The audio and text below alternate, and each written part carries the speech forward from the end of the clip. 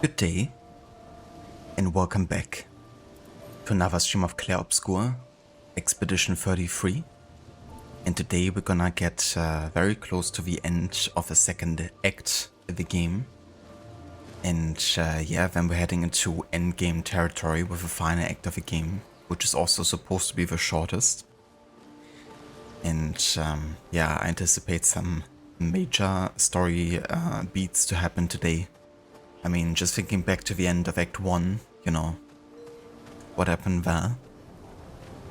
I anticipate there's gonna be some heavy stuff incoming here. So I'm looking forward to, you know, push the main story forward as well. And yeah, to see what's next. Hello Verdex, welcome in. And good morning. How's it going, dude? I hope you had a good rest of your stream yesterday. Hope you had fun with the game.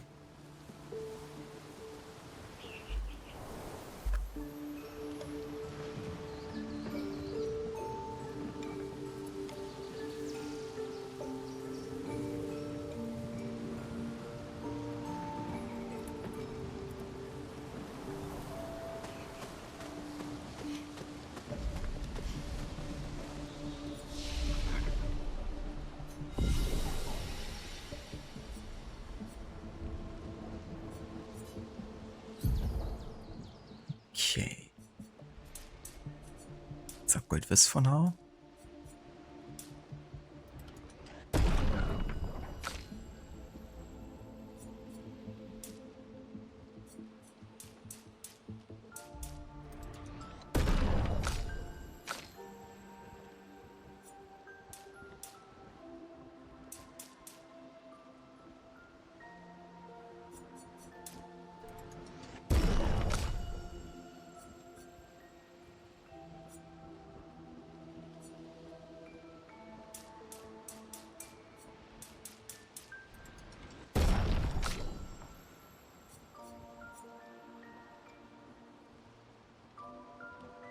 Alright, yeah, we have a new weapon here with Monaco. The question is it one I want to keep here? Because then I'm gonna respec the character. Run! Go! Get to the chopper! But to be fair, it's quite nice.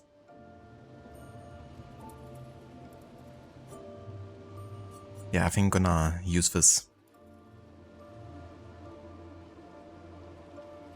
Glad to hear, Dex. Glad you had a good time. So did you also end up playing some Dead by Daylight by the end of the stream? And yeah, I'm doing quite well. Yeah, been a very busy week, but I have today no work whatsoever, so I can just chillax a bit and yeah, play more of this. Been looking very much forward to it. Because yeah, the story is shaping up to be quite interesting indeed. But yeah, I'm also looking forward to get closer to finishing the game and return to my historic order run. There's some games that I'm quite looking forward to. The next one being Astrologesta, which is a very unique type of game. It's kind of like a pop-up book in game form. There's really interesting writing and lots of Shakespeare and Elizabethan kind of like references being set during that time. You basically play like a doctor who's a bit of a... Well, I mean, he's actively trying to better his patients, I guess, but it's kind of like during the plague, I think. And all the kind of like good doctors are basically left London. And the ones remaining are kind of like the ones who are desperately in need of a job. The main character of Astrologesta is basically that. He's also using astrological readings in favor of his patients. But it's a super funny game and it's pretty short. So it's gonna be a good time, I think.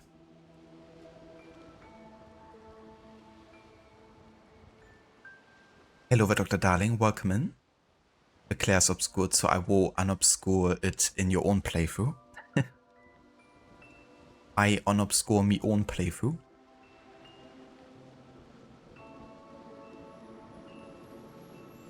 So, have you continued then with your Clair Obscur playthrough? Or is that something that you're planning to do? Like, have you advanced past the Troubadour in Flying Waters?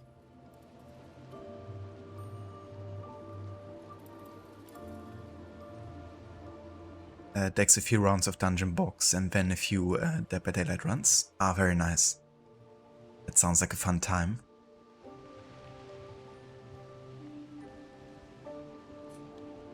So, once the DLC launches for AC Shadows, will you be streaming it, or is it something that you will be playing on your own time?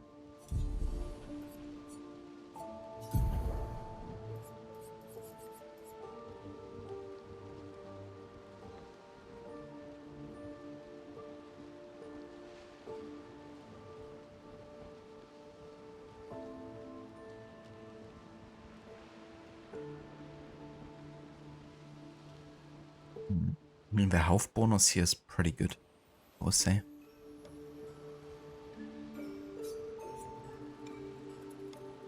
Monaco doesn't really need the extra health. Eva Lune or Ma'au.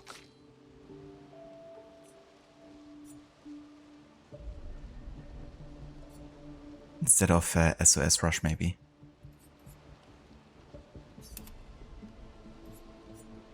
Given she's more of a healer either way. You know, it works quite well together with energizing here too. So this goes for both her heals to the party, but also to, you know, the item.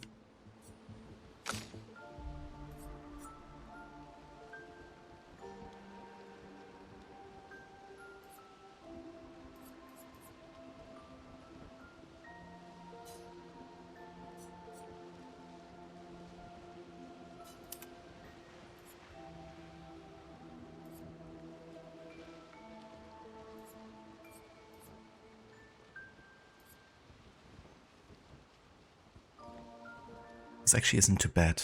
This could be good for my owl, maybe. Give her even more damage.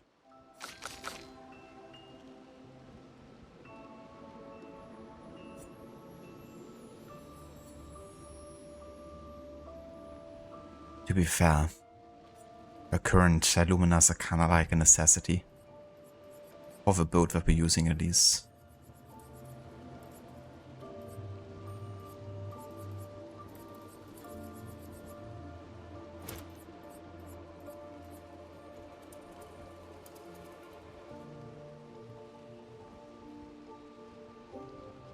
Dr. Darling, yesterday you tried playing a new playthrough, but the VRAM temperature went up to 100 degrees Celsius, so decided to clean your laptop and lower the settings. Haven't played since.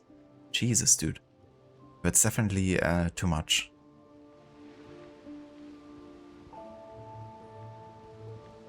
Have you tried maybe going into the NVIDIA graphics settings and limiting the FPS to 60?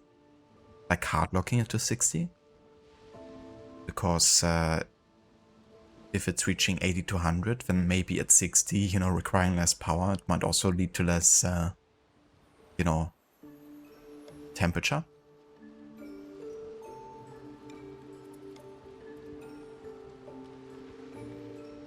But yeah, dude, that's definitely is a good idea to turn it off in that case.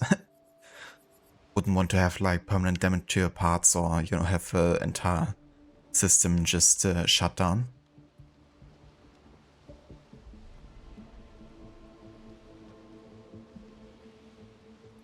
Oh, very nice decks. That's cool. Yeah, hopefully I get to catch a bit of your playthrough. Because I'm not sure when I will actually be playing it.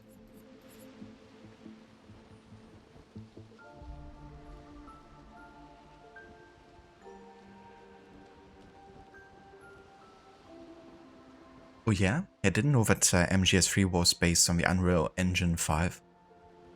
But yeah, it seems to be definitely a very popular engine nowadays, given how accessible it is as well. It's also quite a time saver, I reckon, for developers. You know, just being able to use an advanced engine from the get-go. But yeah, optimization can be tricky, for sure. I imagine, especially if it's not your own engine.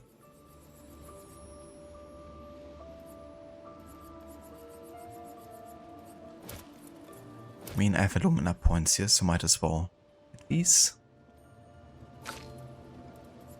Damn, we have 10 alumina points here.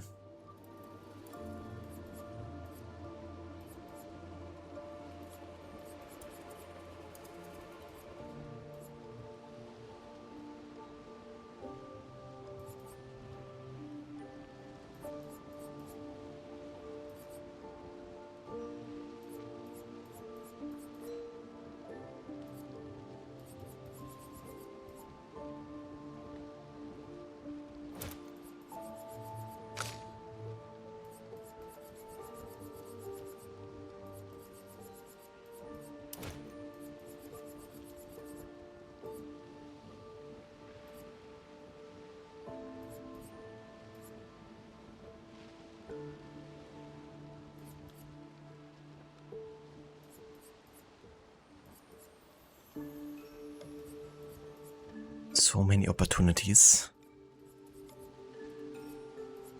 I feel like if you were really dedicated, you could spend hours and hours in these menus and just, you know, optimize the heck out of your characters.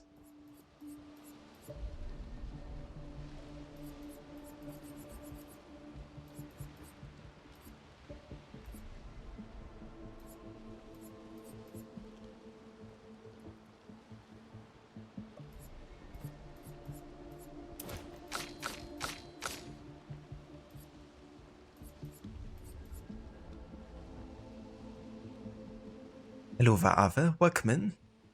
How's the expedition baguette going? It's going very fantastic. We haven't done anything yet except for, you know, taking care of the kind of like party a bit. But yeah, we're gonna move further into the Monolith today and possibly finish Act 2, I reckon. So I'm quite looking forward to the review, and yeah, I mean, given how Act 1 ended, you know, my anticipation for Act 2 is definitely there.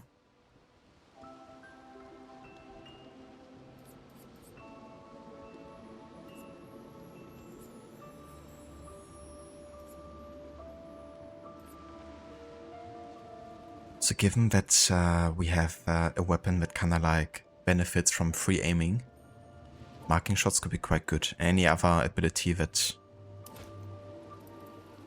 you know, gives us a bonus here. There was like one Pictos that rewards hitting a marked enemy. It gives you like AP back for hitting a marked enemy.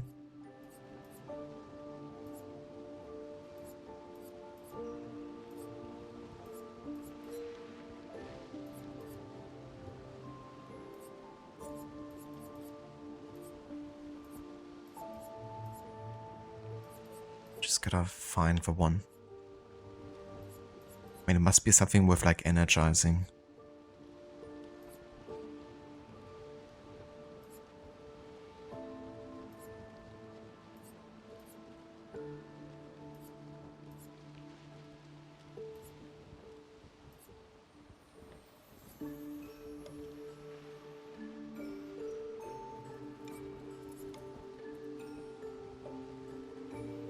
Or was it like a unique effect for a weapon?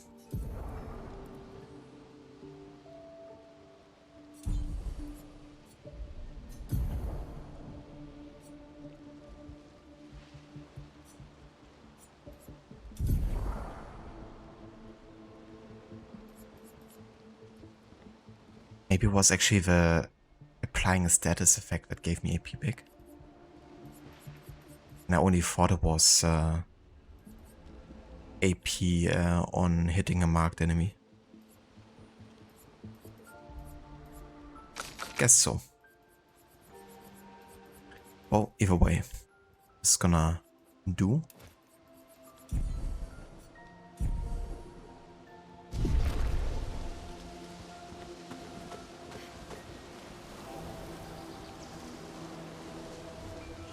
Let's it's a very cool area for sure, and I like all the throwbacks that you have, you know, the previous main story areas.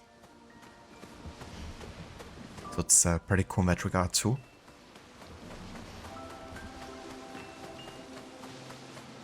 But yeah, how's it going for you today, Ave? Hope you're having a good day.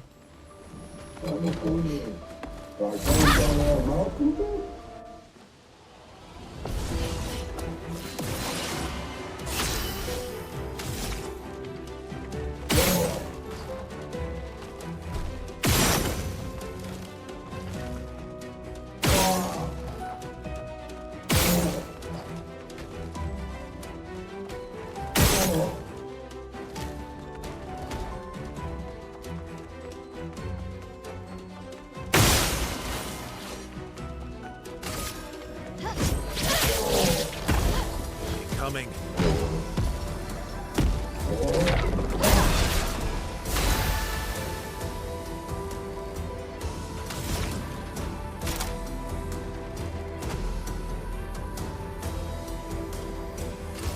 Everybody, let's go!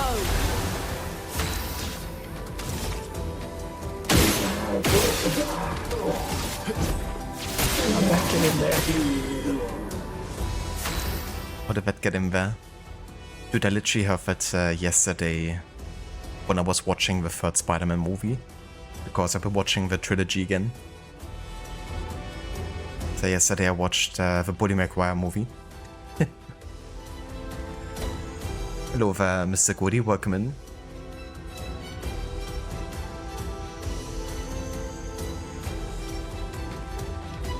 It absolutely is, Arthur. Yeah, LA Noire would definitely be part of my historical order run. But it won't be part of the original one, it will be part of the contemporary history one.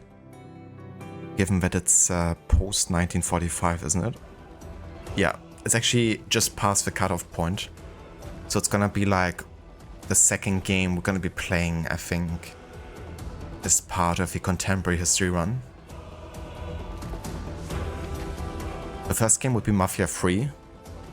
Mafia 2, sorry, which starts in 1945.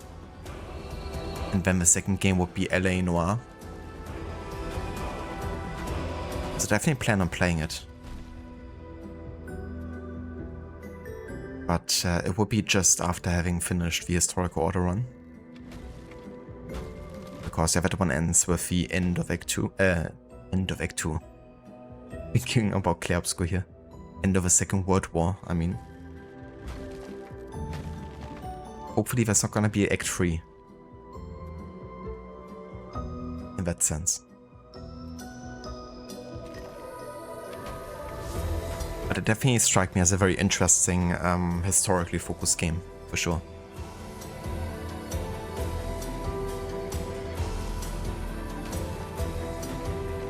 Nothing beats Bully Maguire.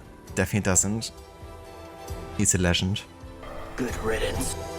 I missed the part where that's my problem. Good riddance. It's actually crazy, you know, like the amount of memes that got created out of it, because there's like a moment in the first Spider-Man, it's like 5 to 10 minutes pass and I spotted like probably 5 to 10 different memes. Or like meme moments that got made into like, you know, super iconic ones. It's mostly like the whole, you know, like Peter being at the wrestling match, then having the whole like money exchange, you know, kind of conversation dispute. And then him finding his uncle. And it happens like pretty fast, like back to back, and there's so many memes. It's actually crazy when you rewatch the movie.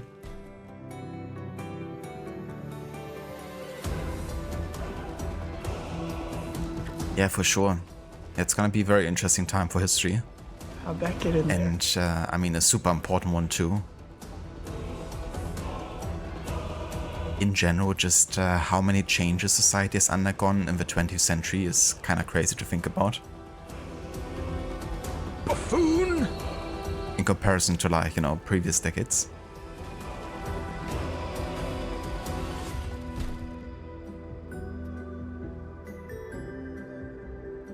Indiana Jones included as well, for, that, if you're not mistaken, is part of a main historic order run. It definitely is, yeah. That one is in the 30s, isn't it?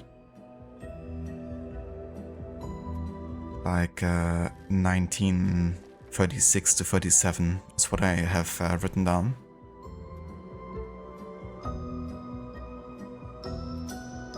So kind of happens at the same time as some parts of Mafia 1. So we're gonna be playing those kind of like at the same time.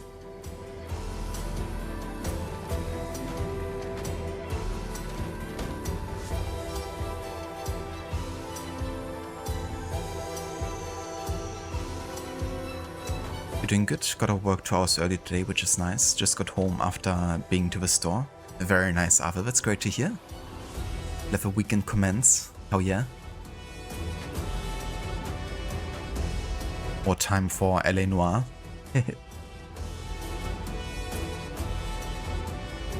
When you unleash Marcos into this world, you'll be able to spam insults again. Can only be a matter of years at this point.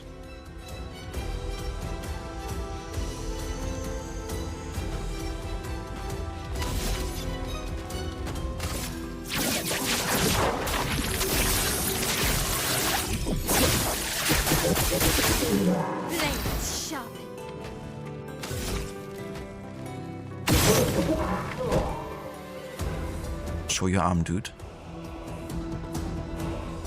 Just do it.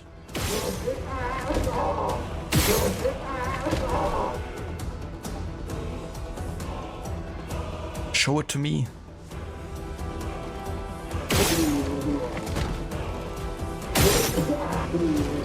There we go. Now for some extra damage.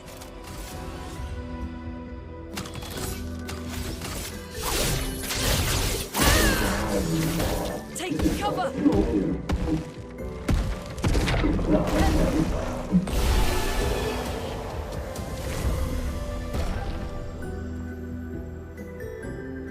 Nice, getting closer to level 50. How did Verso overtake my Alvo? XP wise. Ao used to be like my number 1 character in terms of how much XP she had.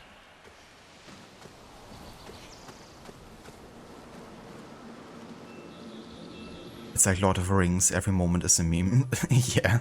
Rewatching Lord of the Rings is definitely similar in that sense.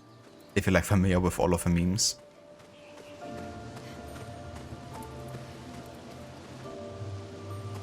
It's kind of funny, like Kobe used to do like at least one rewatch of Lord of the Rings every year. And doing it as a like community watch together. And every time we were like watching it, it was just a constant stream of memes being posted in Discord. Depending on the situation that happened.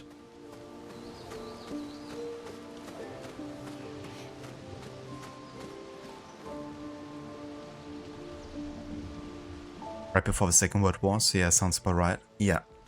That's also an interesting time that isn't highlighted that often, you know.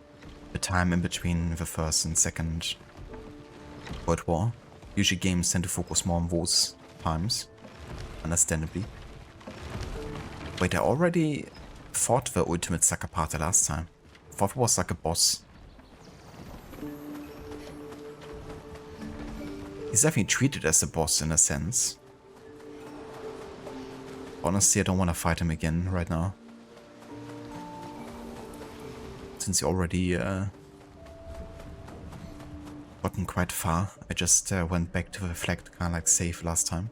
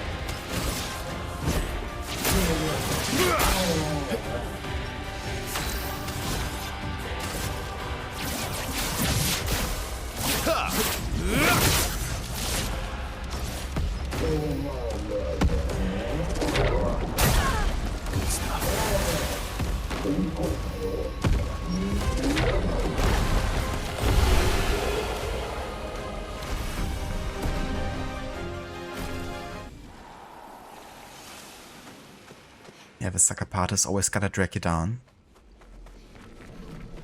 It's not enough for them to die. You have to also make sure that you're dying with them.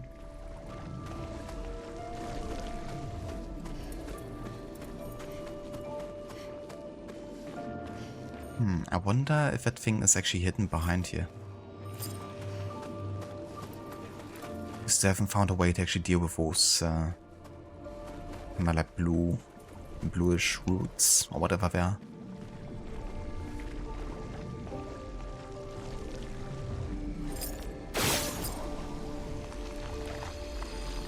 Okay, that's one.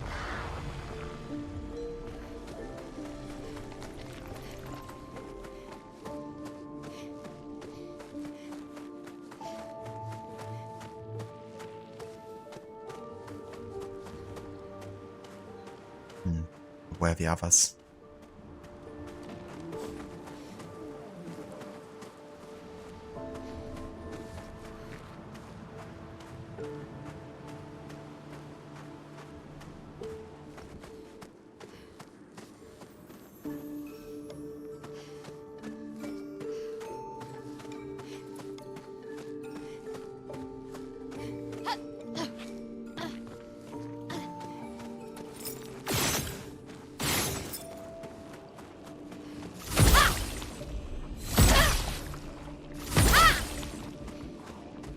Yeah, there's definitely something behind here that we can't interact with at the moment. So I feel like this is for later, unfortunately. I mean, there's another one here.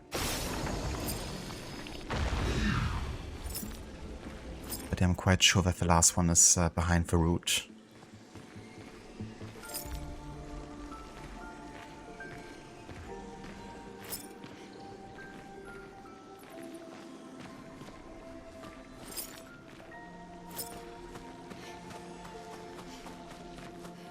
Hello there, Gorky. Welcome in.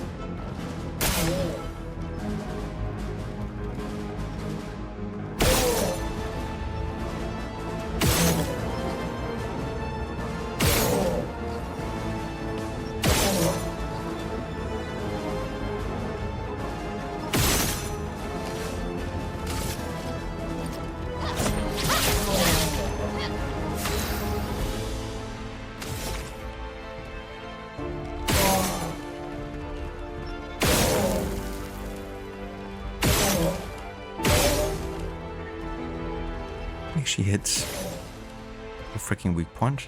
A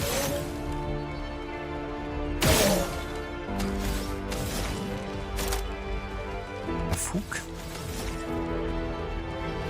Is it like so small? Okay, there we go.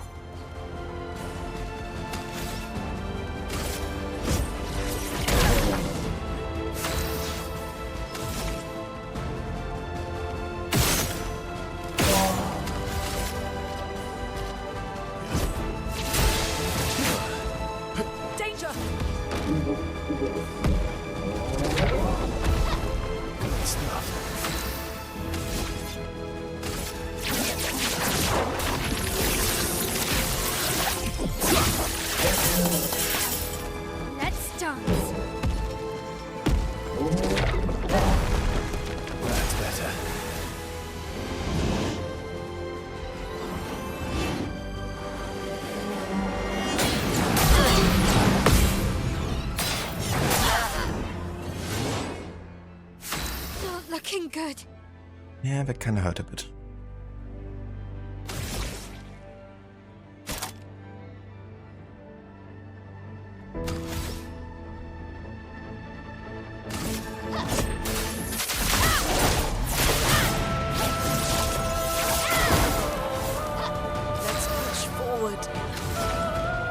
The way she says it while like almost dying. Let's push forward.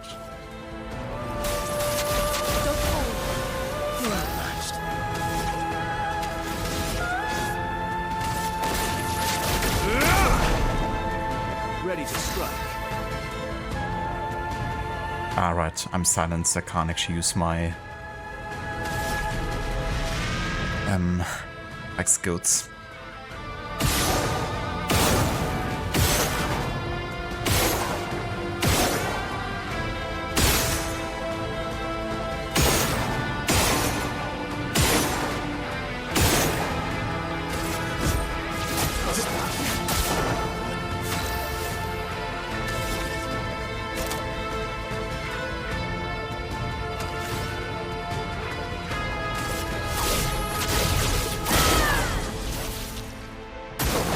Watch out.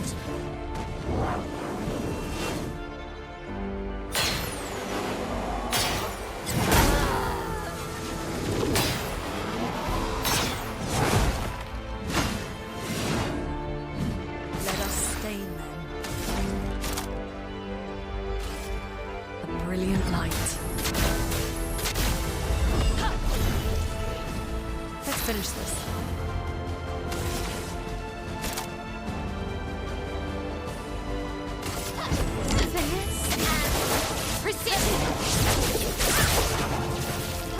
Chroma is flowing. Let's shake the earth.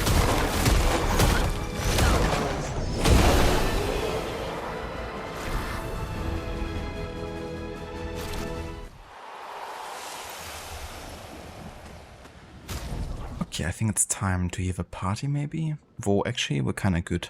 It's only my O who's a bit lower.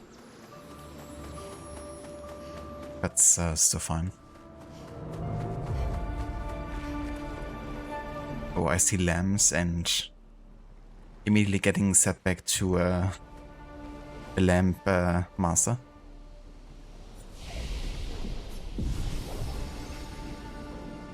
What about Monoko? What about him?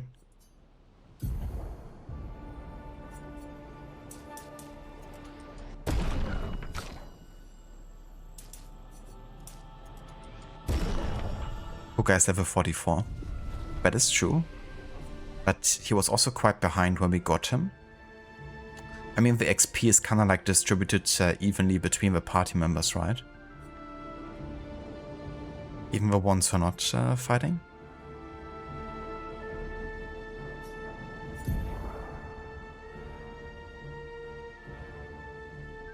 The character models in the game are quite good. They definitely are. Yeah, they're really nice. Like all of the characters look really great, I think. Oh, I actually have enough now to get the Endbringer ability.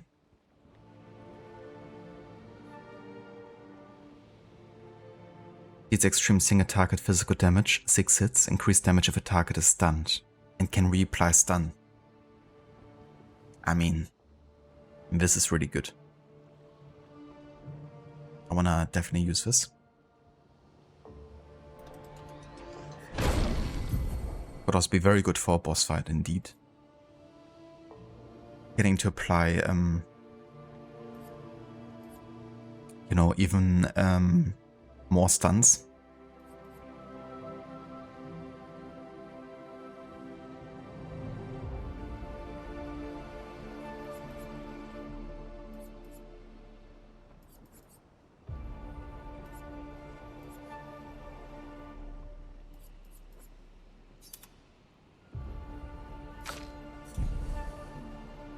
Nine skill points here.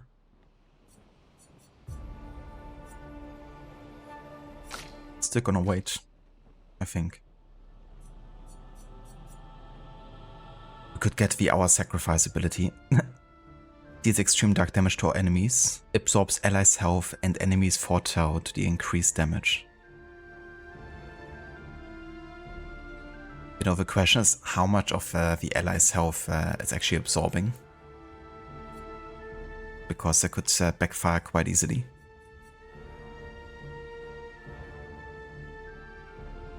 attacked ally plays immediately and gains 4 AP. Interesting.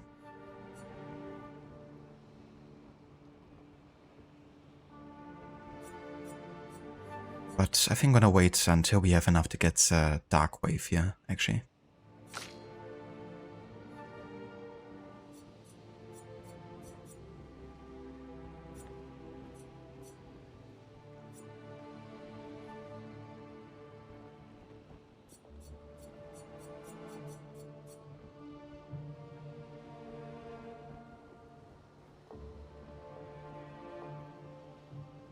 We're entering dark times. It's starting to get colder and colder and darker. The depressing September through December is about to begin.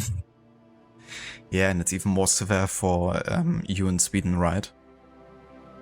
I mean, I guess depending where you live. I guess further north it might be more extreme.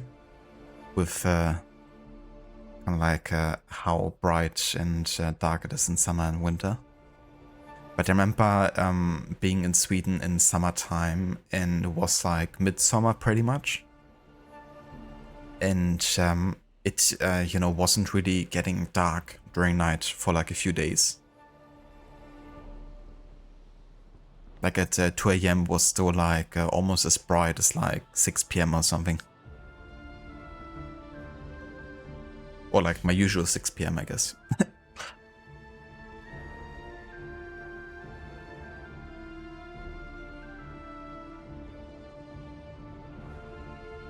Good morning, Doppedor. Welcome in. Yeah, I reckon that's really cool in general upon like watching others play the game and seeing what kind of like abilities they're going for. But yeah, I definitely like that character building and also how the weapon, you know, really plays into what you might be using.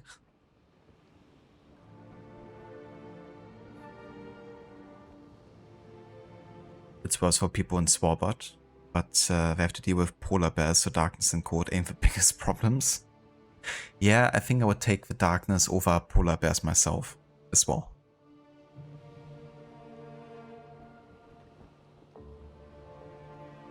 Damn, yeah, that's crazy. 3 to 5 hours of light. And here I am in Germany thinking that, you know, it's a bit annoying in like winter time when you kind of like, you know, wake up and it's still dark and you kind of get back home and it's dark again or something. But that's still like a difference of maybe, you know, 7 to 8 hours or something. Not 3 to 5.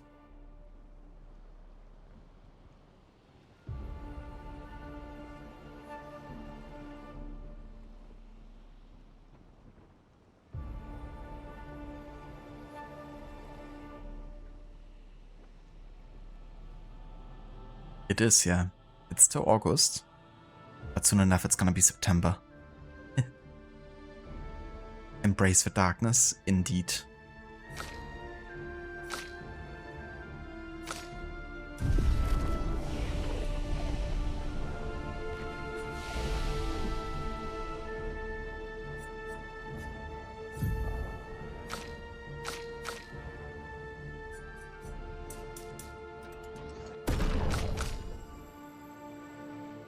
Oh yeah, I wanted to respec Monaco here actually. So we're gonna do that. Lots of luck it's gonna be. It's not gonna be a big increase to health, but that's alright, actually. Gonna make our own luck here, quite literally. 44% crit chance. Damn, look at the crit chance here increase. That's a great thing about having defense and luck bonuses. Oh, I just realized you can also go to the left and then it applies all skill points. Oh, that would make things easier for sure. But yeah, 56% crit chance. That's not bad.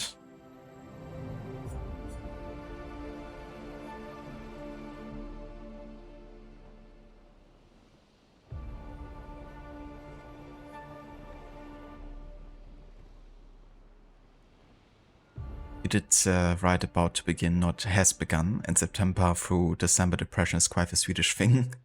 Understandable, yeah. Yeah, I mean, you know, some people are much more prone to like, you know, being dependent on light for like mood's sake.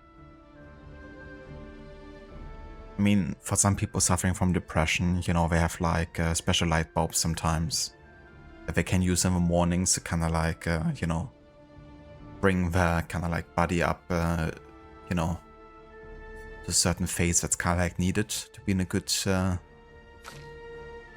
yourself up for a good mood.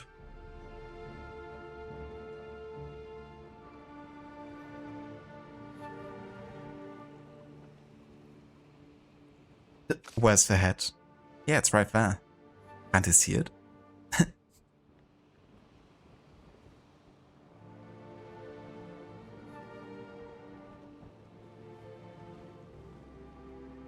We have vodka and beer, does the job. Are some boxes a big thing in Sweden? You may have found your path to millions of dollars. $1 million idea. Just do it, Dex.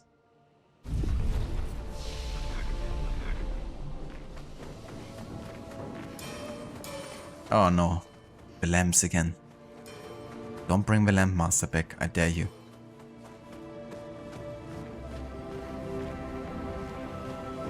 Just don't it. That's the opposite of just do it. Wow, wow, wow.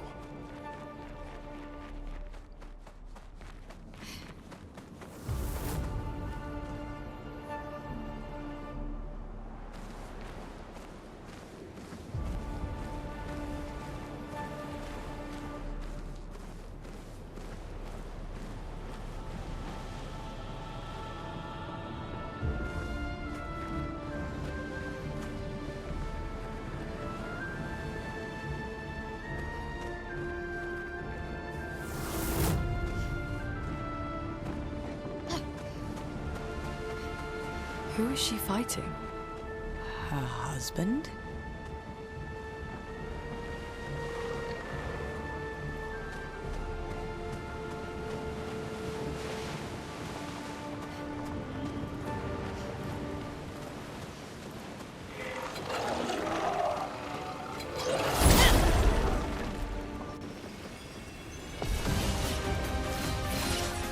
Finesse and grace.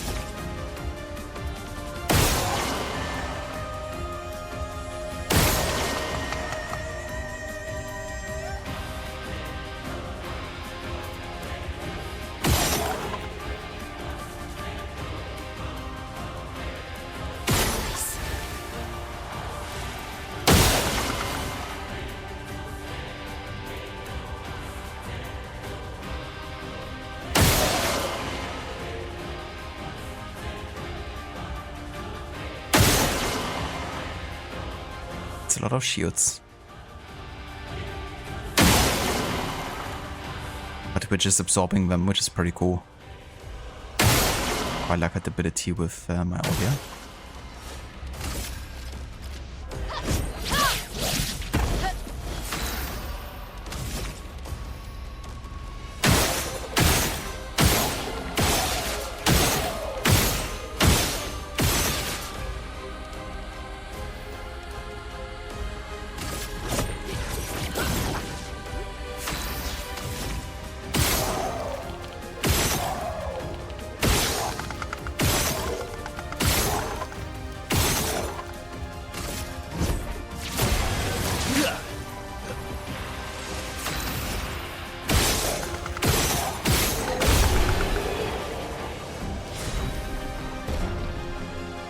Oh hell yeah, finally got a weapon for CL for level 15.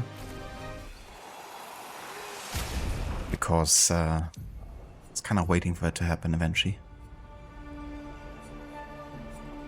It's kind of annoying though is that it doesn't really give us a benefit here for our current stats.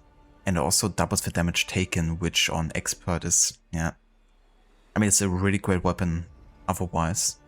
But I feel like this would be much better on the lower difficulties due to the damage taken not being quite as severe. The damage is doubled on Expert, it's making Xiao vulnerable to basically any attack being the last she's gonna receive.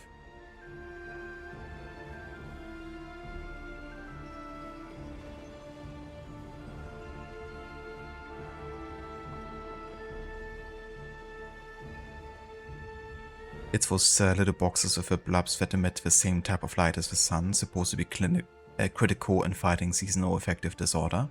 For sure, yeah, I know about these. I do also have them here. I don't have them myself because I'm not that prone to kind of like the seasons and like the weather.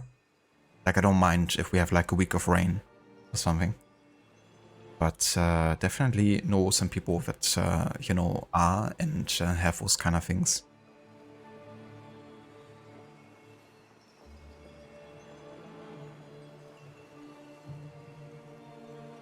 It's quite nice, you know, having those tools at your hand so you can kind of like cope better with it.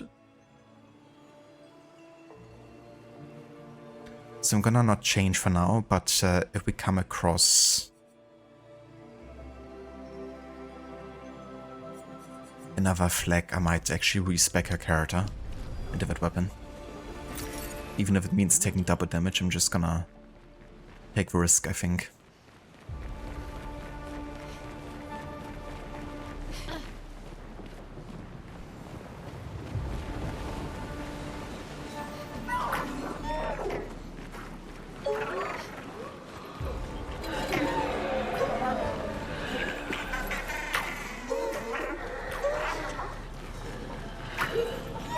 This guy's probably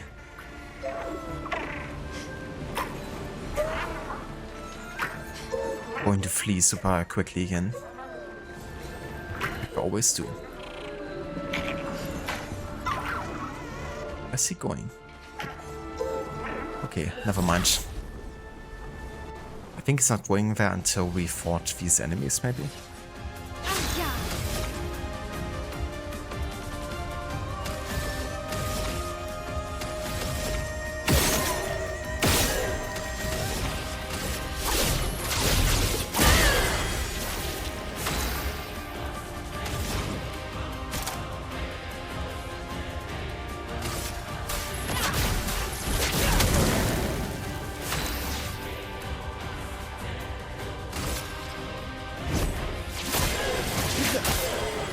Ready to strike.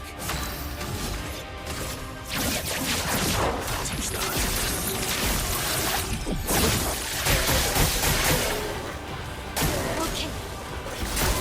Take cover.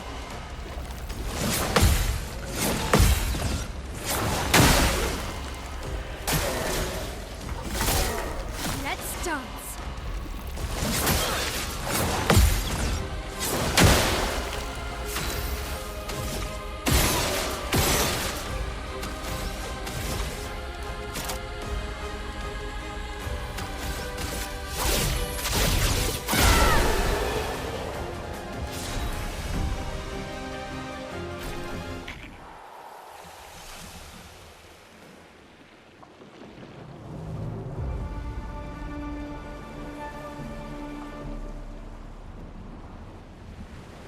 Your Danish friends claim Denmark is superior to Sweden. Your Swedish friends claim Sweden is superior to Denmark. Silly Scandinavians. Fun fact about Sweden and Denmark. Denmark wants southern Sweden, called Skane. Every part of Sweden that isn't that would gladly give it up. The people that do not want to be part of Denmark. Now why may I have a problem with this? Because they actively won't learn how to say R. Fair enough. It's kind of funny when you have these kind of like, you know, disputes where some parties might not even care that much about it to begin with, as much as others do. Dude, why didn't you go this way?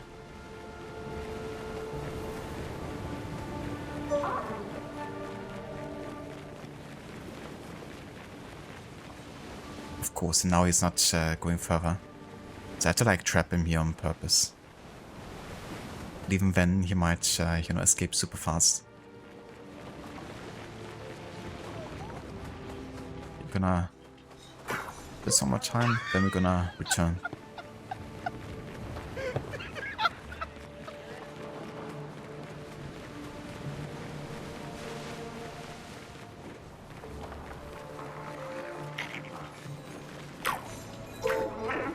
Are you kidding me? Is he not going up here? What is his problem? Why didn't he go straight here? Okay, fuck it. I don't have time for this.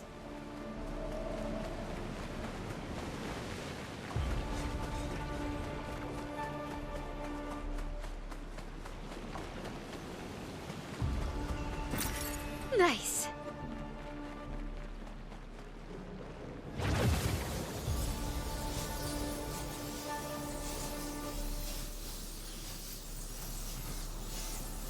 It's a small descent.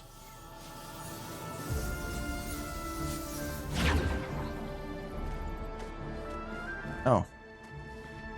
A mime.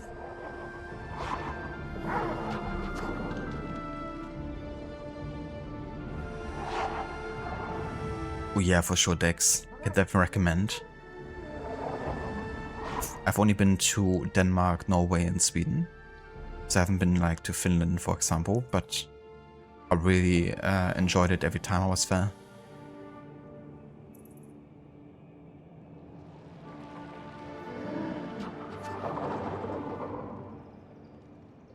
Yeah, I bet Ave, because I figured, you know, now I did it right, but then he was still not facing it straight, so I was like, okay, not too worried about it.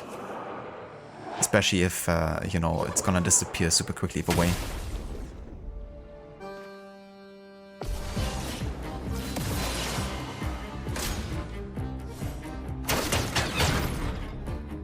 On guard.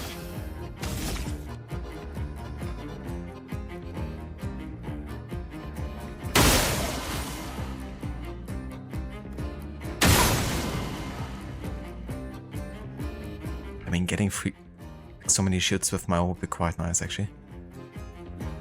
Instead of, you know, using the break the shield ability. That's another 5 shields full. Let's go like this. One more. And then we're gonna break the shield. Let us stain them.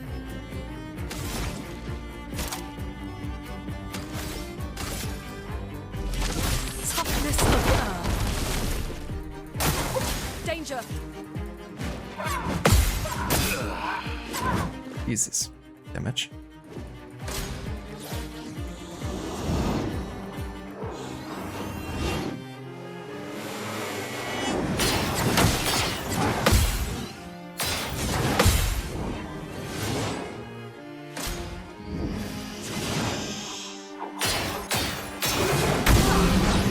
Shut. Ouch.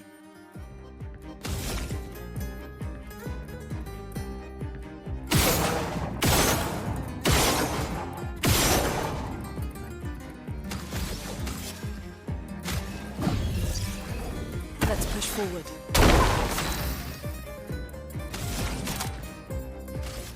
Everybody, let's go. Let's cover path.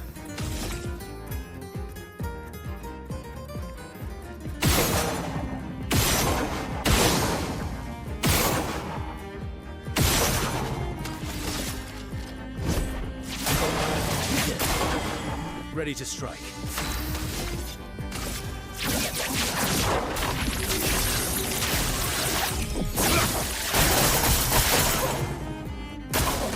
Pastel, dodge.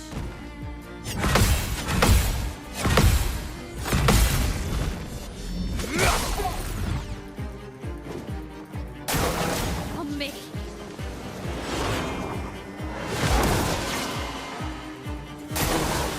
Careful now.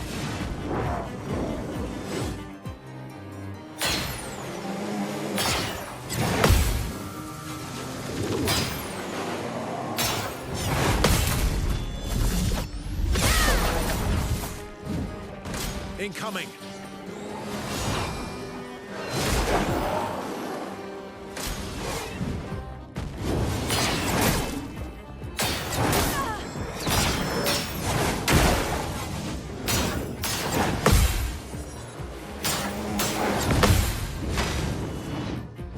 It's sharpened. Yeah, we can absorb some more shields again. I mean, that's gonna be really good for my O because she's just gonna be invincible. Much easier for us to take down shields than it is for them.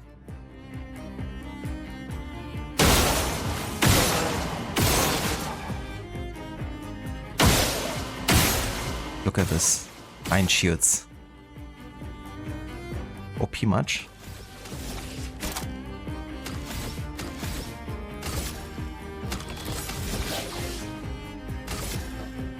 You can't escape.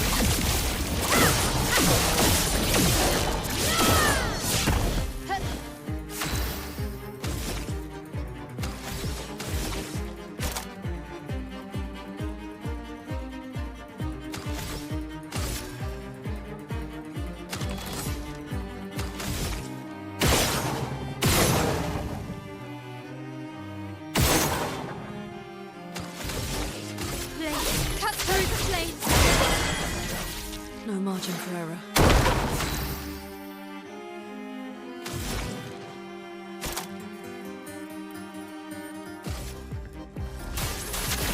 Feeling better.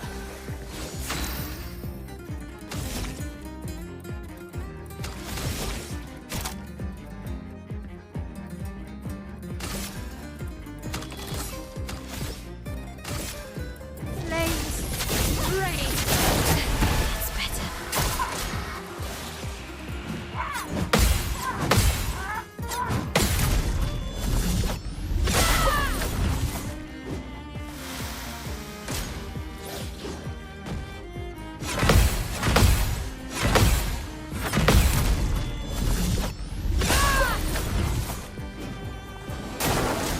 Careful now.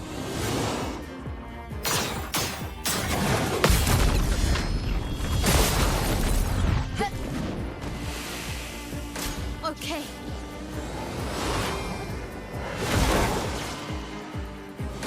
Let's dance.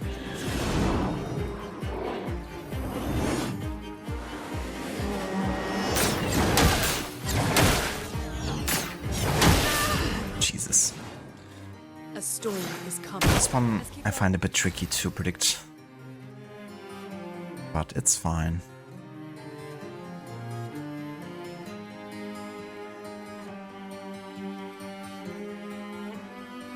Yeah, I would also love to visit Iceland as well.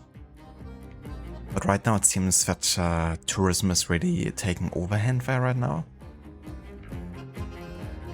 So I think I might wanna wait a few more years before I go there.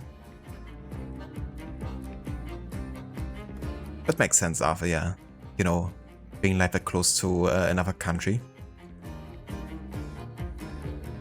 Oh, very cool decks. I hope you enjoyed it. I'm actually gonna go to England this year, in November. That'll be my first time, I guess, really being there. I've been to Ireland earlier this year, but yeah, gonna be my first proper time in England.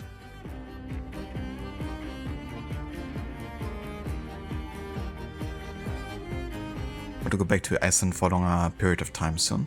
That'll be cool. So, just for holiday, or would you like to stay there and live there for a while, Dex?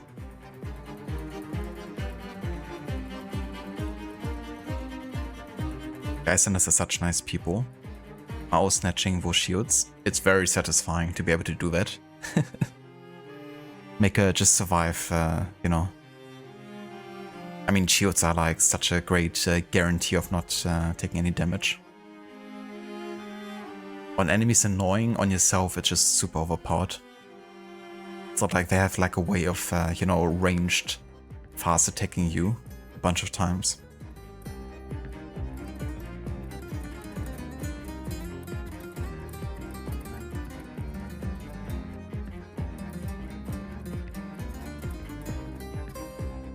Really, Dex? That must suck so much. Going there for a specific concert and then it's like, well, you know, actually it has been cancelled. That really sucks, but I'm glad you still had a good time though, and that you enjoyed it.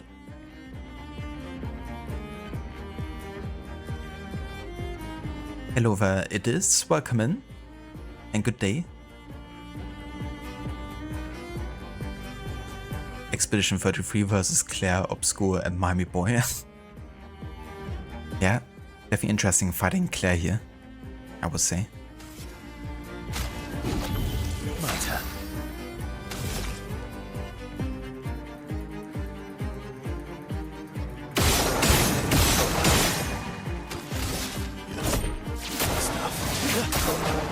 You're outmatched.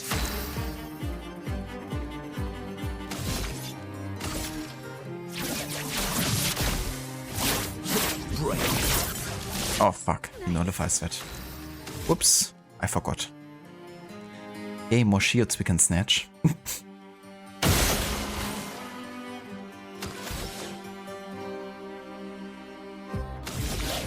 Yeah, can't use my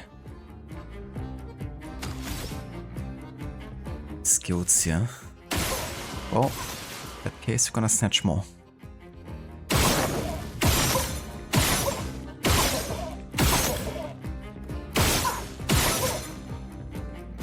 But just bullying.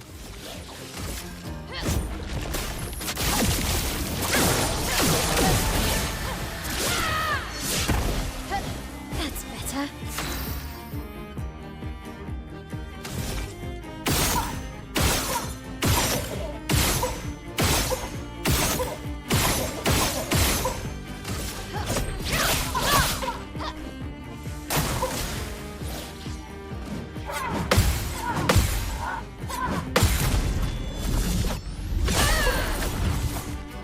Good. We're still silenced.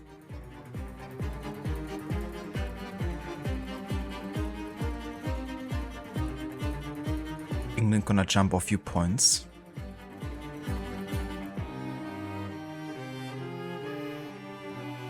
Oh yeah, for sure, Dex. I'm gonna go with my girlfriend, and she's been there a few times now. So, yeah, she knows the city quite well. We're probably not gonna be doing like the classical sightseeing tour because usually I just like to kind of like you know, just wander around the city and just you know, explore naturally. And often like there's of course some tourist traps that might just you know, take a bunch of money off you, and it's like, yeah, now I guess I can, you know, check that off my list of having done that, I guess. More than anything. But it's definitely gonna be some touristy stuff I don't want to miss out either. Especially seeing some of the parks.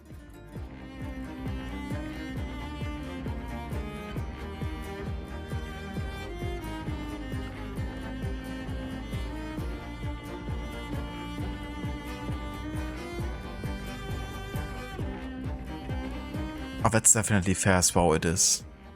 Yeah, I feel like that's probably, you know, for many people the case that maybe haven't played these types of games ever before. But definitely take your time, you know. Yeah, definitely, you know, take your time to get familiar with also the items and skills and stuff. And yeah, if you need some extra help, you know, there's plenty of guides online that can also give you like a pointer. Or even if it's at the start, you know, lowering the difficulty to easy just to get familiar with the mechanics better. That's definitely no worries. But yeah, we're quite late into the game at this stage, so this might be even more overwhelming. In a way.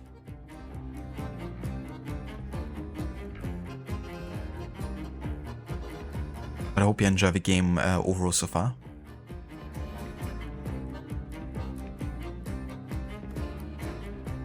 Ah, gotcha, Ava. Thank you for posting those. I'm gonna have a look later. Maybe in my break. Thank you for posting the videos.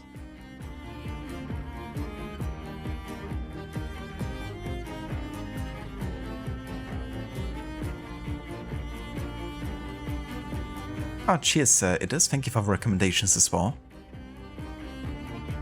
Yeah, that's what I also heard, right? Like, a lot of the museums are also free of charge either, right?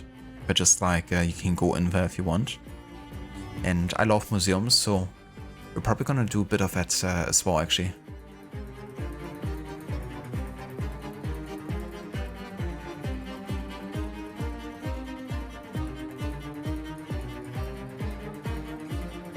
Ah, gotcha. Cheers, dude. Thank you for posting them. Yeah, we're past that point. Would definitely be fine for sure.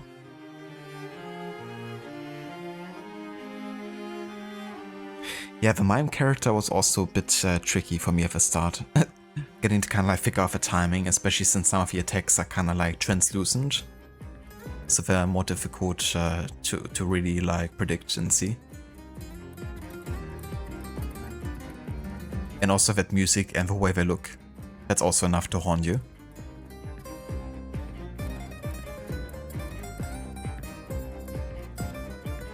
Oh, very cool decks. That sounds awesome.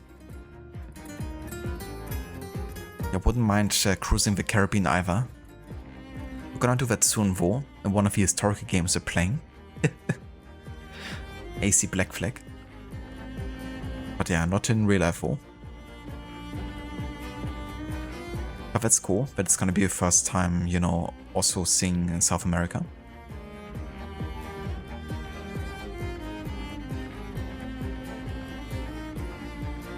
Hello there, Elise Ron. Welcome in. Guten Tag. And thank you for the lurk. I appreciate it. The mime is the Frenchest character in the game. Except for Esky, isn't it? I mean, he's puking wine. What about that? Can you be more French than that?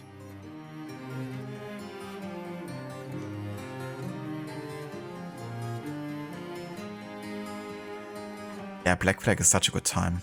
I love that game. And as you say, it's like, you know, just a very fun game to play. Not just as an AC game, but as a game in general.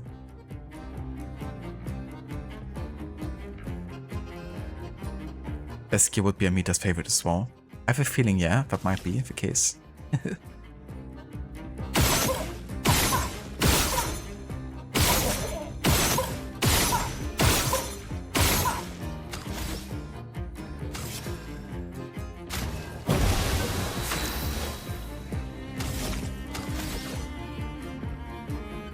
I still can't use any skills here. Not for long though.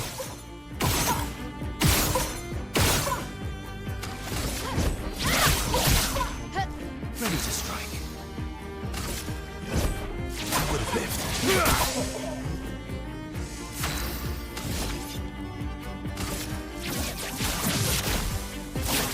Break. There we go. Broke him.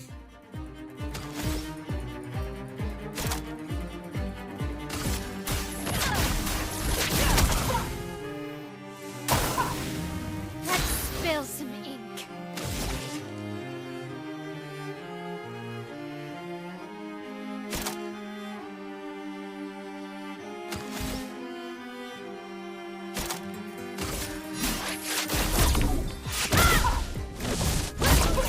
A storm is coming.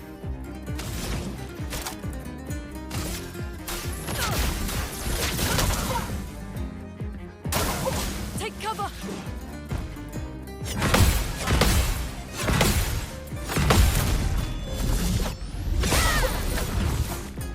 Blades sharpened. Thank you for the lurk, Dex. I will, definitely. Gonna kick as much ass as I can. Catch you later, Dex, and good luck.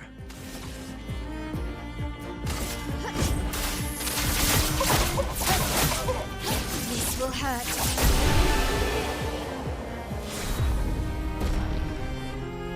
All of this for another voluminous hairstyle. Totally worth it.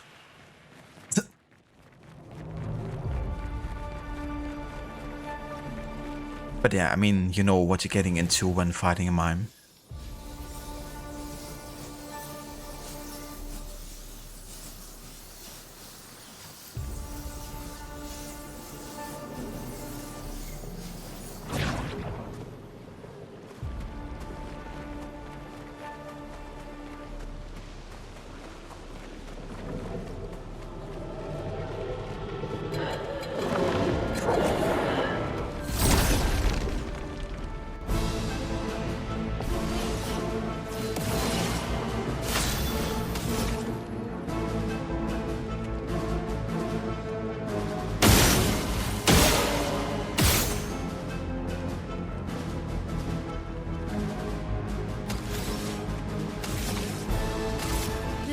Through the flames.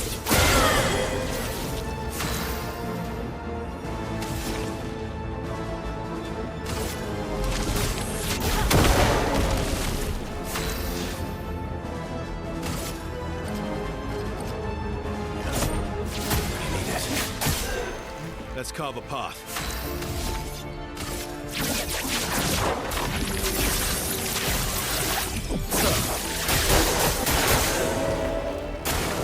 Watch out.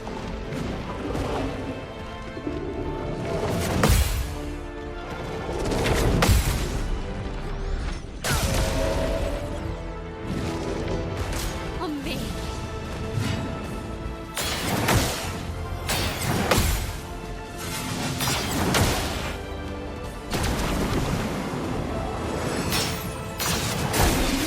Okay, I have no idea when that was gonna happen.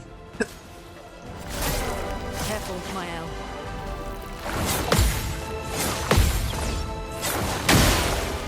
Finesse and grace.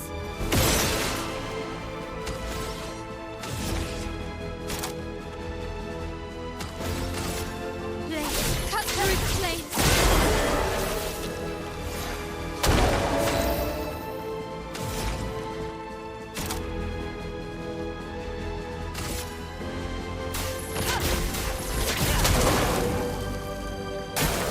Ready to parry.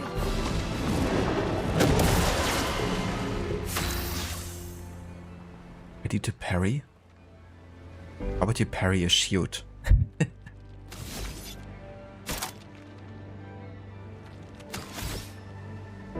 That is a question.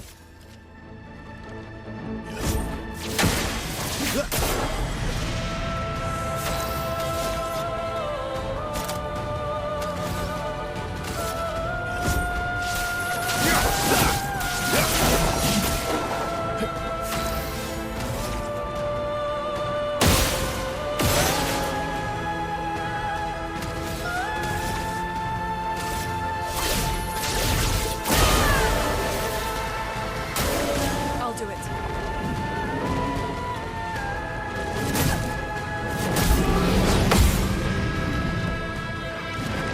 The storm is coming.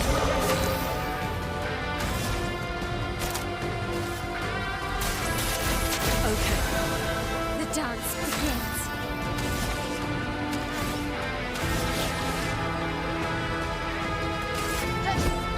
You can't escape.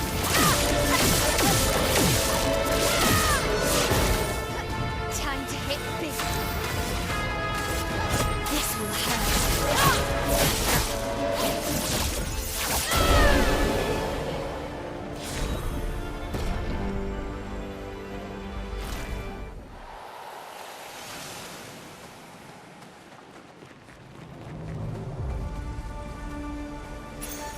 Nice. 1 AP on hitting an enemy's weakness. That's not too bad.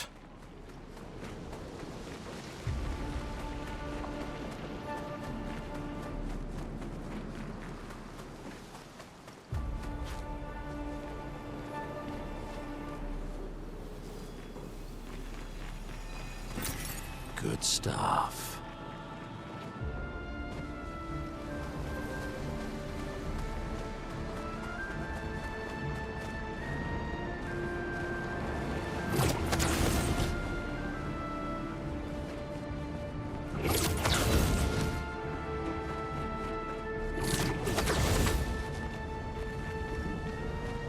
Okay, another flag. I guess at this point we could actually change Seold's weapon here.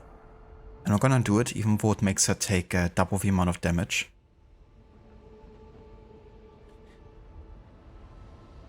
I don't care. I'm just gonna do it now. The alternative would be the Tisseron one, which is also a bit high level.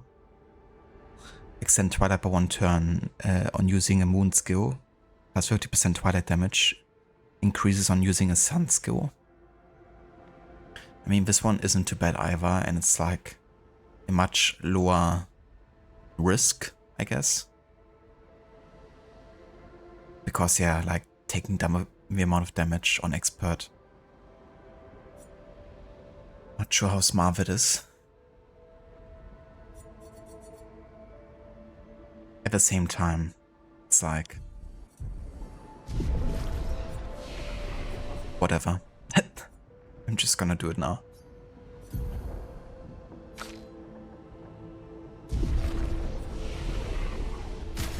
What's the worst thing that could happen, right? Famous last words.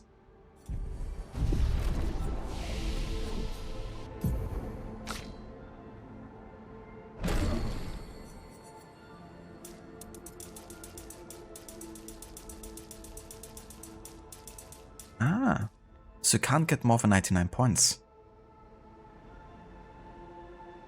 Interesting. Well, let's go 4 on luck then.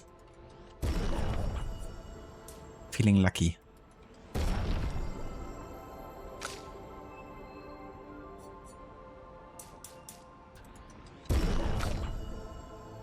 Interesting that that's actually kept.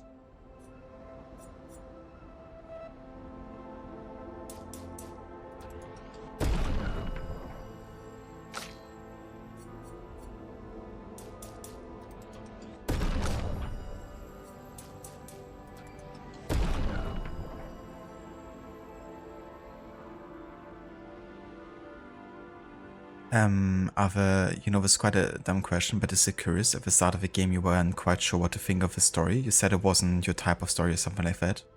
You know, if I remember, because you can't remember 100%. Anyways, have my opinion of the game and specifically story changed over time? I wouldn't necessarily say it has a lot. I mean, over time the characters have definitely grown on me because I spent so much time with them and you get to know them, especially for the camp dialogues. So there's definitely lots of layers to the characters that I, you know, come to appreciate. And in that sense, my view of the story has changed, you know. Also with the introduction of characters like Verso and knowing more about my own. But for me, the more interesting stuff about the story is the setting and the greater theme behind it. I would say the actual writing as in the dialogues, isn't for me as interesting or as intriguing as the, you know, grand scheme of things, if that makes sense. So I'm super interested in learning about the painters, the general universe, especially Versus and my owl's role in all of this. But when it comes to the character-to-character interactions and the writing in between them, I'm kind of like more impartial towards it, you know? It's not like I dislike it or whatever, not in the slightest. But I wouldn't really say that it's like, you know, completely like resonating with me either. But that's more like a subjective type of thing, you know? Like in general, I'm quite like very picky when it comes to like what kind of writing I really enjoy. So yeah, that's definitely not representative in any kind of like shape or form. And very subjective, I guess. But yeah, like the general, you know, story behind the story, I'm super intrigued in, and I'm looking very much forward to find out more about it, now that we're getting closer to the end of the second act tour.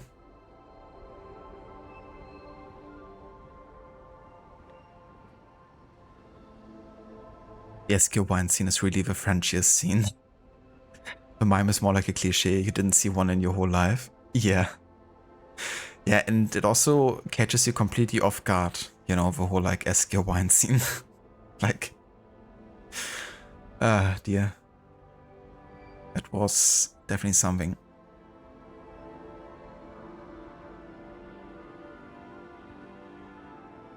Yeah, famous last words. Not verse only being vitality and defense. Yeah. Also using a weapon that kind of leans into that doesn't even have that much damage. But still cool with the bonuses in vitality. It means I still get to increase my attack power when, you know, skilling into it. So ironically, vitality benefits attack power. And defense benefits attack power too, and critical hit rate.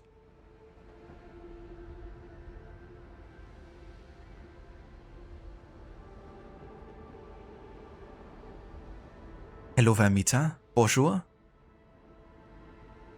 And how's it going? Yeah, doing quite well. Having a good time with Clair Obscur today. Getting closer to finishing the second act. Gonna work on that today. And yeah, looking forward to that. How's your day going?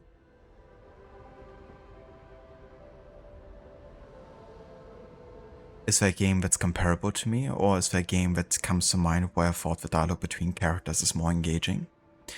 Yeah, I mean, for me personally, you know, among my favorite written games are The Witcher 3, Wild Hunt. You know, the interaction between the characters there feel very natural for me, even though, you know, it's like in a fantasy setting. But for me, it's like very immersive, and, you know, I kind of like get really sucked into the world with the dialogues there. Another game for me would be Red Dead Redemption 2. The writing in that game and the interactions. So those are two games, you know, that I personally rate very high, and I feel like, you know, the character writing is just excellent. But in general, Rockstar games are just on another level when it comes to that for me personally. GTA 4 is another story I just love a lot, and, you know, having the character-to-character interactions, and especially, you know, the dialogue writing.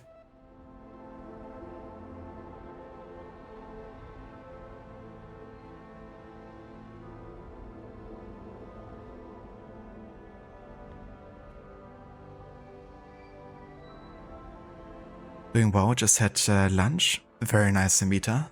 I hope you enjoyed it. Glad to hear that you're doing well. Yeah, there are such good moments, both of those games.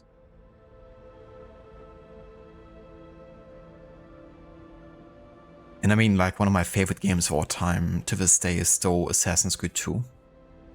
I mean, I love the Assassin's Creed series like the most. It's my favorite series of all time. And AC2, yeah, has still such a great story for me.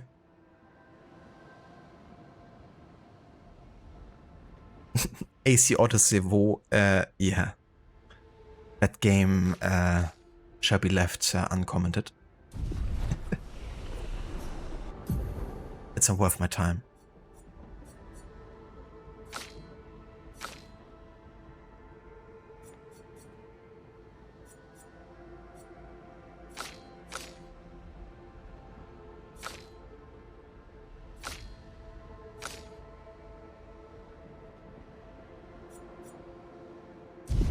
Okay, we're gonna wait here. Not gonna get more scoots for now. Oh, lovely. Fire riding as in Malaka, I'm on fucking fire. Exactly. That's the only thing that's fire above riding.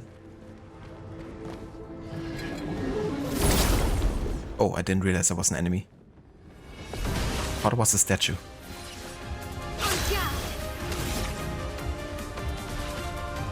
Anybody have any shields? I guess not.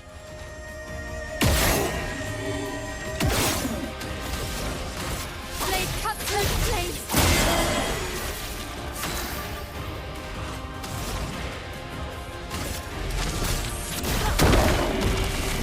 Let's carve a path.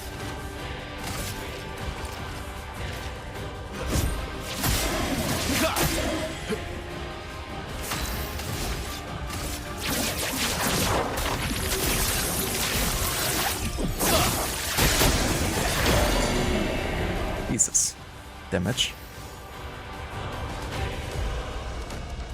It almost felt unfair. Almost. That's better.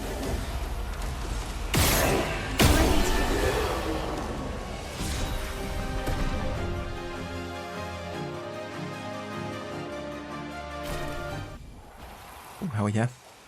Another upgrade for Luna.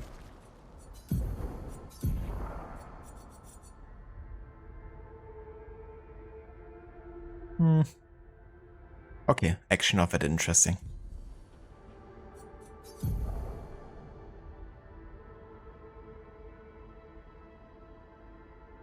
Alcibiades and Testicles are also quite the go-to characters. He likes to watch. I want you to oil me. Oh dear. I mean, yeah, you know, Odyssey definitely made me chuckle quite a few times because it's just so freaking silly, and I mean, it is also quite funny sometimes. But coming from the series of Assassin's Creed that is generally taking itself quite seriously, you know, and having that be like the constant kind of like, I mean, there's also, you know, of course, sad and like dramatic moments in Odyssey, but the general vibe is quite lighthearted, I feel like, and very silly. And that on top of the game not really treating the series in general very seriously. Yeah, definitely can leave a bit of a sour taste behind if you actually care about like the lore and, you know, the greater story and stuff. But yeah, I mean, you know, definitely won't deny that it has some,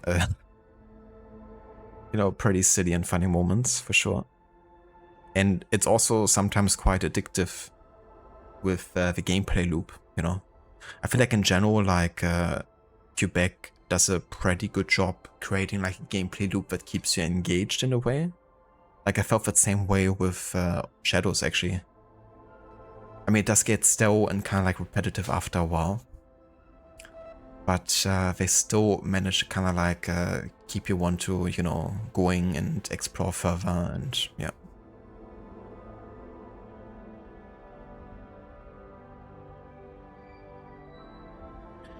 It was so silly you had so much fun, but you had to play as Cassandra because you weren't super stoked about the voice actor for Deimos. That's definitely fair too, yeah. I feel like many people didn't really enjoy Alexius's voice actor that much because he sounds a bit more brutish and stuff, which is totally fair for sure. Cassandra sounds a bit more eloquent sometimes.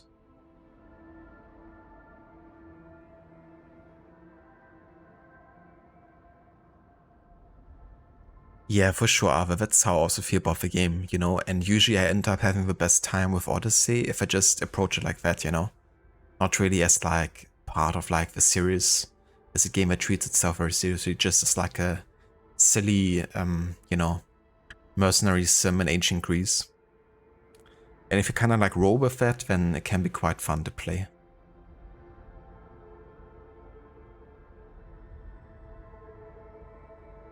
Yeah, have you actually continued your Shadows playthrough, Ava?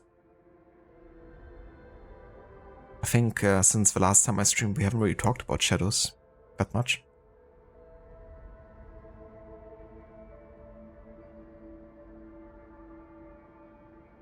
Immediately had a heavy storm in the morning, though, kind of woke you up. You just rushed to close the windows and the shutters. That's understandable.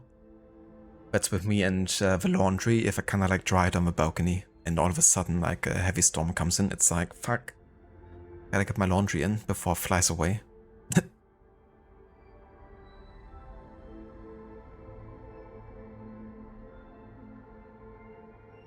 You must see more of what the fuck is going on in the present at the moment. Like, you love how Black Flag incorporated that. Yeah, Black Flag was really interesting how it treated present day. Getting to infiltrate Obscur and getting to hack around and stuff. Many people miss the Desmond storyline, and I guess in a way I also did. But at the same time I didn't mind that consequentially, you know, dealt with Desmond and pushed the story into another direction. And there were like a lot to find and interact with in the modern day in Black Flag. So I didn't really mind that too much. Definitely much better than what we have nowadays. Which is not really much at all.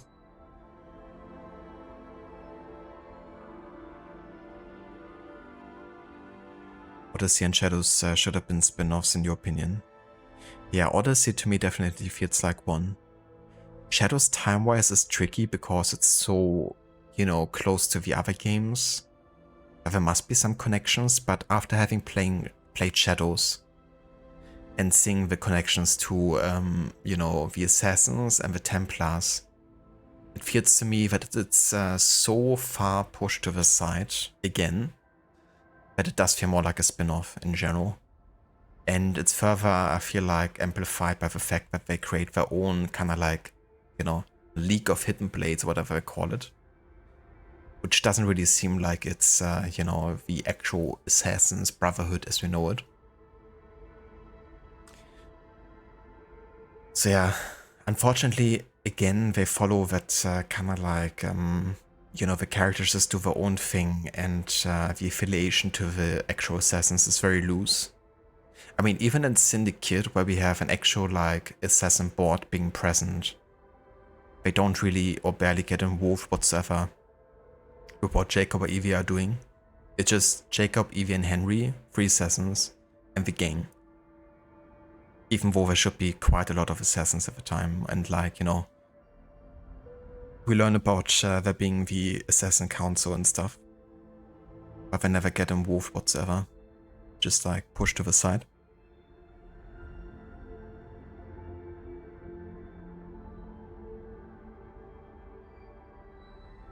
I feel like Shadows is almost like a cozy game spin-off.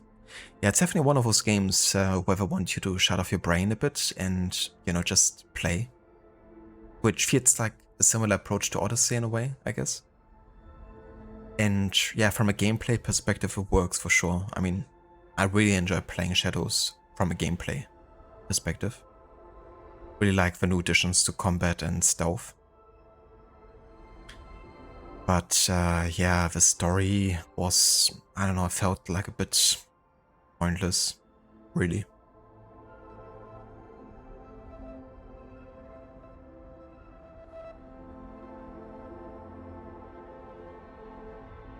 Fair enough, Arthur. Yeah. Yeah, I'm not sure, like, if I wasn't streaming Shadows, then I maybe would have skipped a few dialogues myself.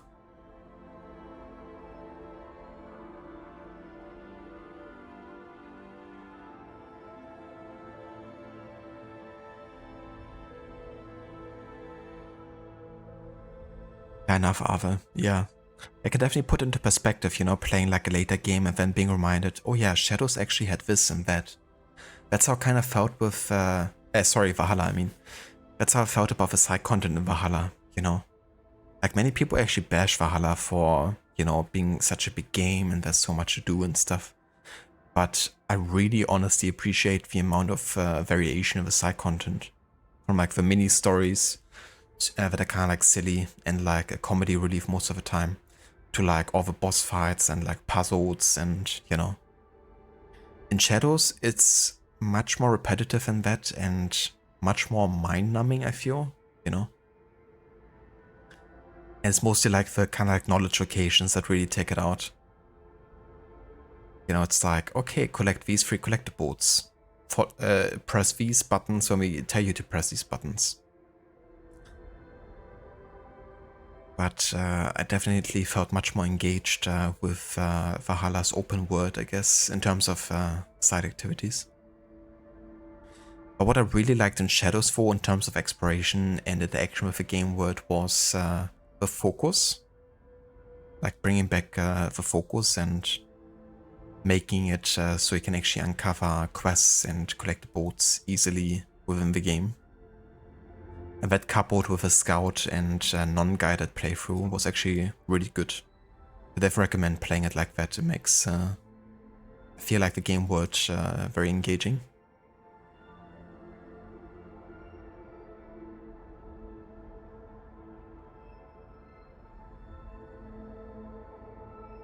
Same here it is. Yeah, that's like one of my favorite things about Assassin's Creed is the whole like you know, connections to real world events. If they're historical or like contemporary, doesn't matter.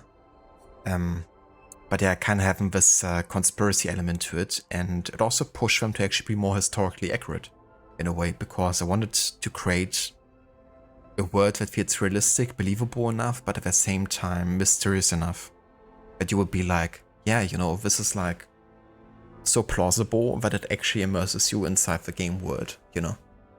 And with AC2 or the Desmond Saga in general, that was very much a play, I feel like. A bit beyond that too, like Black Flag I would include that too. But yeah, it really fell off afterwards. Of course with Unity and Syndicate, especially Unity. And they tried to kind of like bring back the modern day again with Origins. And I mean, they had like a fair enough setup with Layla, I feel. But then Odyssey really, like the Odyssey modern day, I appreciate that they wanted to do so much modern day, but what we got was something I just want to forget about.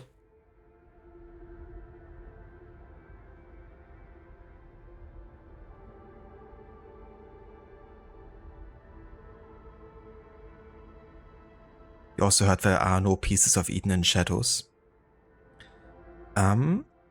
Well, it's more like a MacGuffin, I guess, of a piece of Eden, like in Pulp Fiction, you know, the kind of like suitcase. You constantly have like a box that is very important and that's at the forefront in that regard with Piece of Eden. But it's never actually confirmed or said what's in the box or that it is a piece of Eden. But knowing from previous AC games and the precursor boxes, it's very likely it's one of those, I guess. So that box has a very high importance, but it could also be that the box actually has another piece of Eden inside, you know? Wouldn't be the first time either that happened. But yeah, it's definitely lacking the information, the full confirmation, I guess. It's just more like implied, I guess.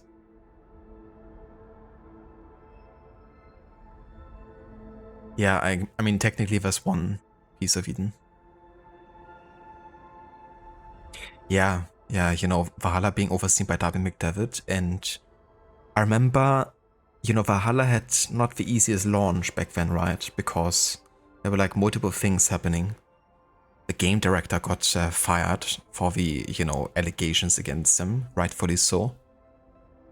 And that was like a few months before the game launched, so Darby McDevitt did actually a huge effort to do like lots of interviews for the game and really like highlight the, you know, historical research that he's done and the approach to the game. So it was like very essential to actually promoting the game and talking about it. It made it very apparent that you know, he cared very deeply about you know, the setting and the story and creating the universe. But it's of course also different in the position that he's in, you know, because he definitely has to cater also to what Ubisoft and the higher-ups might want to have in the game, right? Like if they say, okay, create a Viking fantasy and this is what we want to have. And he's still kind of like, I guess, forced to maybe not fully commit to a certain historical fiction that he might initially had. But I remember like watching lots of interviews before Valhalla launched with him especially, and that really changed my outlook on Valhalla and really increased my appreciation, I would say.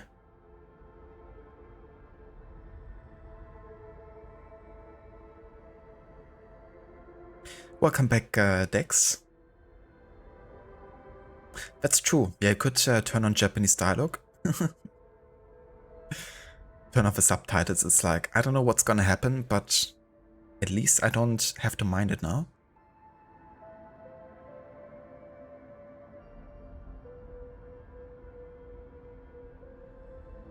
Oh yeah, just talking about the modern day of Unity, you know. Not about the historical story, because that one I really enjoyed. And I love the portrayal of the French Revolution.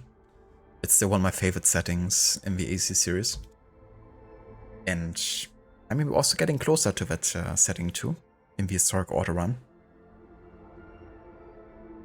It's gonna be decently long playthrough as well, because I want to highlight all of the historical focused missions in the game. And all of the database entries in regards to that.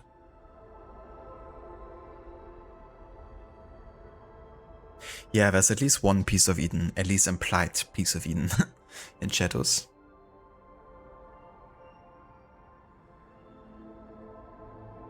It's a collection of very expensive, high quality teas in the box.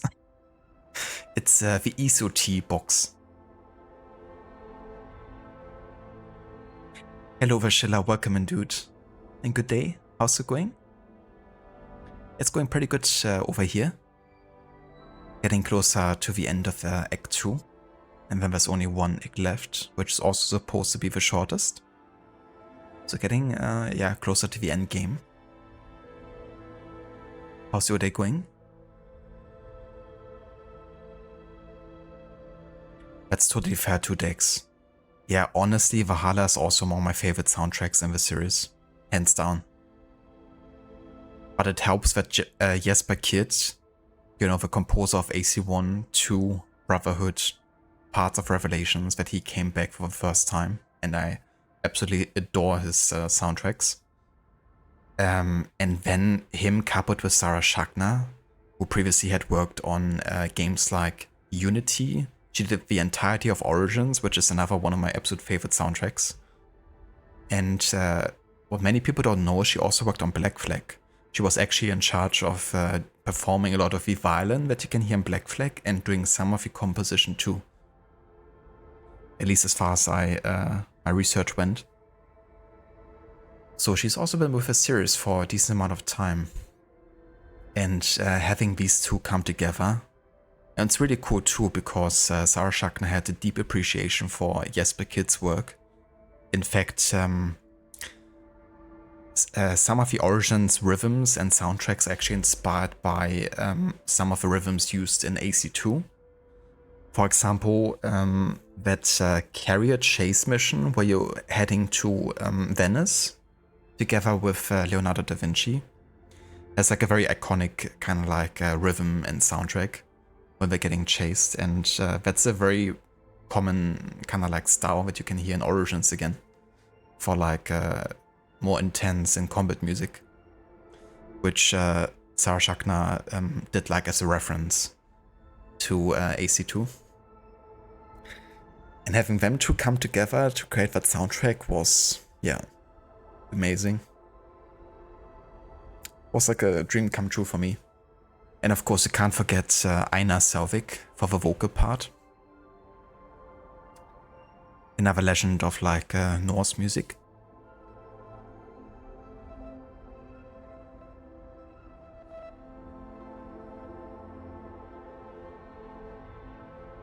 Oh, very nice decks, that's awesome.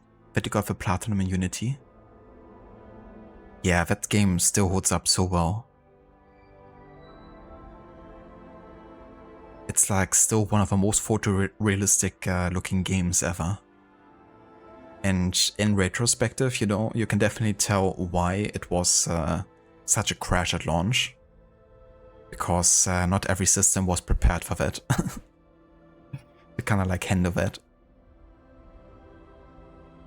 And ironically, one of the biggest performance bumpers with that game wasn't even just the, you know, citizens and the crowds. I mean, they definitely played a huge role too.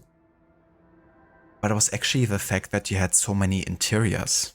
You know, so many buildings you could go into, and that meant you had to double render the outside and inside, which was like hugely detailed as well. And that was also something that many systems back then quite struggled with. But yeah, nowadays when you have a system to run it, you know, it's like such a great looking game. And another thing that really helps Unity to kind of like look as good as it does is similar to AC1, which also holds up quite well, I think, visually speaking, is the lighting. Which is they use the baked lighting system instead of a dynamically rolling lighting system. So you're kind of like locked into, you know, certain times of the day. But they made sure that, you know, all the shadow work and light work was just perfect for that time of the day.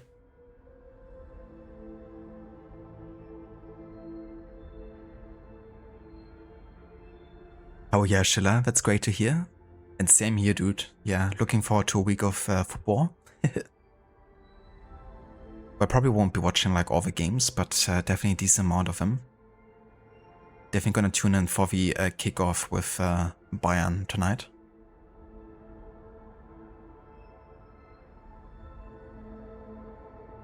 That is if Bayern can even start the game.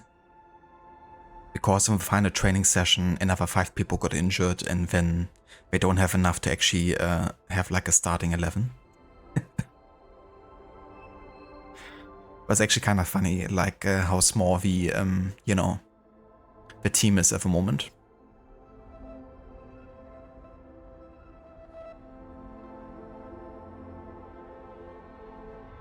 Yeah, absolutely adored Valhalla soundtrack. And I still sometimes come back to listen to it.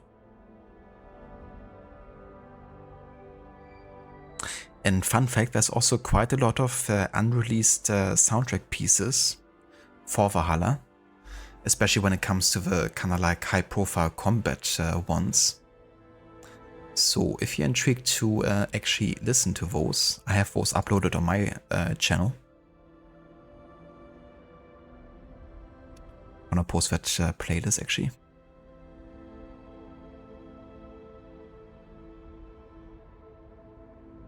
But yeah, that's the intense soundtrack for Valhalla. Basically went into the game files and extracted the you know, all the audio files, and then looked for alternative themes of the released soundtracks. And I've also done the same with Mirage, so I uploaded all the ambient and intense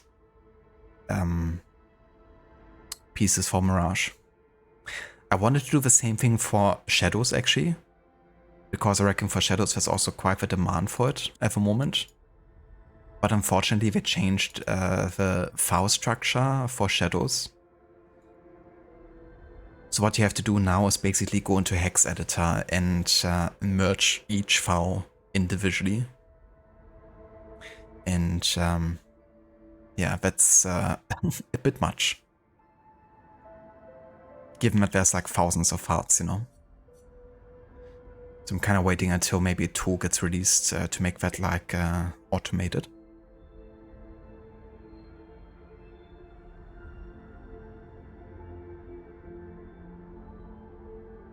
Ava on his mission to teach everyone how to pronounce Ragnarok. Which I probably butchered myself just now.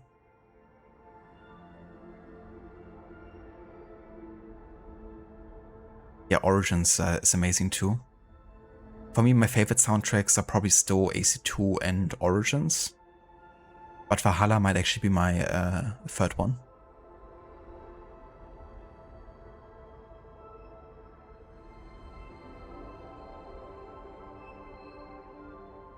That's true, yeah. Eivor would have also been a great artist. Levi actually introduced me to Eivor, and yeah, that would have been a great choice as well. I love her vocal work.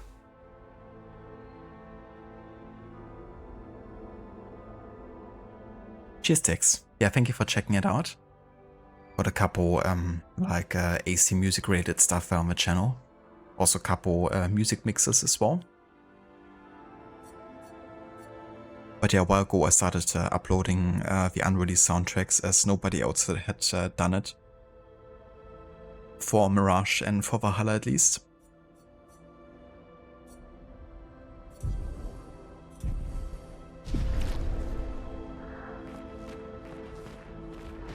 Okay, where were we?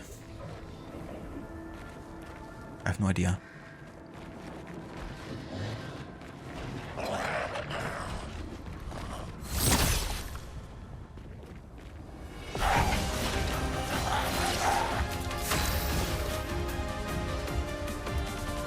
That's true, yeah, she was in the Last Kingdom. Kinda forgot. But yeah, she was amazing in that.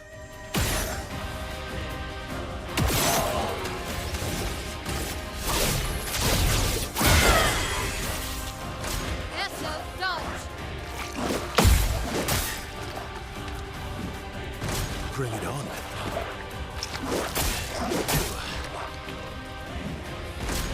I don't have an audio cue, it seems. That one did. With the smaller ones, it's trickier.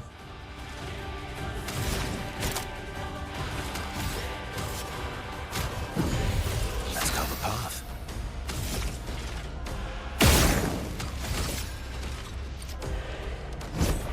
That's better. Would have lived.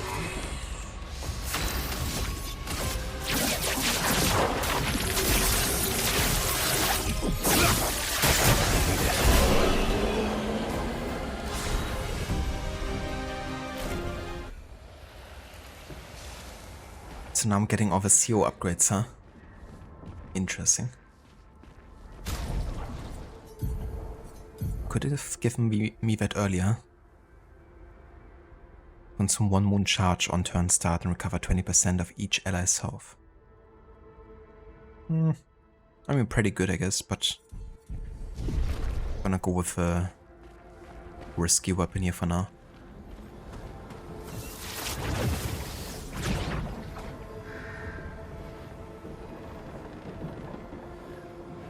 Me to your favorite music in AC games so far is Black Flag, Origins is second, and Dawn of Ragnarok DLC has also great music.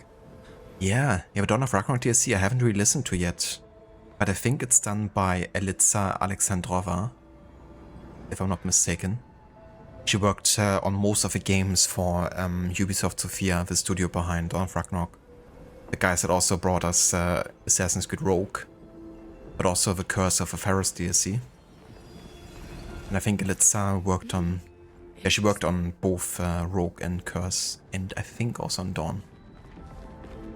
I have to say, I quite like her work. There were some really good pieces of music in Rogue and Curse.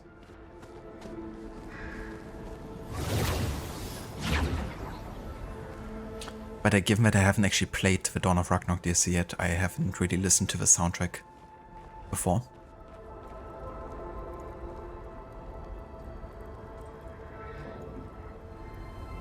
I don't blame you, it is. Yeah, I mean, it definitely also reminded me quite a lot of, you know, turn-based games I played before. And there haven't been that many for me personally. But Pokemon, you know, is one of the biggest ones for sure. That I played growing up, and it's definitely that anticipation, you know, going through an area and encountering another battle. Especially when you're kind of like low on health or something. Or you're kind of like on poison or whatever.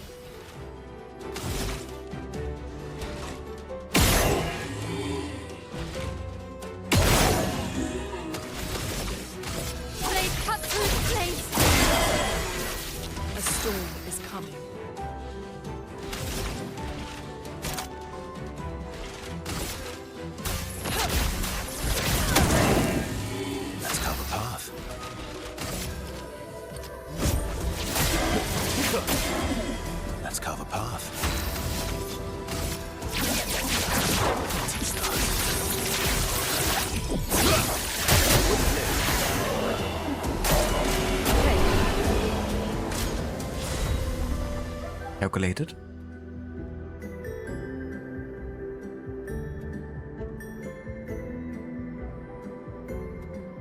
Ever thought about this? Monaco's Ash and Gestrats are Pokemon.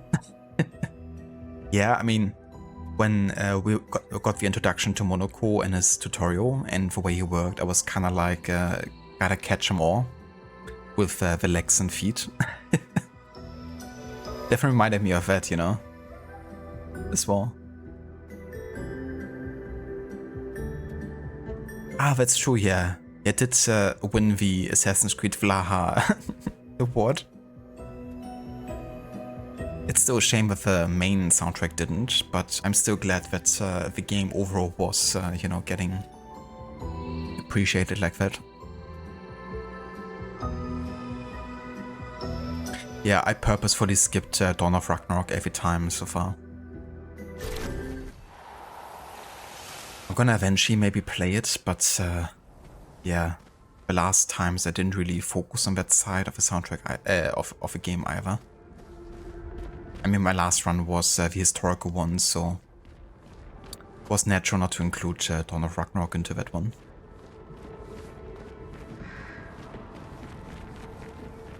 The previous one was my no HUD run, I believe, where I also focused more on like immersiveness, I guess. Good stuff. So like more like base in the real world, I guess. But yeah, one of those days I might play it.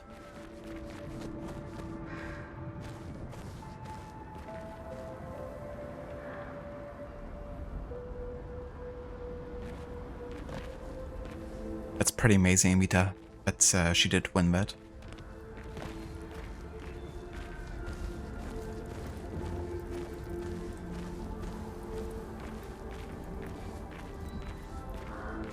Yeah, that's what I did. Like, I watched a bit of a story, and I probably watched like half an hour of a story before I was like, yeah, I'm not gonna play this.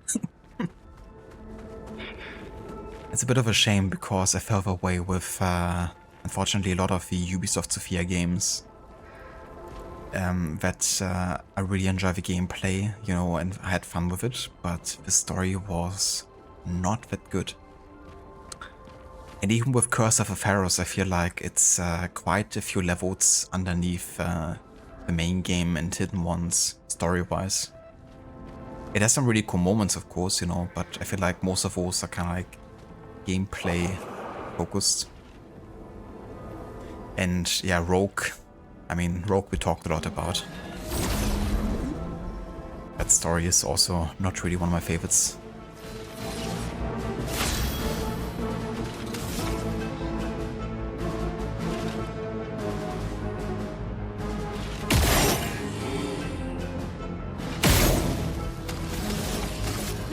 Cut through the flames.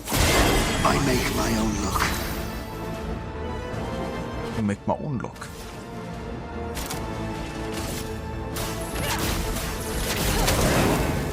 Let's carve a path.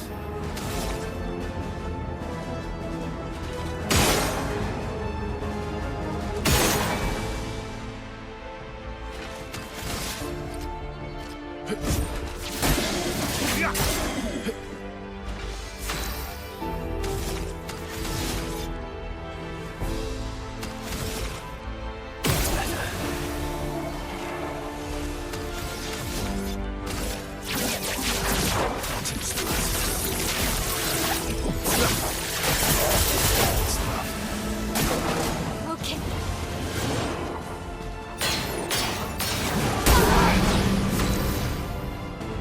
Jesus.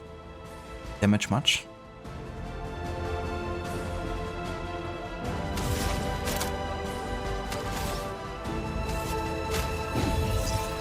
Thanks.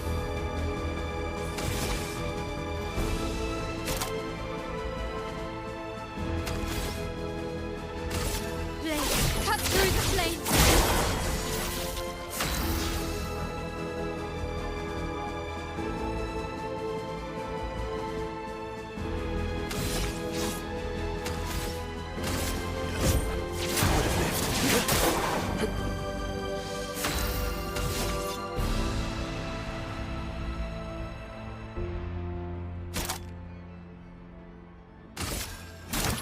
I would have lived.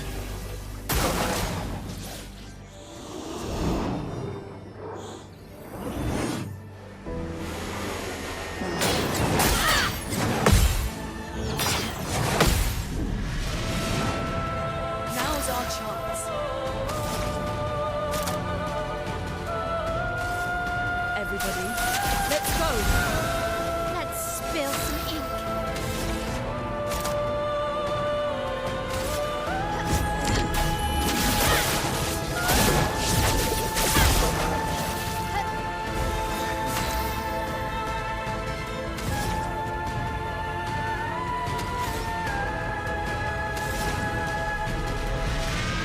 Music has no right to slap this hard.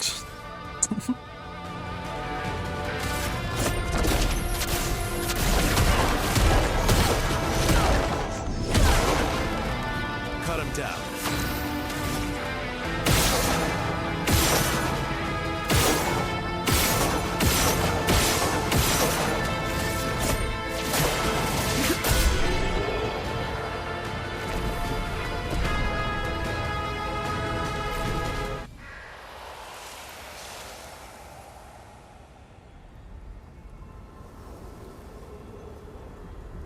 Yeah, that's right. It did release the same year as God of War Ragnarok, didn't it? Yeah, that's a difficult game to compare to and keep up with. Oh, lovely.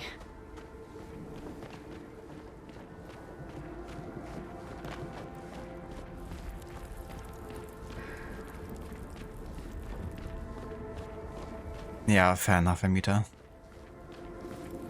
That's definitely a shame, you know, when a story doesn't really seem like it has much to tell, or even like, you know, much of a point to begin with, when it's more like only to serve the gameplay. I mean, it's fair enough, you know, when the game chooses to do that, but Good stuff. in a series like Assassin's Creed, that's most often than not a heavily missed opportunity, given how rich the story is and the universe and how much you can tell and add to it.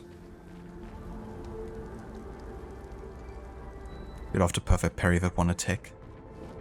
Some of the attacks are definitely tricky, especially the silencing ones. Get 100% right.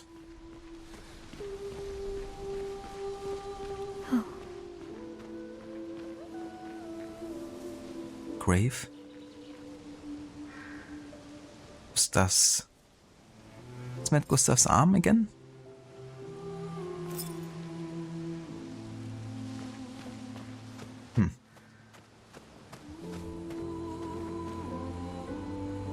Frodo? Did Frodo have an appearance in the DLC too? I mean, naturally, you gotta have hobbits. That's the only logical inclusion.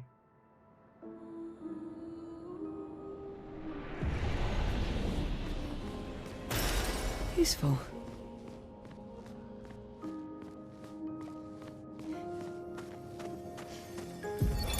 His little grin. So proud of his latest creation. But at least those memories remain. What hurts more are the memories unmade. The conversations we'll never have. The time we'll never spend. I want rage to consume me.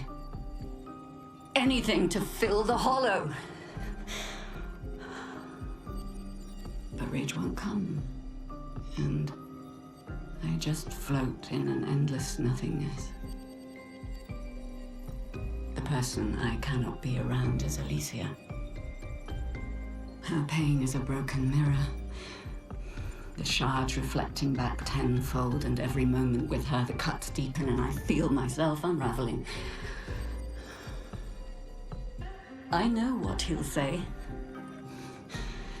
But this is the first time I've felt any surcease. For a few moments a day, my heart beats again.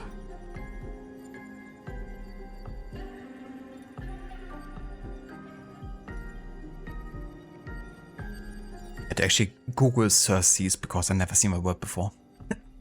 It's like, what do you feel now? So I reckon Aline could be the mother to Alicia in Verso, the wife of Renoir. That's what I assume. It's also Julie and Simon. Who knows?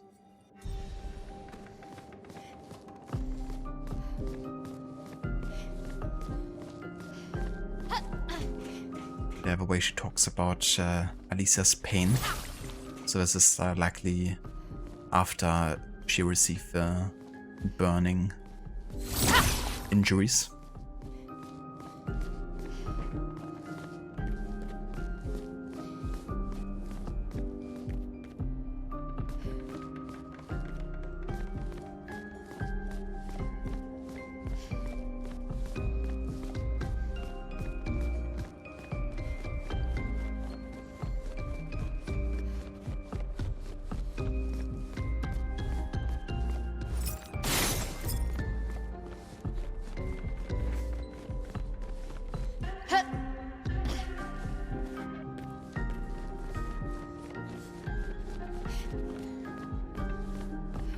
No other way to get up there.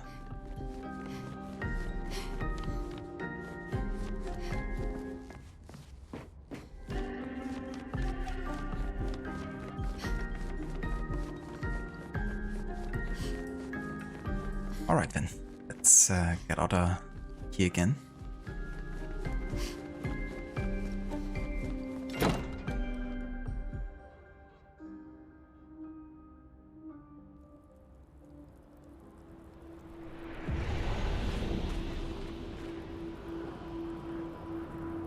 Why is the music against the random Clair better than most soundtracks from movies and shows nowadays? Yeah, I mean, guess it depends what movies and shows you're watching. But also, I guess, what you really enjoy listening to as well. Simon Menace. Oi, he should be in crowd fighting a real boy. Oh, yeah, I guess I missed something then. But that's alright.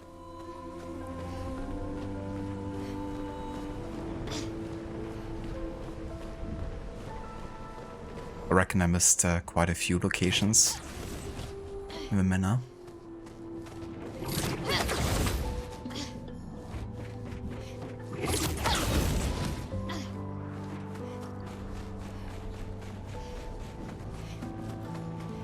Winter has come.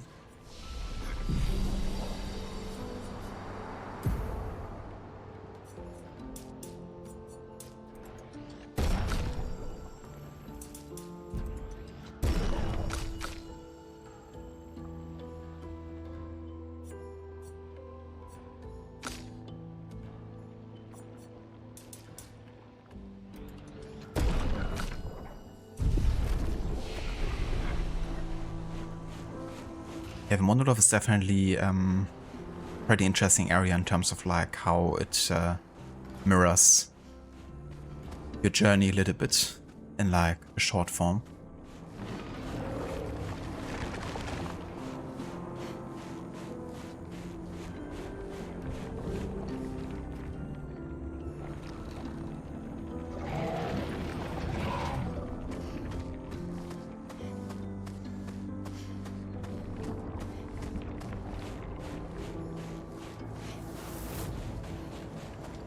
Inside her mind. These are memories. How do you know that? The chroma here. I can read it. Knock. Knock knock. Hello Varrot, welcome in dude. And how's it going? Thank you so much for the raid. Welcome in raiders. Hello Seraph, welcome in dude, good day. Welcome back Shilla. Welcome in Senny. How was the rest of Dead Rising today? Hope you had a good time. Did you end up finishing your ending playthroughs? Hello Valitis, welcome in dude, good day. The tab you can close now. Classic. Don't you want to have like 5 different tabs of the same streamer? You will die a thrall. You drink addled cow. Alone and toothless in a bed of straw. But that's a bit personal now, isn't it? But yeah, for sure, Arve, it definitely depends, you know, like what you might also be watching at the time. But yeah, I mean, you know, this game has a great soundtrack. Would be interesting, like, if they actually make a movie or show out of this game, you know, if they manage to bring back the same composer team.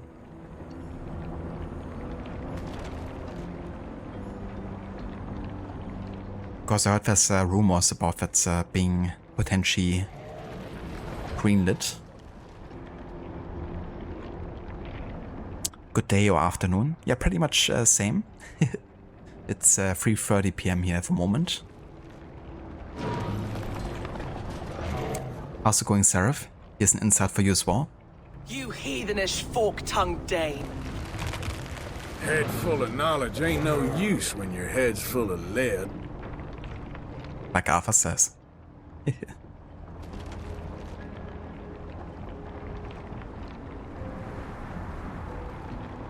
And yeah, for anyone who hasn't checked out Rod channel before yet, if you didn't come with a raid either, There's a shout out in chat. He's been currently playing for Dead Rising 2, and in order to celebrate the game's anniversary, he's showcasing all the different endings for the game. There's 6 total, I believe. So he's doing that, and he's also a big fan of the Assassin's Creed games. At the moment he's playing AC Odyssey, doing a Merc focus playthrough. So playing Cassandra really, you know, fully as a mercenary, doing lots of contracts, and also choosing dialogue options that, you know, go in favor of that.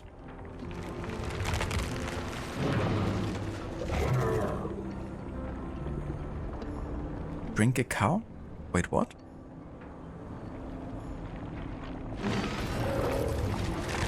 How's the expedition treating me? It was great, thanks. Got all the endings finished with a canon ending. So all that's left is a small scale game, Case West. It carries on from Dead Rising 2's A ending. Thanks for the shoutout. No worries of a shoutout, dude. That's great to hear. GG's on getting the game finished and, you know, all of the endings. But that's cool. So, like a smaller scale game. Do you think you might be finishing that in one stream?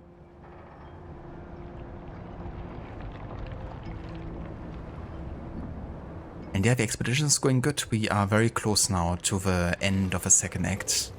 And then it's gonna be only endgame territory.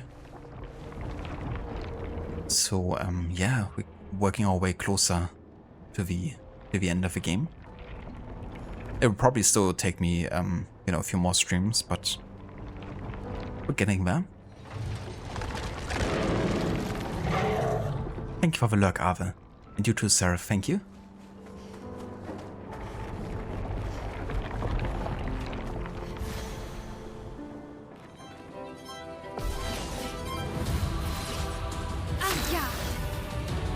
Over.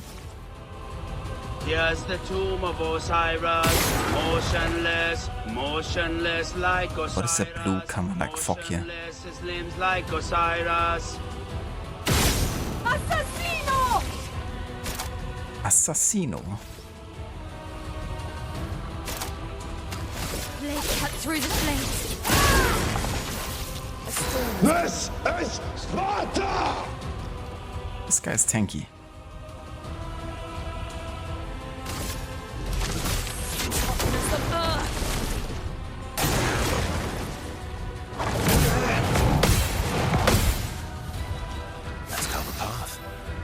At least he's not one-shotting my characters, so I take it. I'm not sure if it does anything attacking down here, like where the blue fog is coming from. But it's worth a try.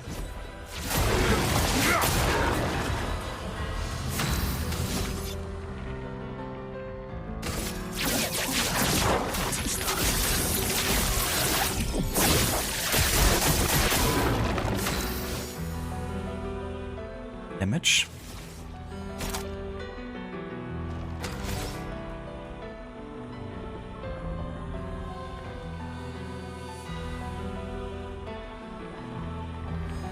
Rod for sure. Plus there's only 2 endings in that game, so that helps.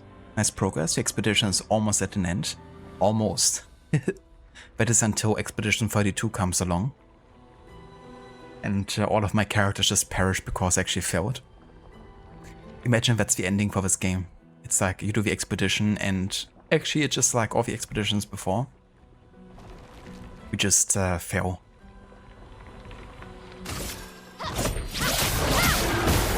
A storm is coming.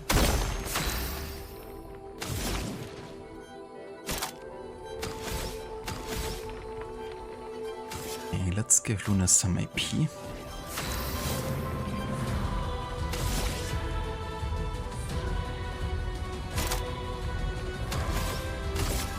This will hurt.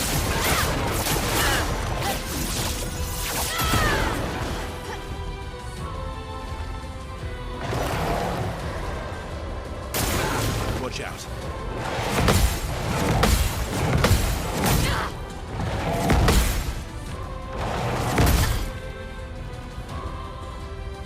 Watch out, my hell.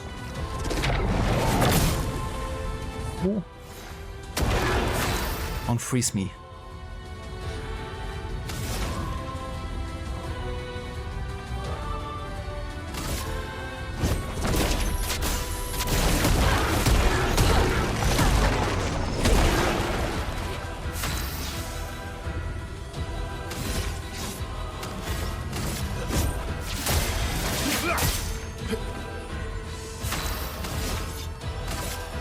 If I could break him now. I think we're very close to breaking him, so it should probably work. Break. Indeed. Now we're talking.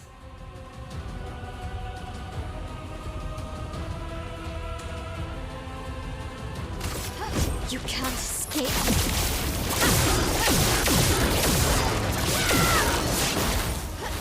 This will hurt. Now that we have virtuals, we can apply 40 burn. Why not?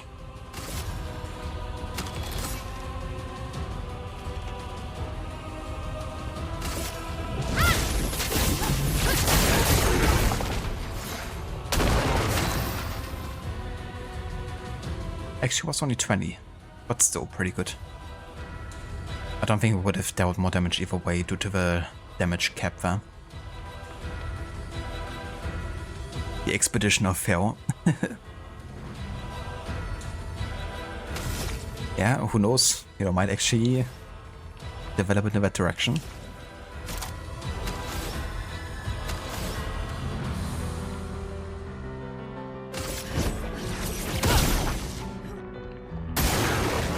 Finesse and grace.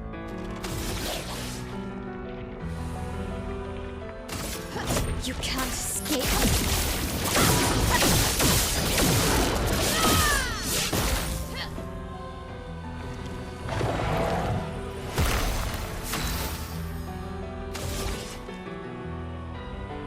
Okay, time for some sword, buddy. This will hurt. Ready to Now we're talking.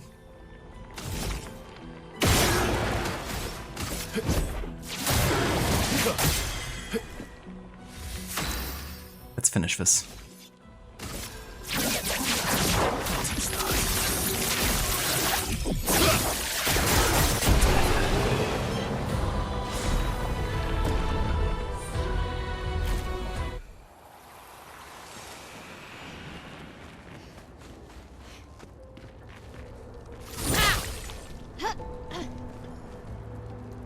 Malaka, I'm on fucking fire.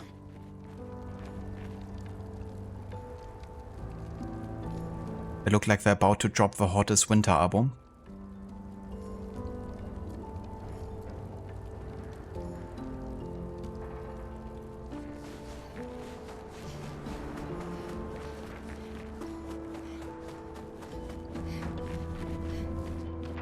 Thank you for GG, Samita and Gorky.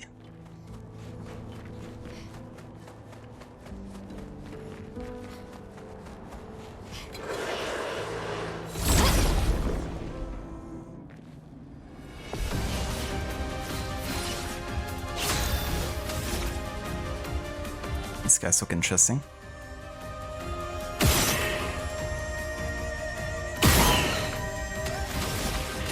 Blade cuts through the blades. get ready. What the fuck is that damage? Did not expect that. You're outmatched.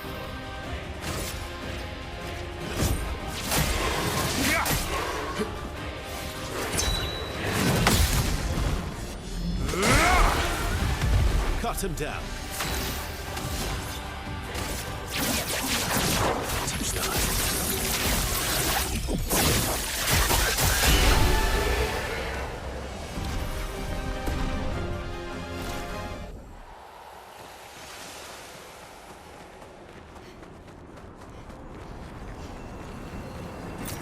What have we here?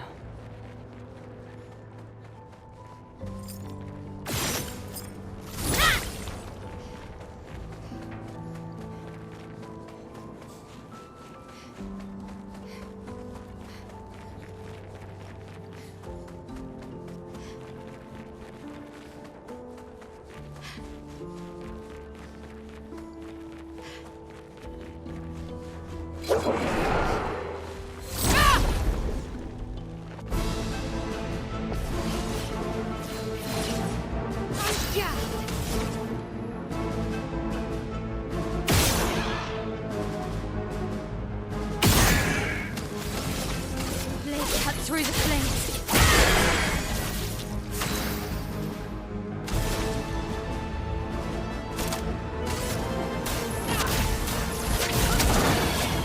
Oh shit. So these guys absorb fire damage. Not good.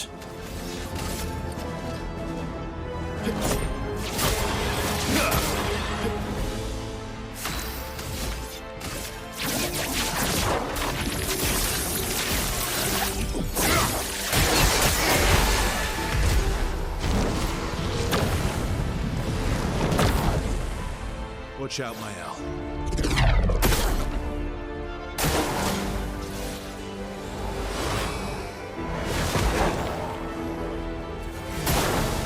Lunette, careful.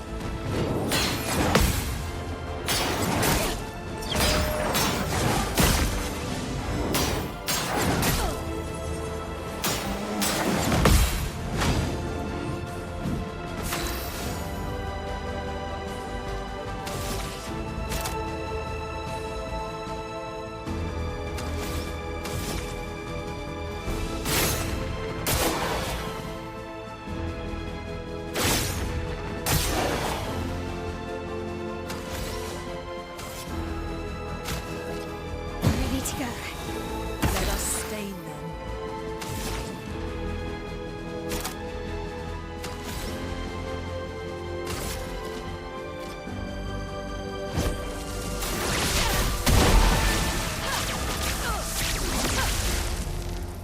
Bit of an overkill there.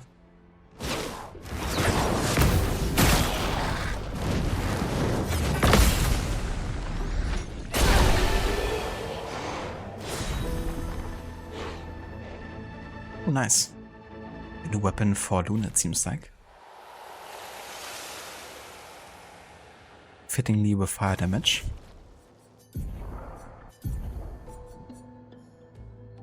%30 increased critical chance per ice stain. 5% of a gradient charge on critical hit. Yeah, we don't actually have that many ice abilities here, so I don't think that's gonna play around too much with our build. But if we had like an ice and fire focus build, that would be quite good.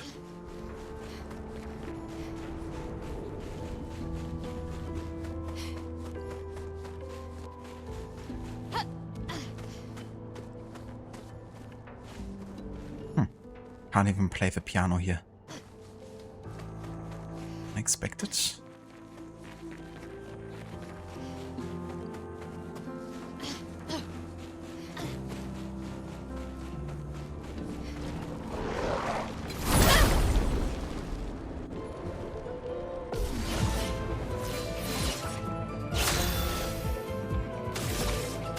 Blade cut through the flames. Let the ink flow.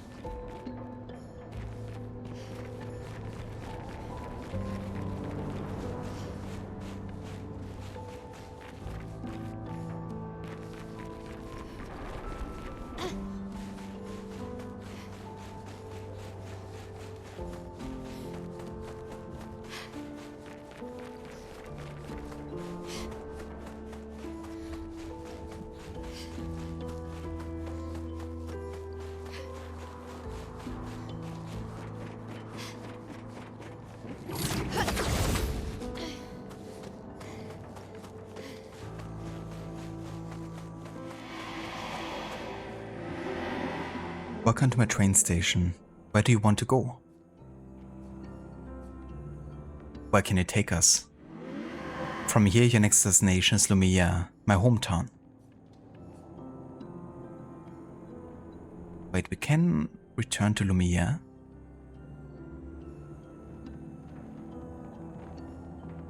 I mean, I assume he's also gonna be able to take us back in that case. Imagine we were to like retrack the entire way from Lumiere, where we kinda like started, to here. But yeah, I'm gonna take him on the offer.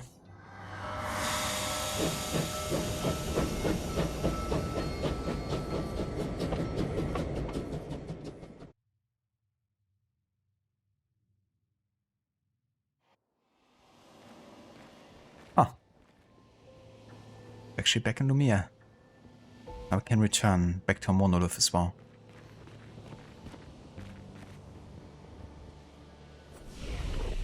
Alright, we're gonna rest here.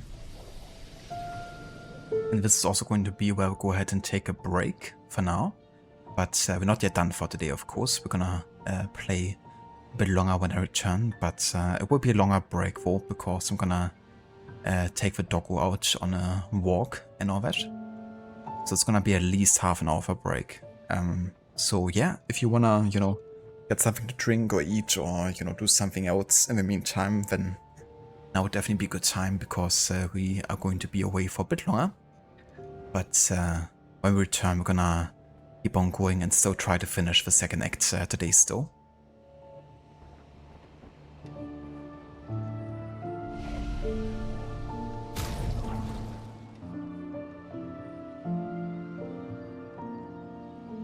Yes, it is. I appreciate that. Thank you. And thank you also for being here. Exactly, Dex. Yeah, great time to listen to some of the music mixes.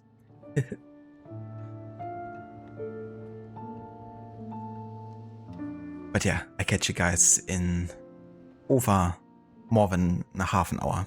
About. See you guys in a bit.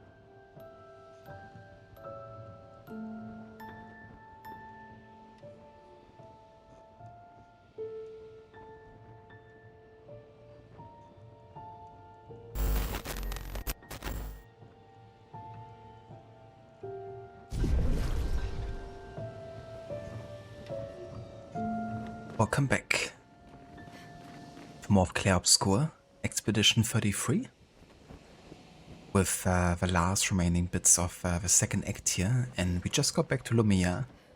Some guy in Monolith had a train that we could take to get back to Lumia. So I think I'm actually gonna take a few minutes here and check out if the place has changed much. Definitely looks like it has.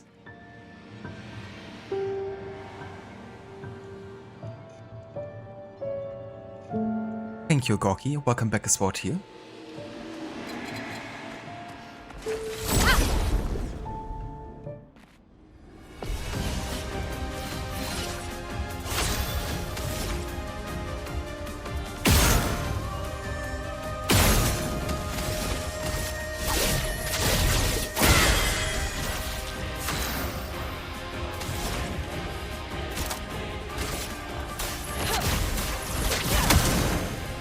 You're outmatched.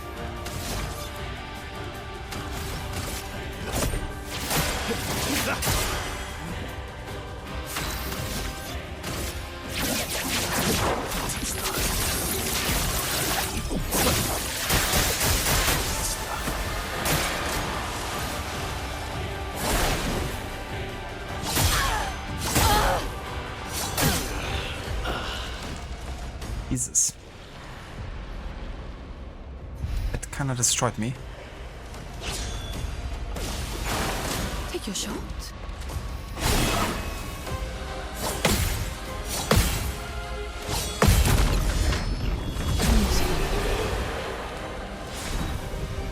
Better.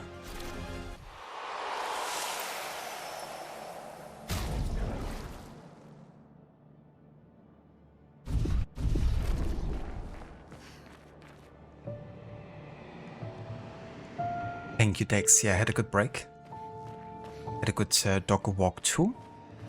Docusino has done very well.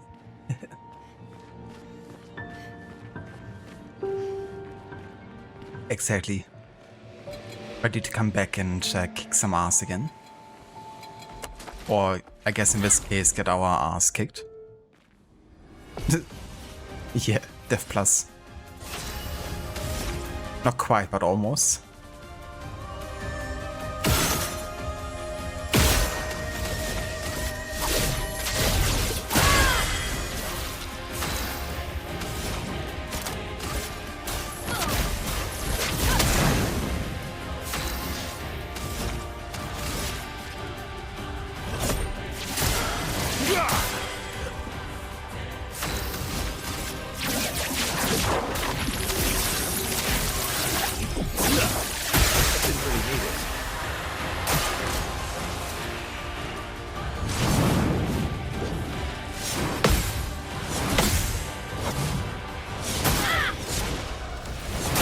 Jesus, that's like a swish sound before the actual attack. Sneaky, sneaky.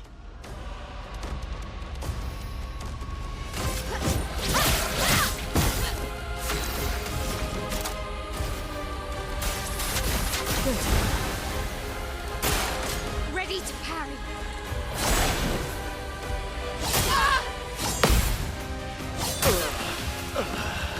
This will hurt.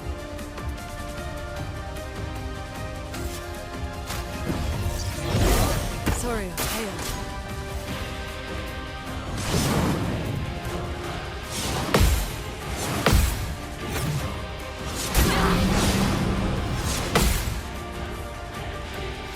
A storm is coming. Let's finish this. You can't escape.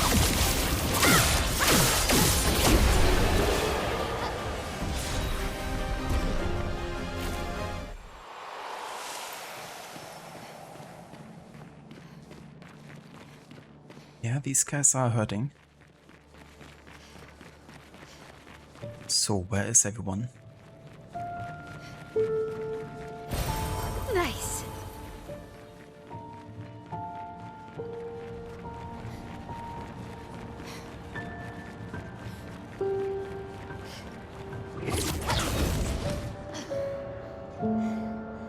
Thank you, Rod. Welcome back as well to you.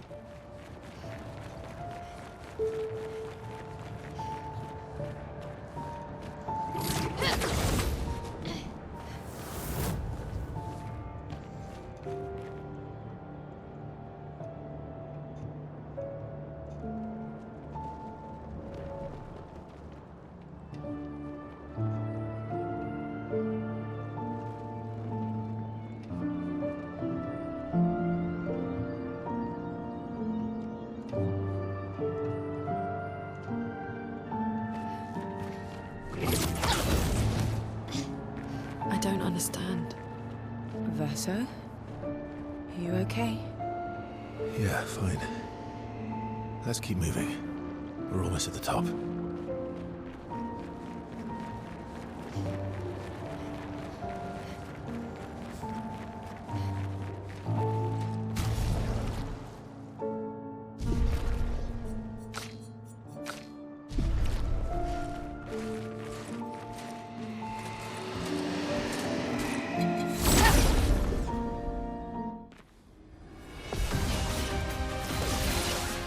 I'm ready.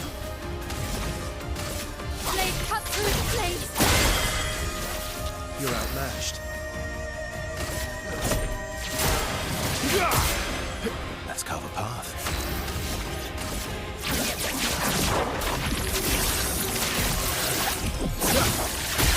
I would have lived.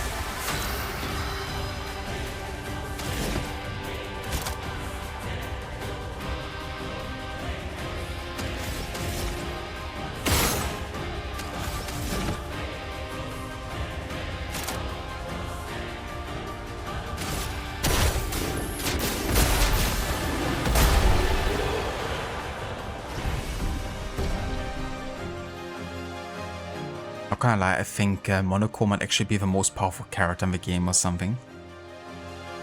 Just because of the huge amount of different attacks you can inherit from other, enemies. But also the damage of it, like, 8,000 per attack there. Of course, you have to make sure to actually have the right Basho wheel, but if you get a bonus, it's kinda insane. It'll be interesting to see some Monaco builds where people have really, specialized into a certain direction. Which would require you in turn to actually, kill very specific enemies as him. To inherit their powers, but be interesting.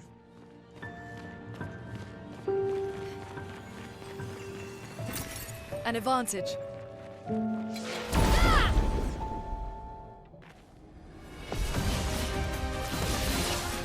Finesse and grace.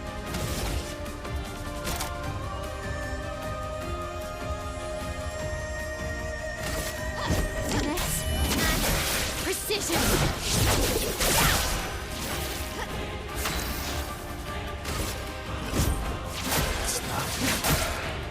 Ready to strike.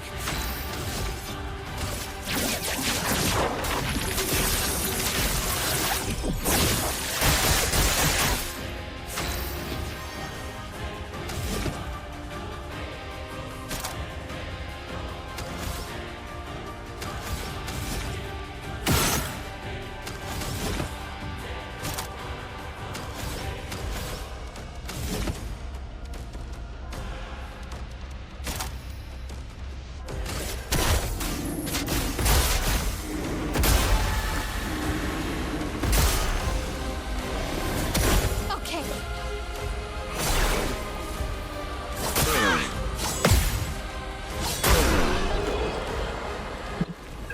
What? What's that? That ending screen.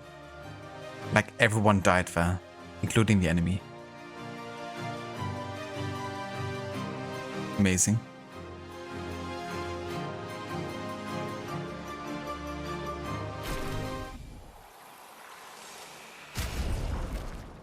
These enemies are hurting quite a bit here.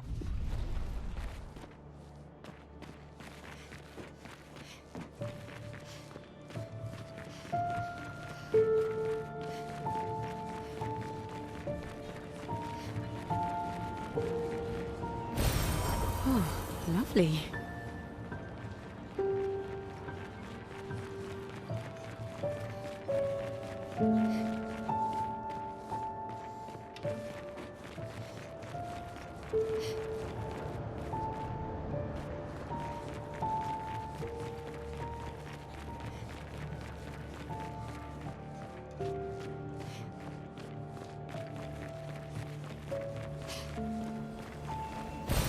Well, that will help.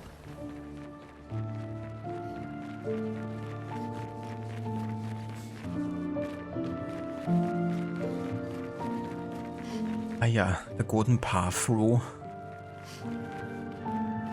Gotta know which one is the main path and which one is the side path, so you don't actually end up accidentally going on the main path and end up missing on a side path. This game definitely has that issue as well, as many of these kind of like do, you know, that are fairly linear, but then you have like multiple paths to go and choose. But then going the wrong path kind of like advances the main story to a point of no return. Or of you having to like, you know, go back at a later point.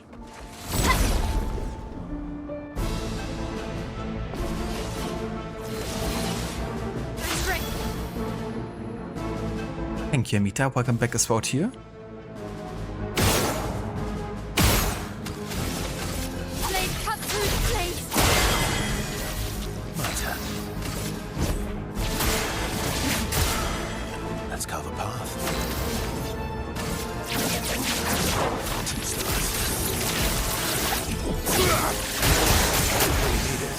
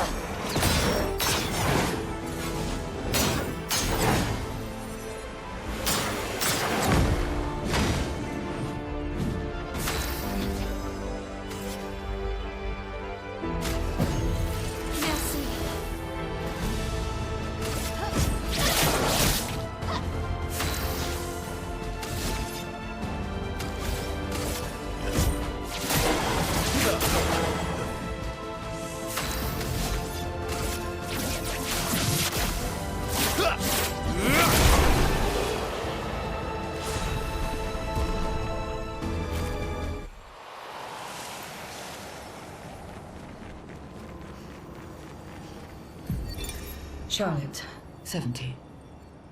We finally installed the last set of grapple points, with only days to spare.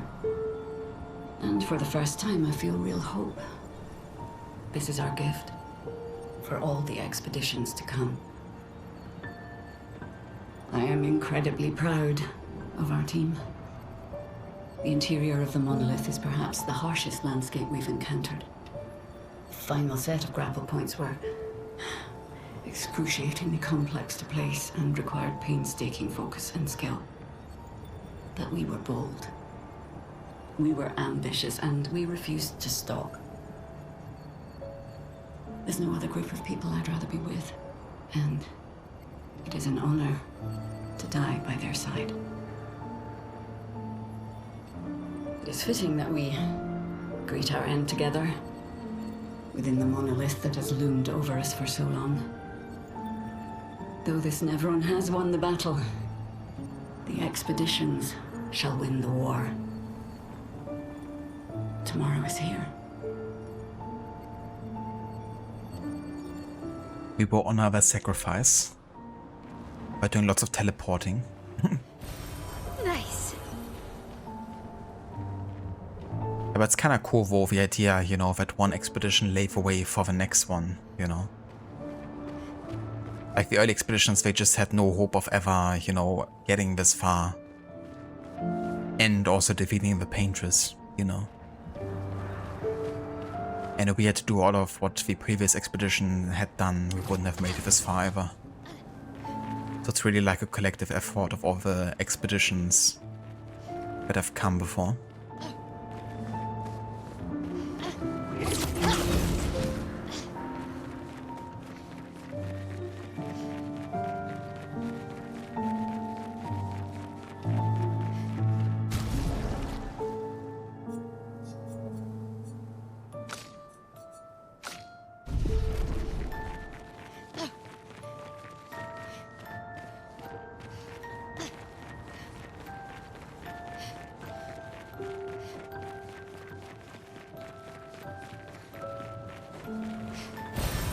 useful.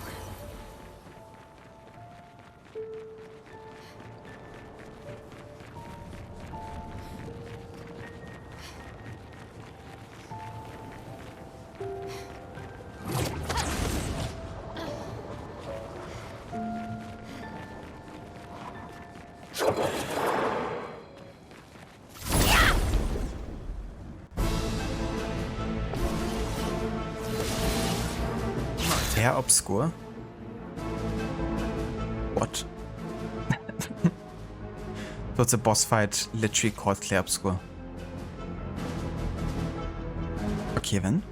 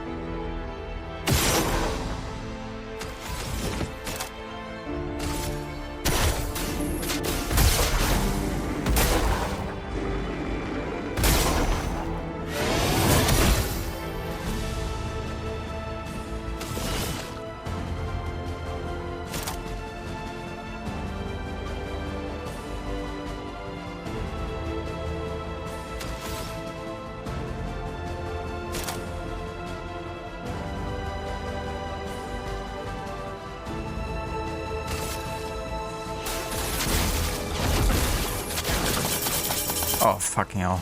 Careful now. Nullified everything.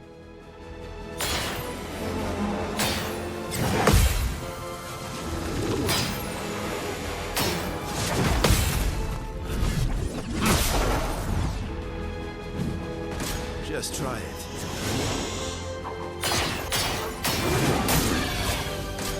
Your turn to dance.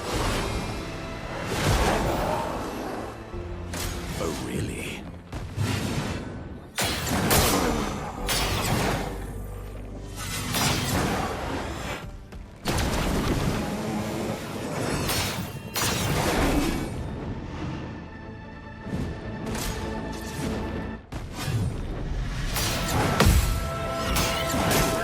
Oh, come on now.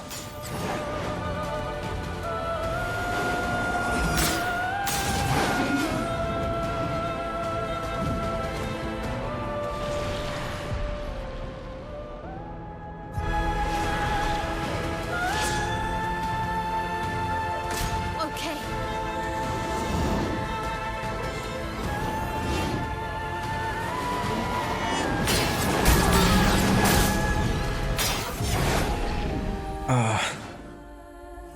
I find already the smaller guys with these swords like very difficult to predict because they delay so they attack so delayed, you know.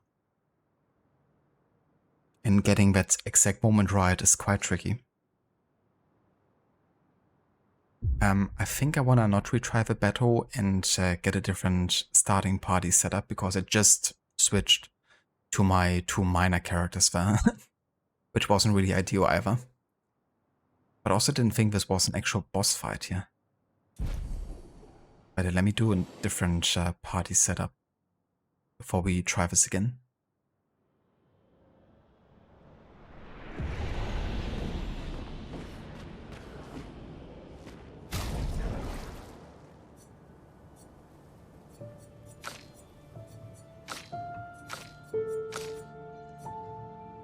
To be fair, Monaco could actually be better than Luna in a way. But for now I'm gonna just go with what I'm having the best current combo with.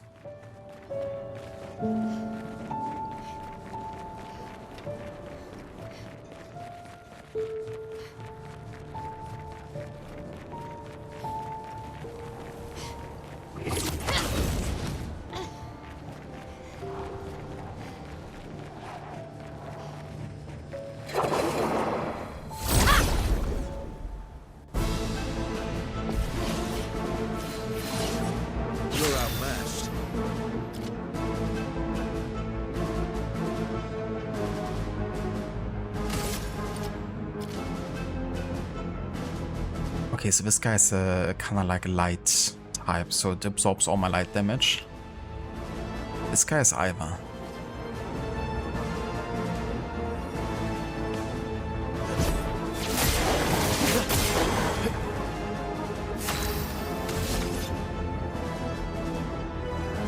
I think it would still be worth it to do Phantom Stars because it, you know, attacks 2 of the targets.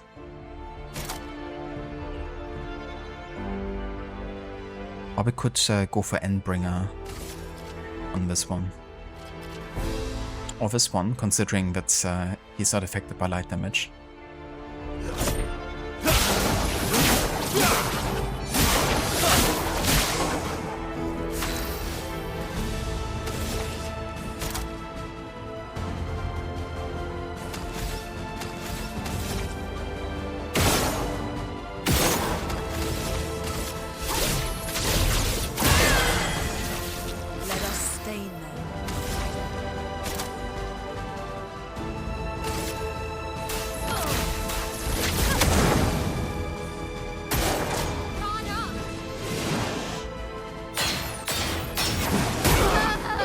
Jesus Christ, what is the damage? I feel like this dude is, I mean, it's definitely doable, right? But did he deal like 6,000 damage plus? That's still like triple my health, you know? So it's like one hit, my entire party's dead.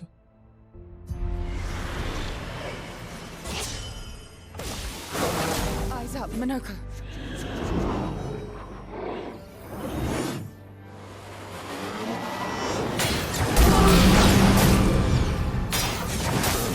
Okay, fuck this.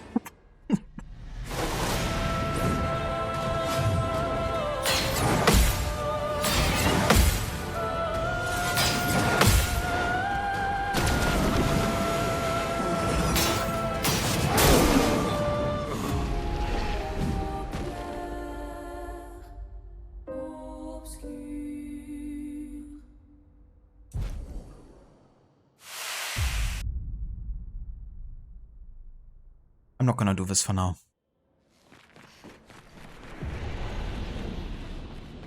This also is clearly not, you know, part of a main path, it seems. So I'm gonna return for this if I want to do it.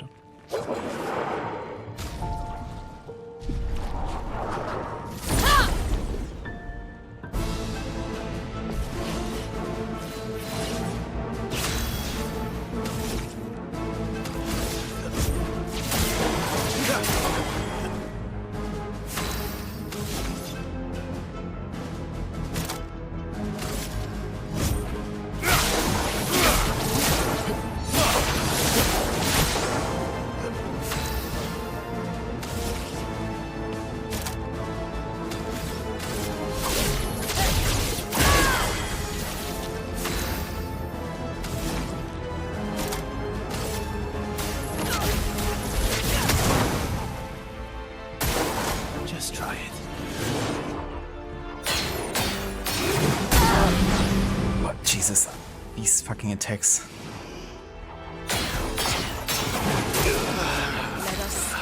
I hate it. Like, these are truly for me the worst to predict. I don't know what it is, but they're like for me much harder to read than any other attack before.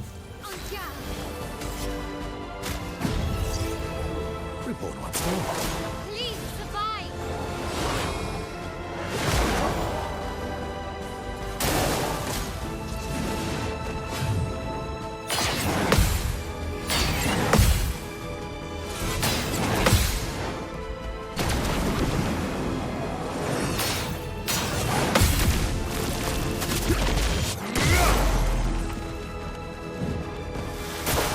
Rune, watch out.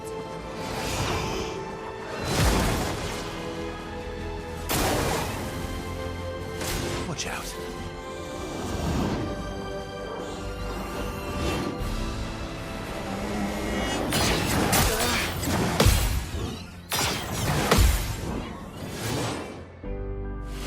Incoming. I'll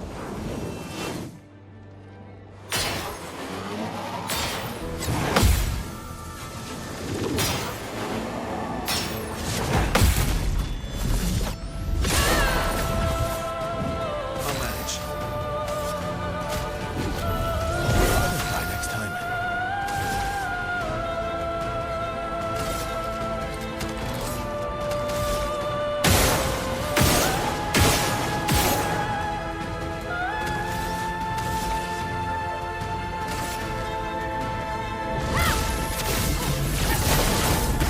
The elements dance.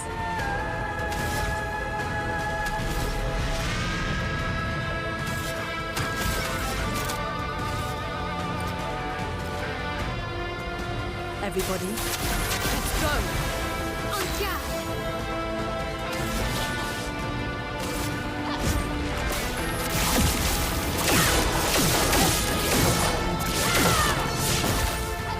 En garde.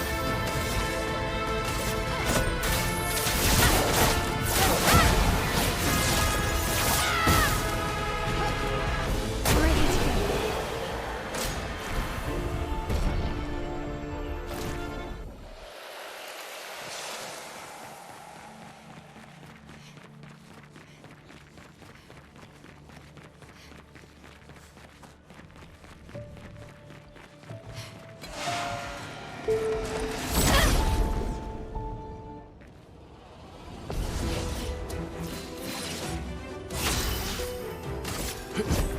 I would have lived.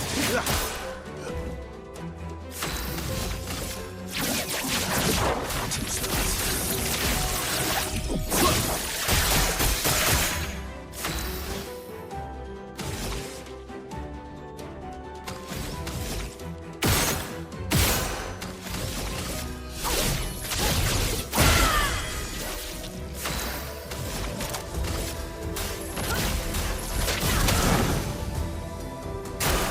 Please survive.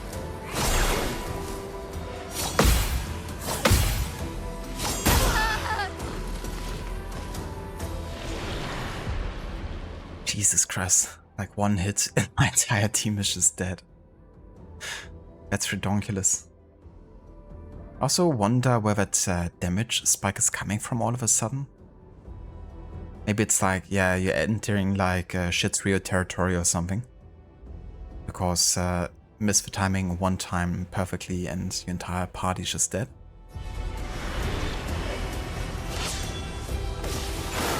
That's more like it.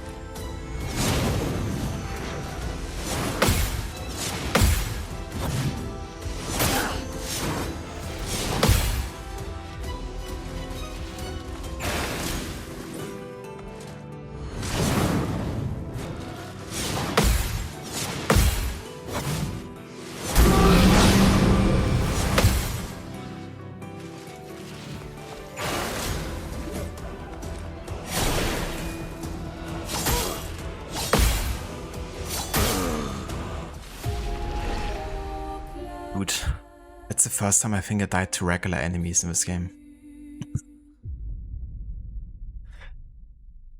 Jesus Christ.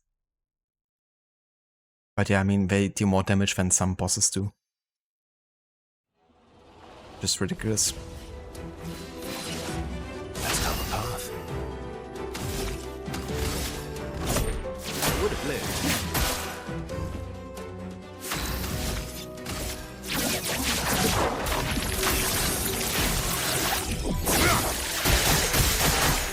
En garde.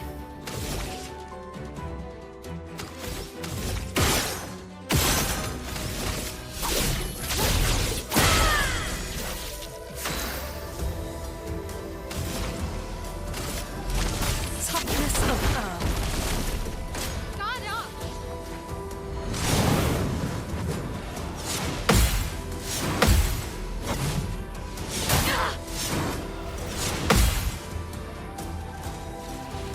Just try it.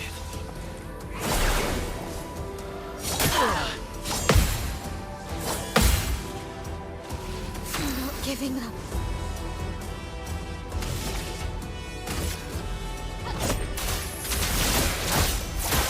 This will hurt.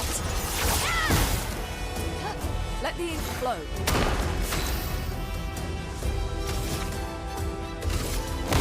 This ends now.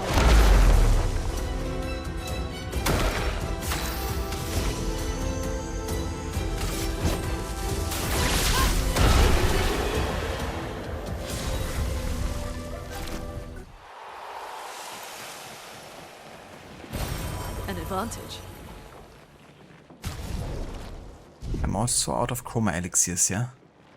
So I definitely need to have like a hero or like a flex soon.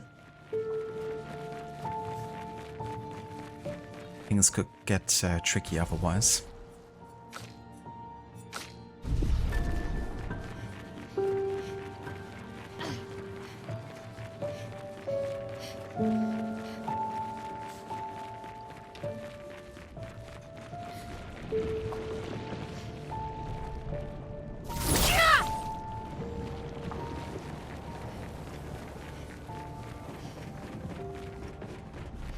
Okay, there's a fleck.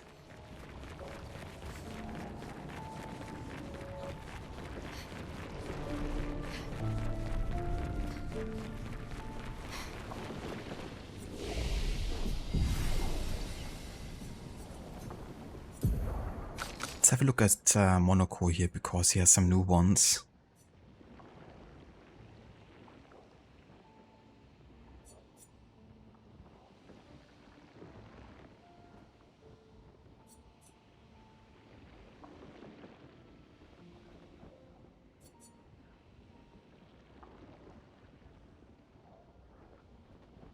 This could be interesting. Dark damage and recovering health on hit.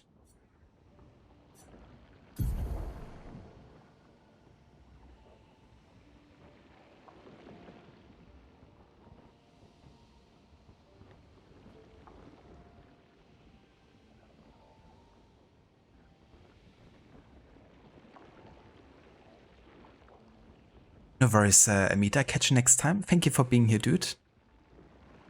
And I hope you have a good rest of your evening. And for anyone who hasn't checked out Amita's channel before, there's a shout out in the chat. Thank you, Rod, for giving it to Amita there. He's currently doing a playthrough of AC Unity and going for the 100% there. Almost finished with that. There shouldn't be too many achievements now left at this point. And he's also been working on Need for Speed Heat for his first time ever. And yeah, also a big fan of games like The Witcher, which he also recently finished with 100% no HUD and no fast travel playthrough. So yeah, if you like really in-depth runs, then Amita definitely got you covered.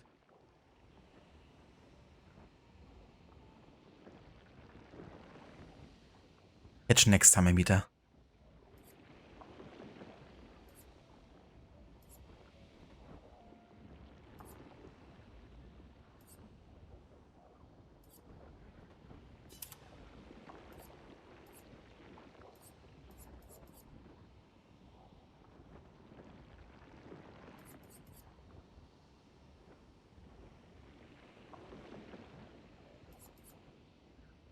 The sucker party slam.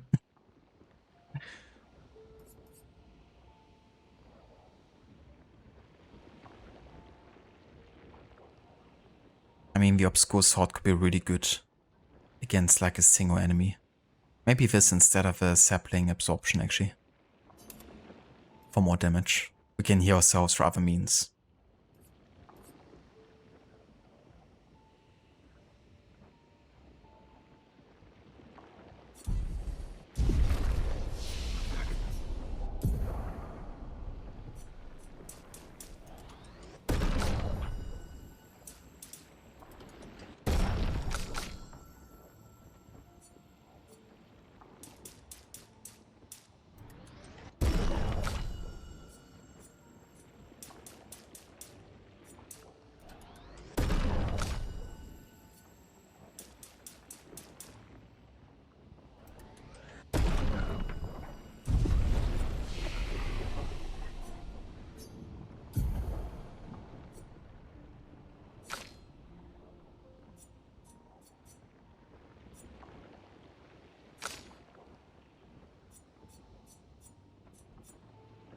We almost have enough to get Powerless here. 3 hits applies 5 burn per hit. That could be quite nice, actually.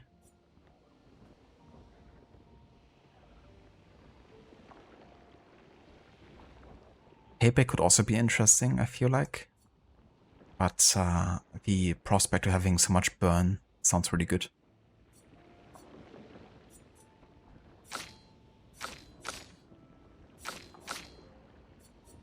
Oh yeah, we actually have enough now to get the Dark Wave ability Wo for CL. It's high dark damage to all enemies, 3 hits, consumes all 4 health for increased damage. We could also get Finer Path.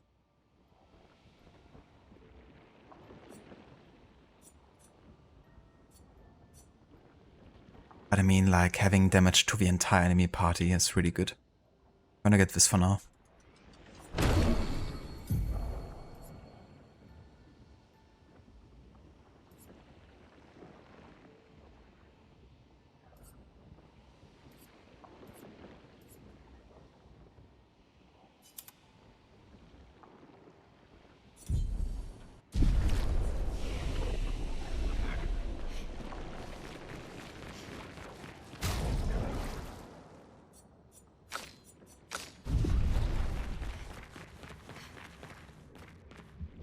Okay, this is boss fight territory here.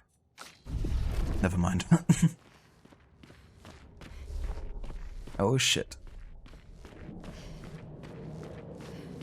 Here it goes then. I mean, if that's like the canvas that the paintress is painting on, I don't want to see the size of her.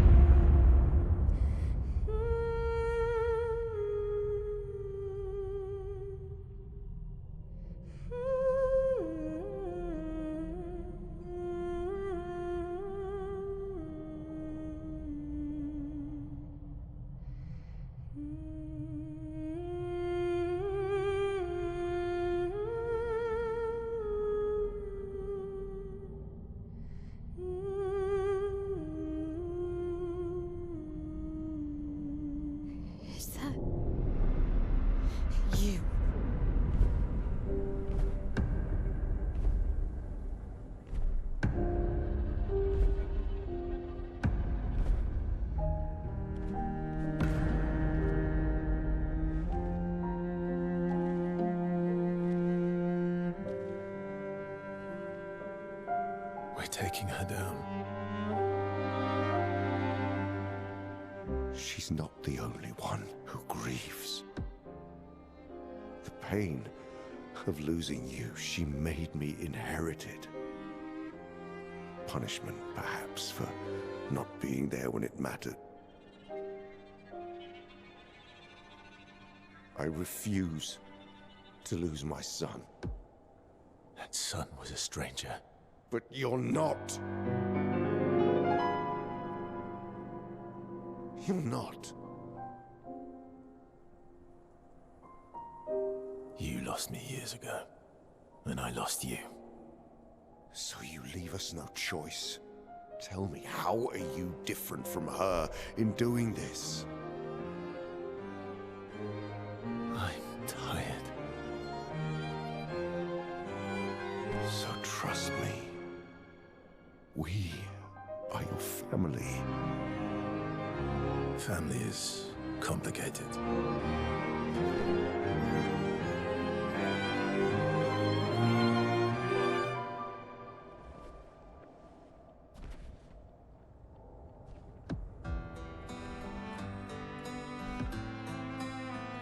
If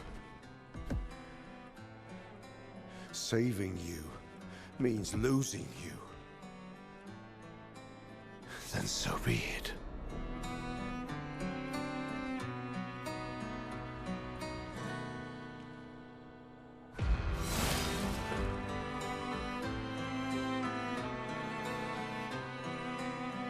We only need to incapacitate him. We'll find a way to kill him.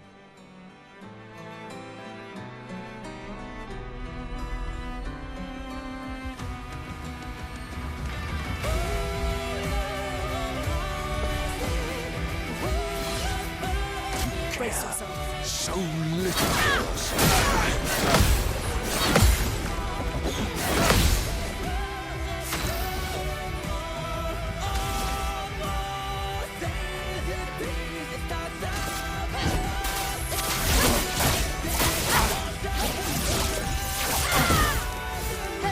A storm is coming. Everybody, let's go!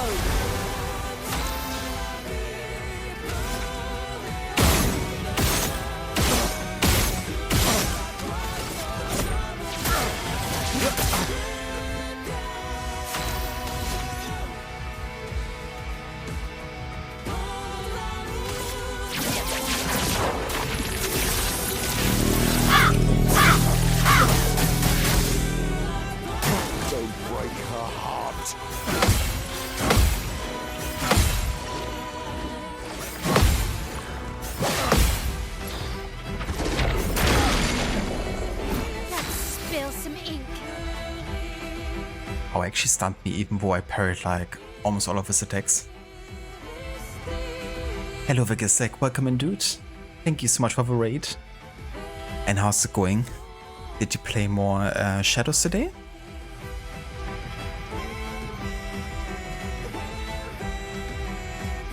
Hope you had a good stream, dude.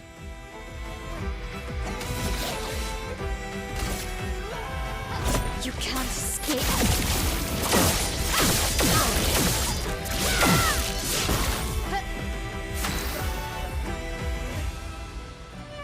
Some Warcraft adventures, Lord of the Clans. Ah, gotcha.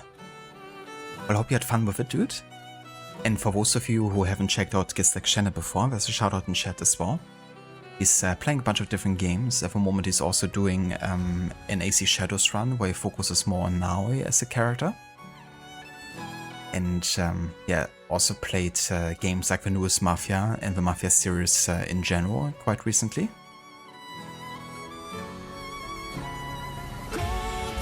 Might also play some of the new Anno 117, isn't it?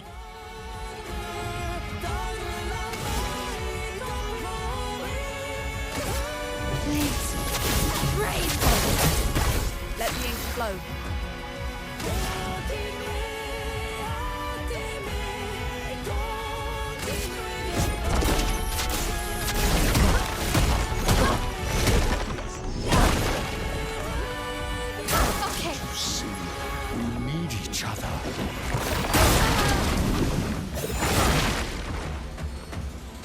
Oh, it didn't make her vanish because you died to a first attack. You're outmatched. I was actually preparing myself for the gradient attack. I forgot that it's the second hit, not the first one. Sounds good, Gislek. Thank you for the lurk, dude, and for the raid as well. And hope you have fun watching the Gamescom stream.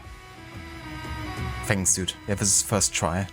Let's hope we can make it on this one, but the last Renoir encounter was quite tough, so gonna see how it goes.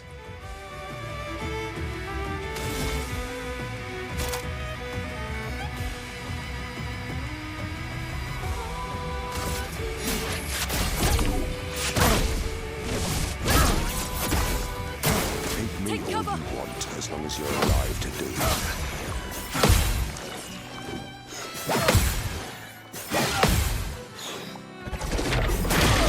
Fucking hell. The last one I always think is a gradient attack. But I think that's a guaranteed stun, actually.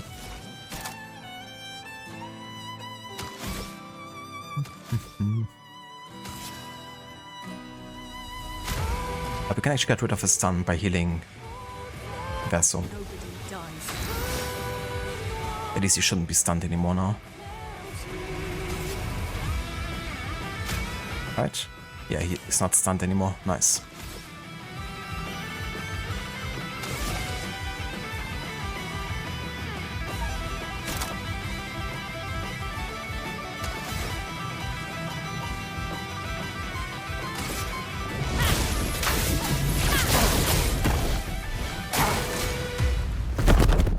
Something is coming.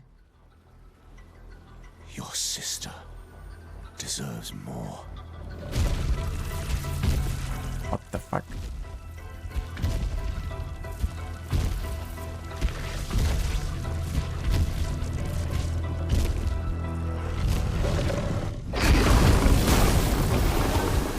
What? Cheater.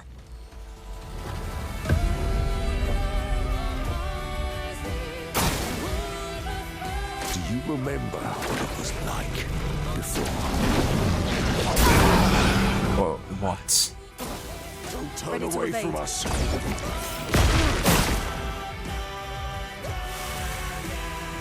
Ready to evade. Ready to evade.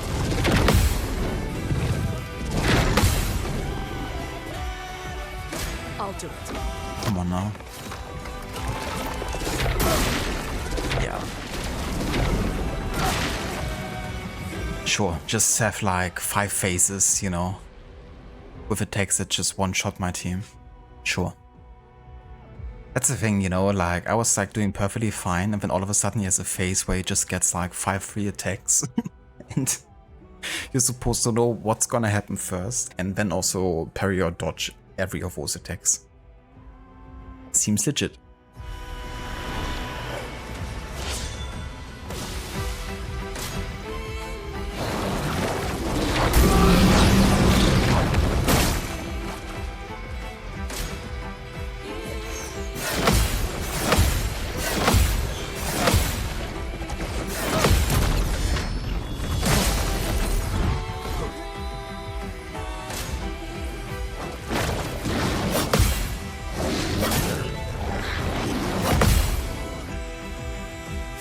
So be it. Jesus, look at this, I actually get to attack. Crazy, isn't it?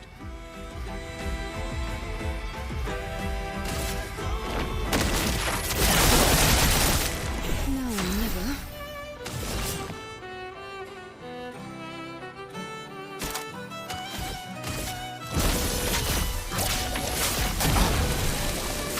What to choose?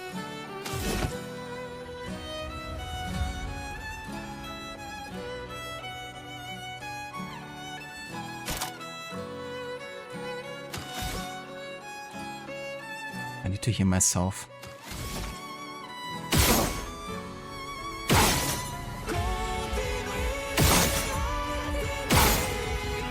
Come on, give me the caster.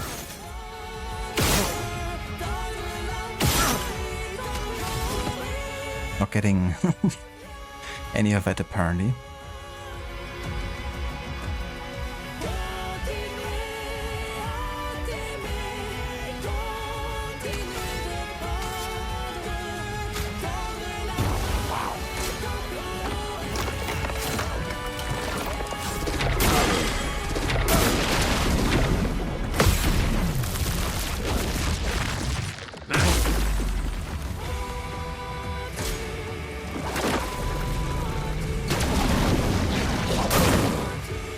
Dude.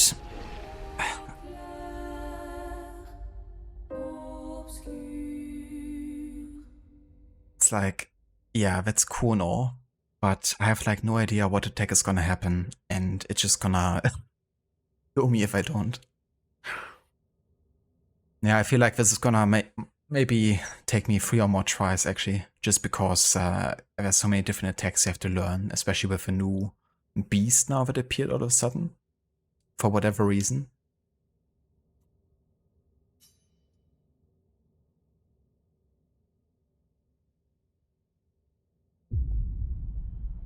It's gonna be a tough one.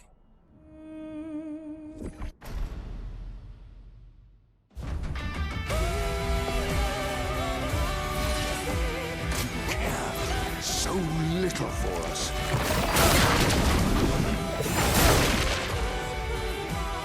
A storm is coming. Dude, what is that as a start to his battle? That he just gets to manage my ult like completely fucking out.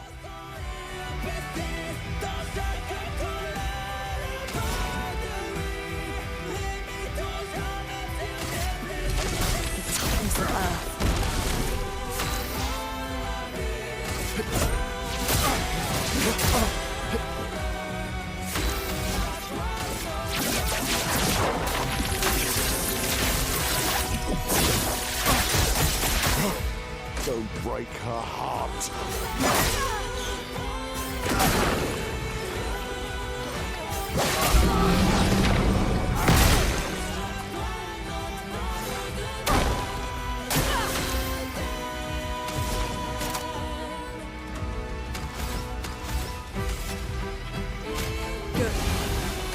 Not impressed. We need each other.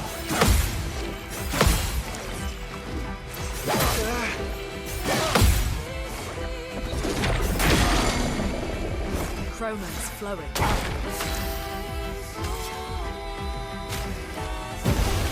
You're outmatched.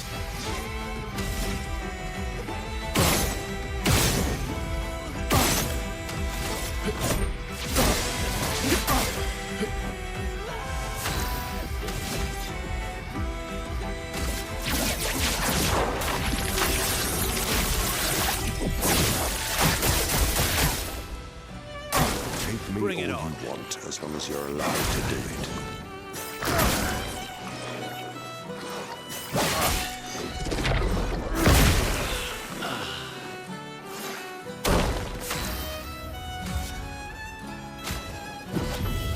Born once Do you remember what it was like before?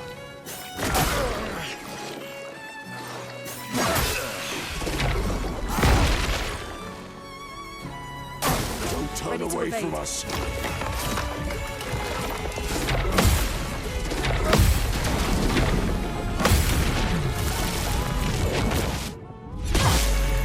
The elements dance.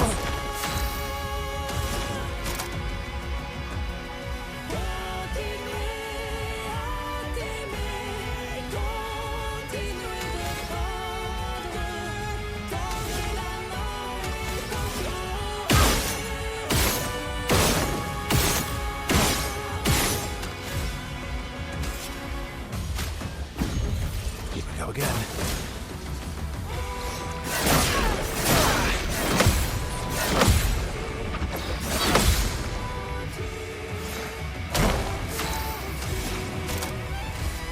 Everybody, let's go. My turn.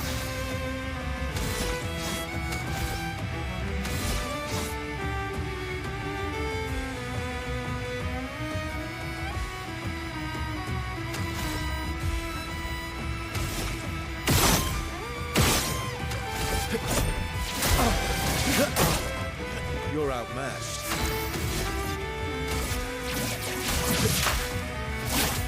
Break.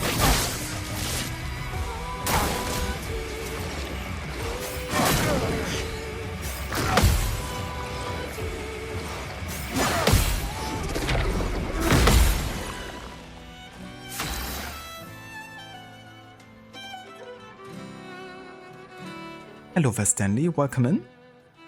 Is like great. Welcome in, dude. Hope you're having a good day so far. Having a pretty tough boss fight right now. This guy kicked our ass the first time.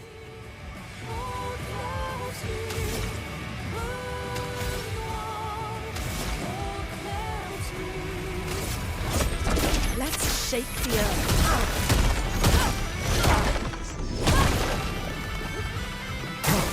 Not impressed.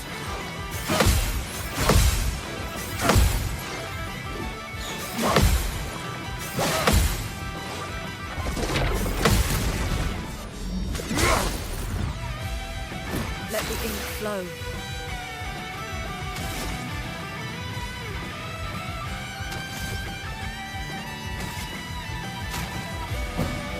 Time to end.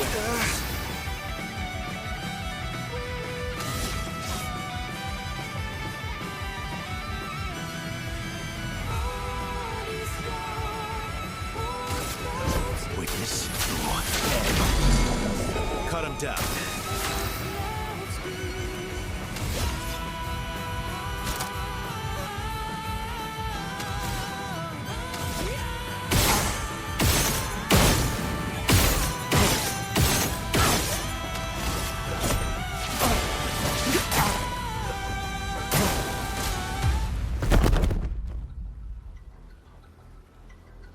Your sister deserves more.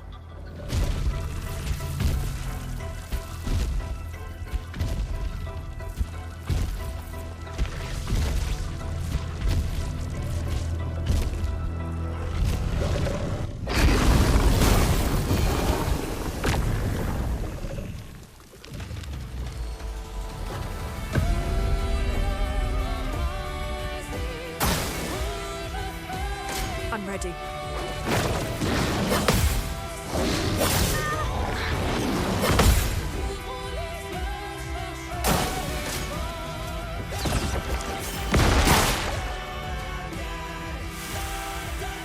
I'm ready.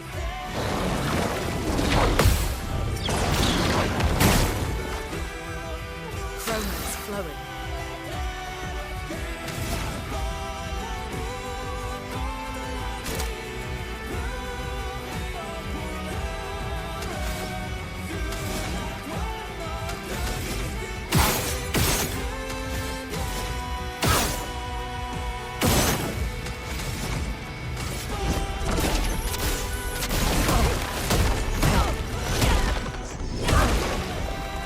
Let's have some fun.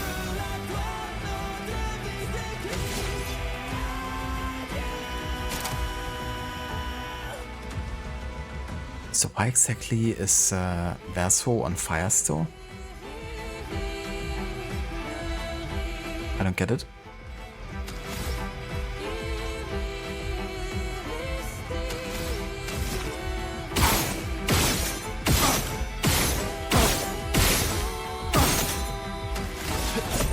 Didn't really need it. Okay, now we're not on fire anymore.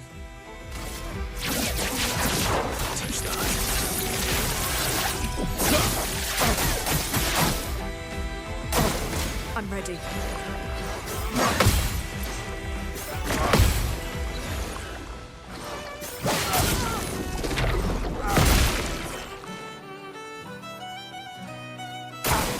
Ready to evade.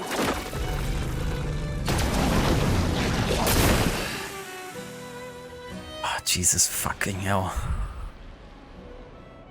It's like one freaking attack and yeah, my party's dead.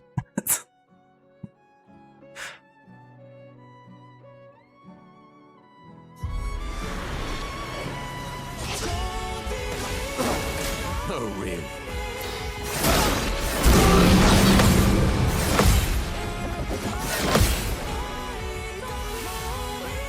That's more like it.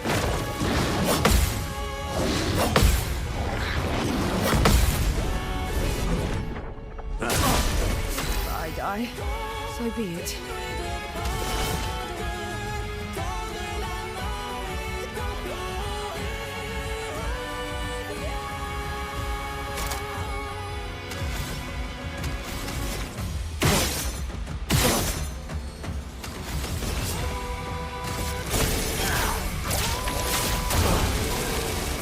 Violence, yes.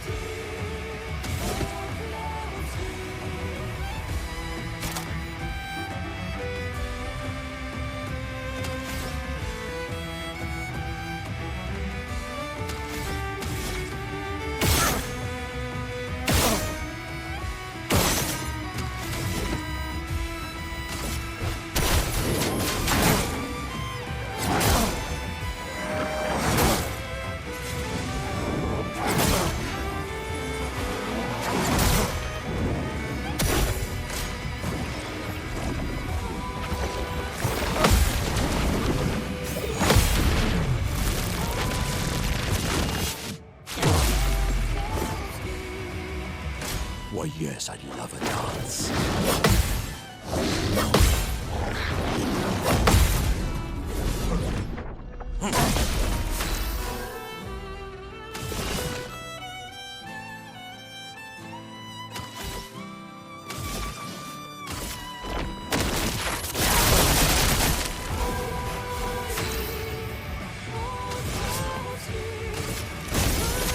I'll use your life. It likes you.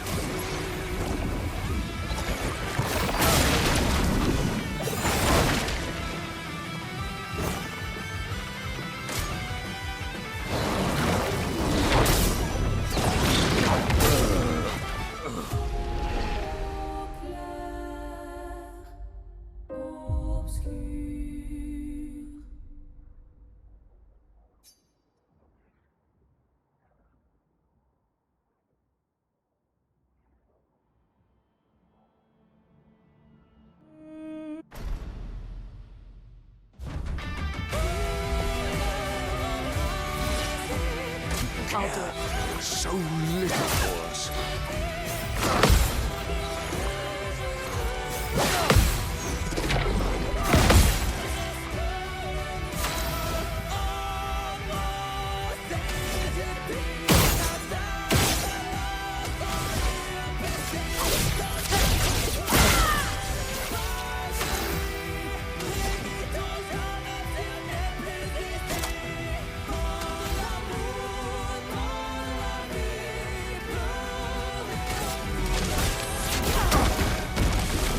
Let's carve a path.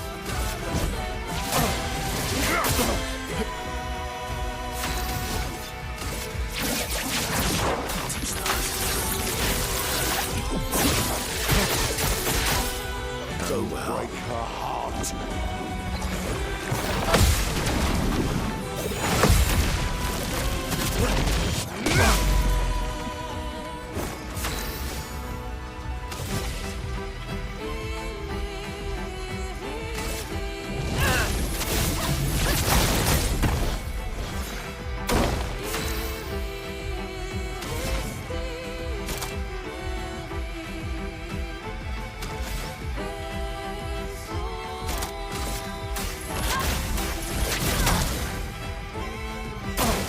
Careful, Verso. We need each other.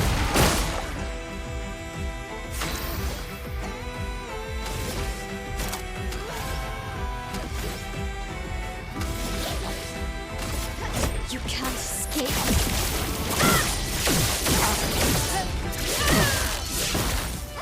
Anga.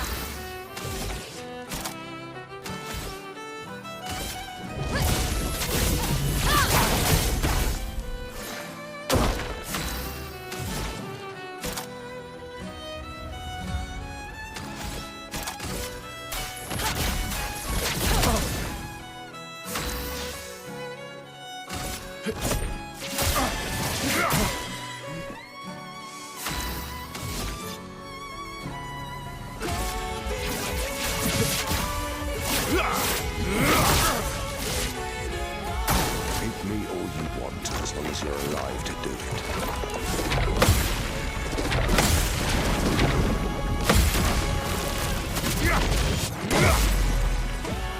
Finesse and grace.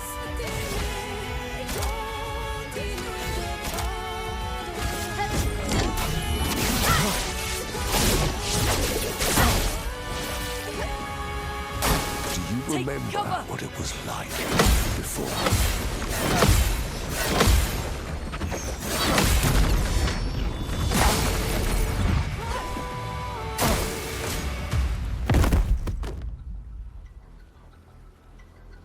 Your sister deserves more.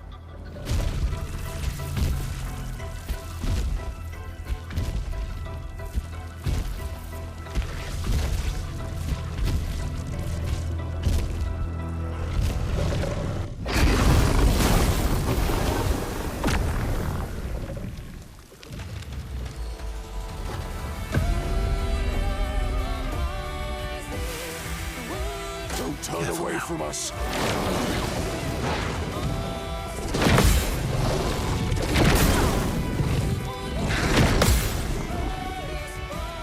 The elements dance.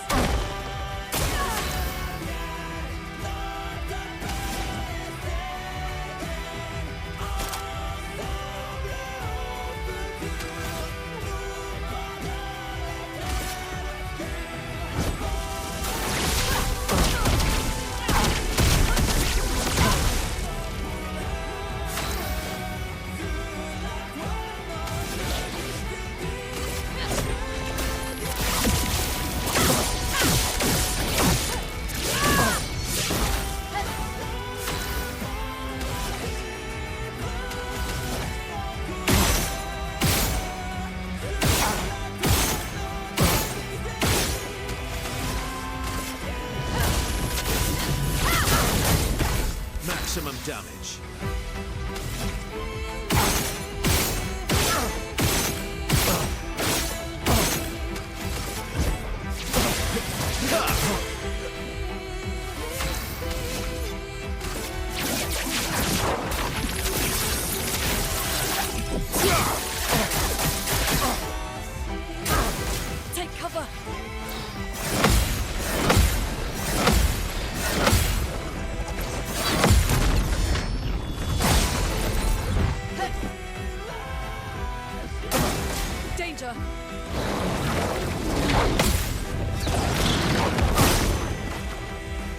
Let us stay.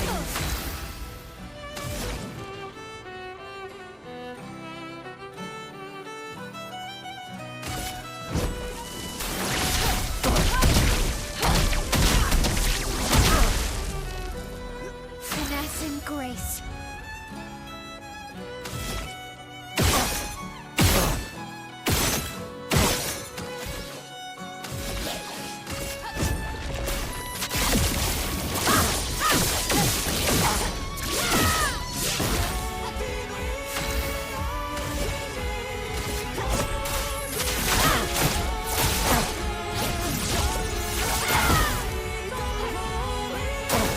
Bring it on.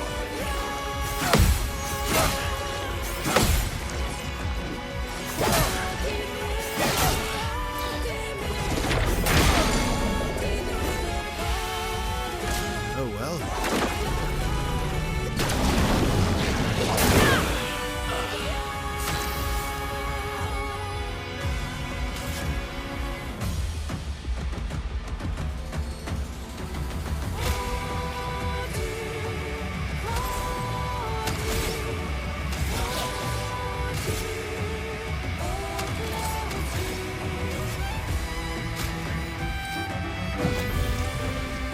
Now again.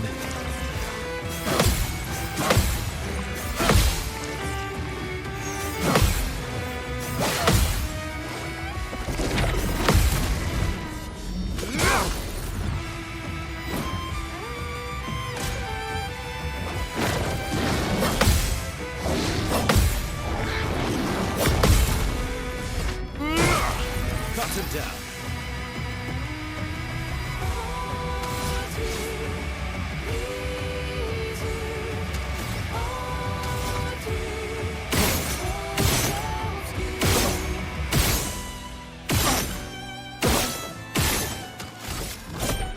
Would have lived.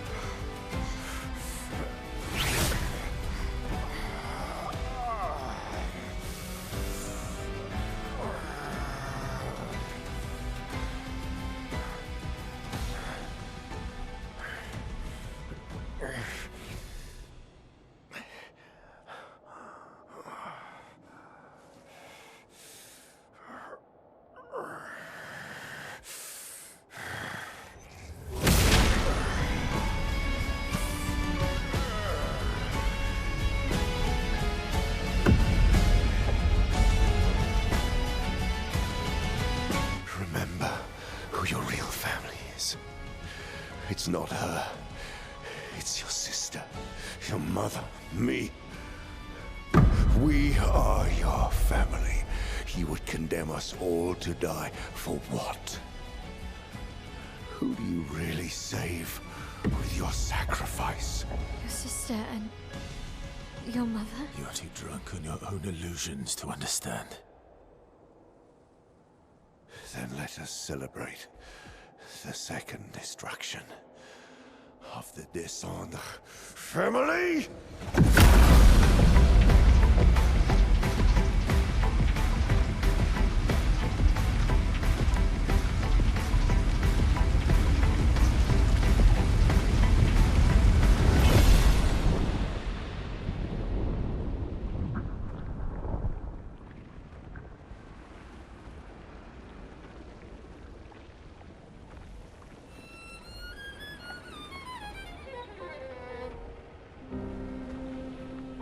At long last, we meet. This is all you have left of your son. Destroying it won't bring your wife back. It will only destroy the last tie you have to each other.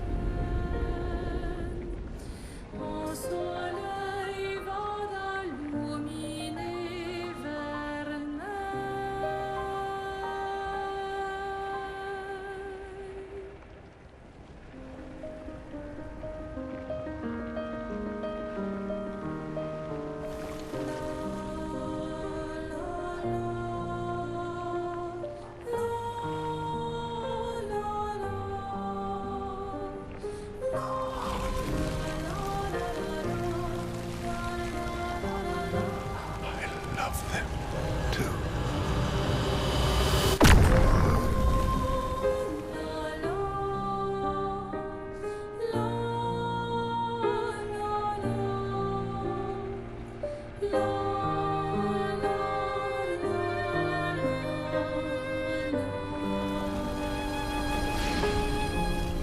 We did it, Gustav. Hey. How did you do that? Not sure. The curator felt it. Can you do it again? I don't know. I think so. Yeah. Yeah, I think I can. What did Renoir mean? The things he said to the curator. I'm not sure.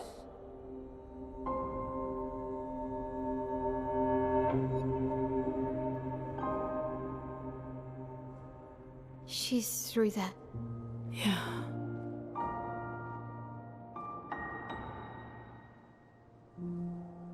Behind this door is the future of Lumiere. What every expedition has worked towards. I have trust in us.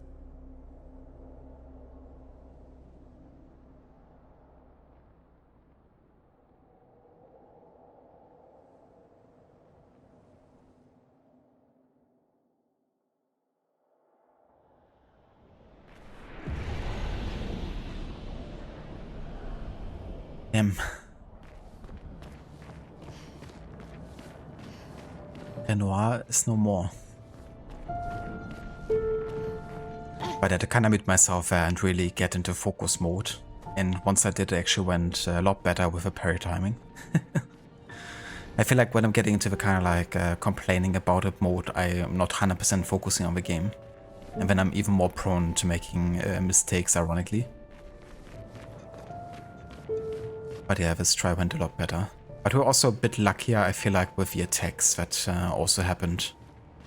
You know, if one of the characters gets immediately vanished, that can of course change quite a bit about how difficult the battle is going to be.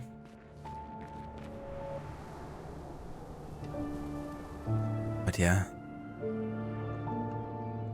Vaso again not really sharing with the group there. And I guess in a way he might also have lied that to Xiao when she asked him what that was about with the curator. Like, he definitely knows. You can tell. Also, thank you for GG's Ave. Yeah, that song went wild, for sure. Very intense. Which made the battle even more intense than it already was.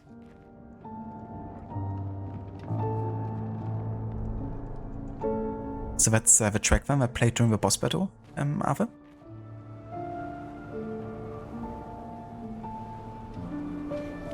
Yeah, the more you know, Dex. I mean, there's a reason that crocodiles have been kind of like the champion of evolution in lots of ways, you know? I mean, the crocodilians lived alongside the dinosaurs.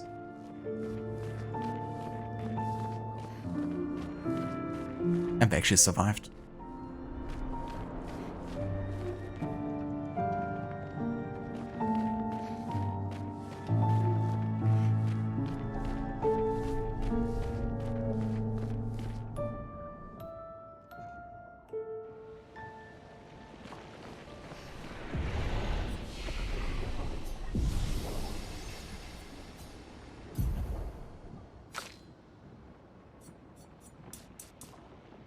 $69. That's a proper defense.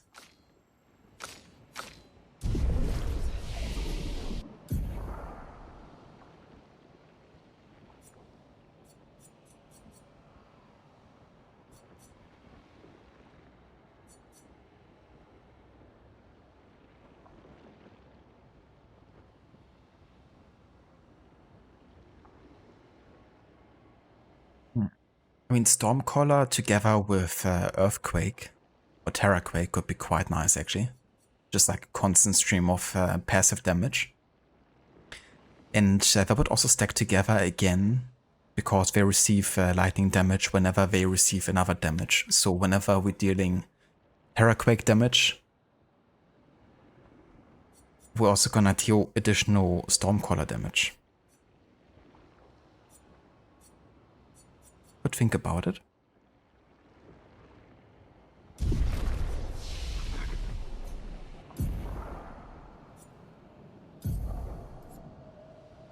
I mean, I feel like Rebirth might actually not be that needed at the moment. So maybe we could replace it there, actually. I think I'd do it. Stormcaller instead of Rebirth.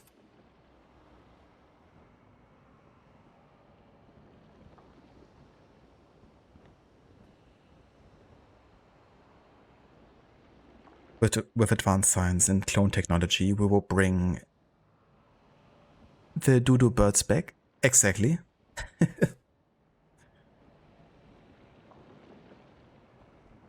One of a good friend of mine during school was actually, like, his nickname was Dodo, and he was obsessed with dodos. Hence his nickname.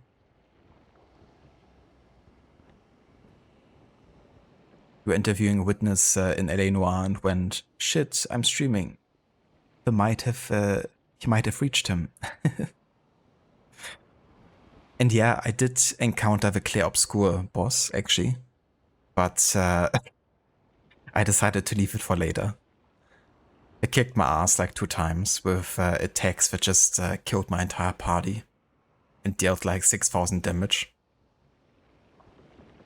I feel like I probably could have done it at some point, but I kind of wanted to advance to the end of this act for now. But I reckon I can return and try it again. But yeah, I was kind of like having to look twice when I read the name Clair Obscur.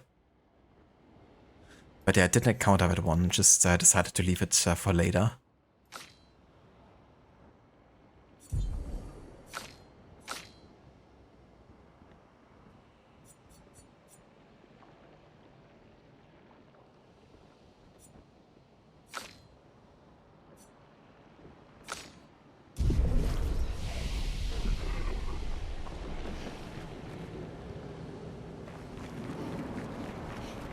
We're outside. She's there. I can feel her. We need to be as prepared as possible. Once we go up, there's no turning back.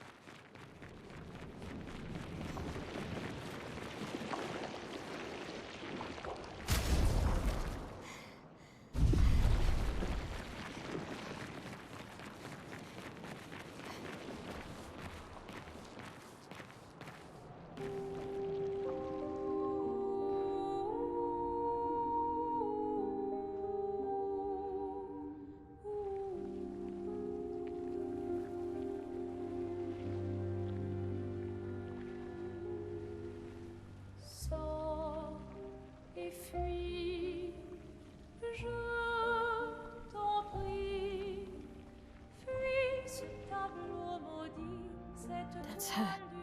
The paintress. She looks like the curator. Renoir. He mentioned the curator's wife. She's the paintress.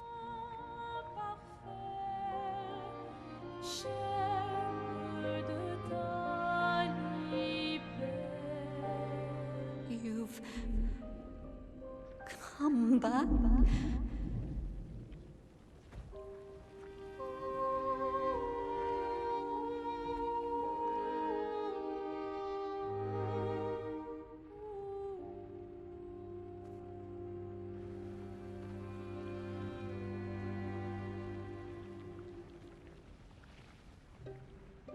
Alors tranchons la trame, découle la But the fire. Are you really here?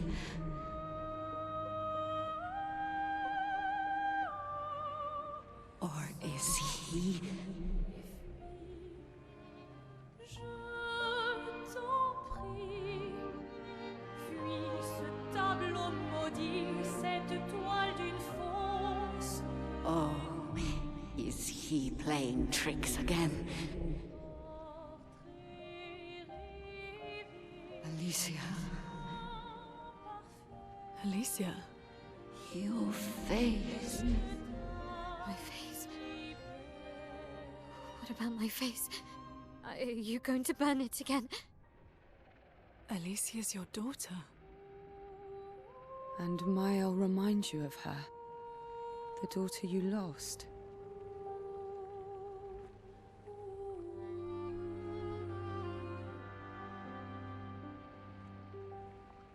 Come along. Let's go home. Yes. You need to go home.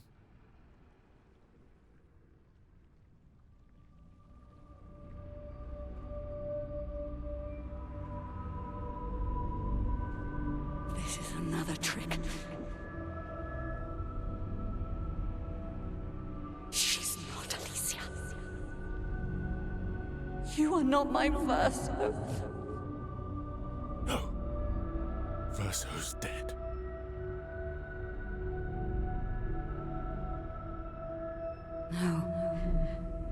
No. You are his creations, not mine.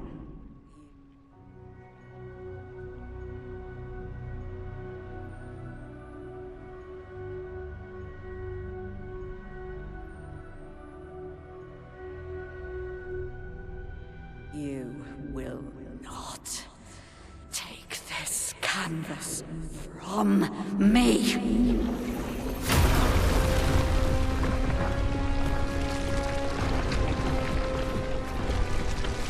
Not even if we asked nicely.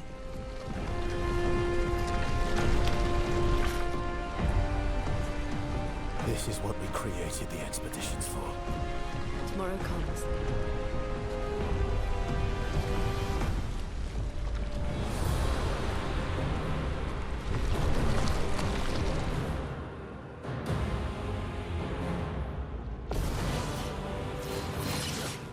How cruel of your father to use you like this.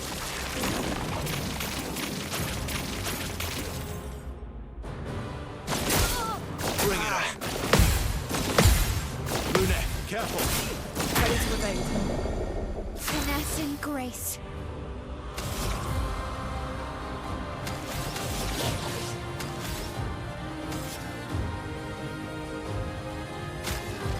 Don't leave us. A storm is coming.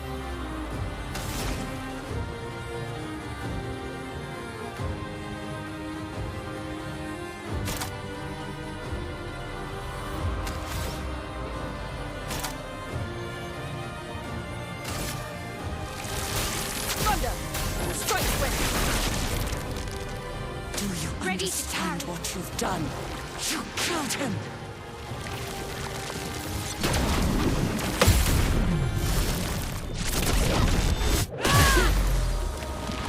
Let's carve a path.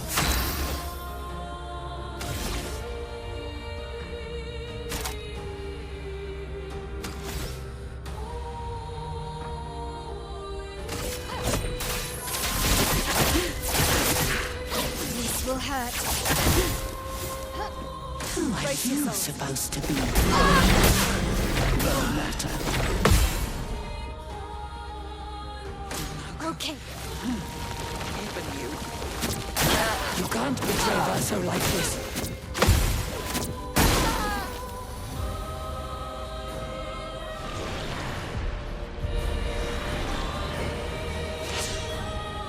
That's more like it.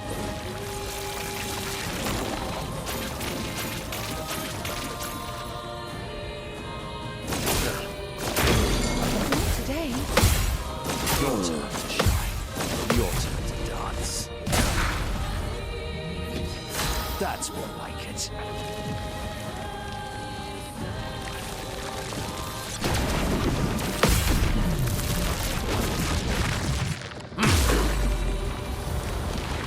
Let's play.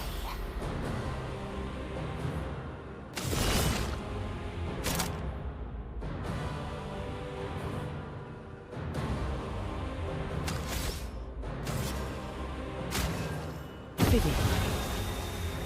Not today.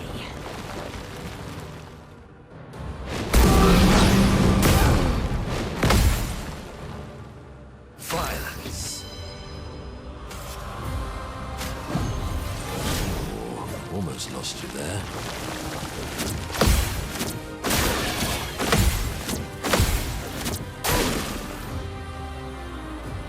That's more like it.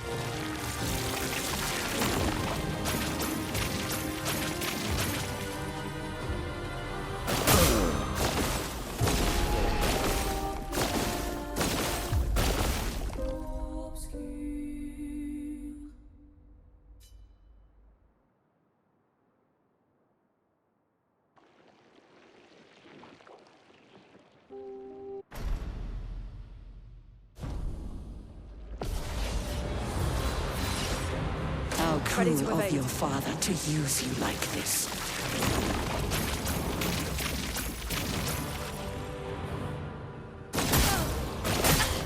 Let's die. For me.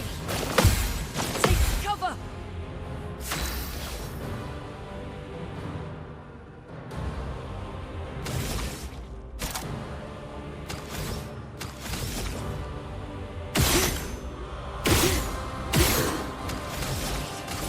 Flames that rain! Let us stain them.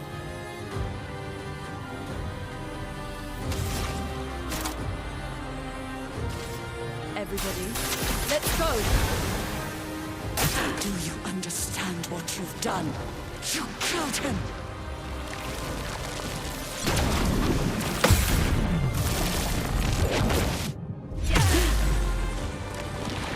Let's carve a path.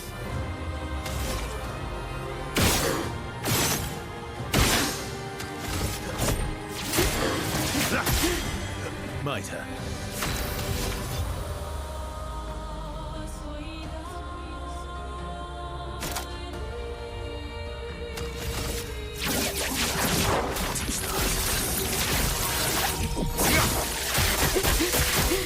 En garde!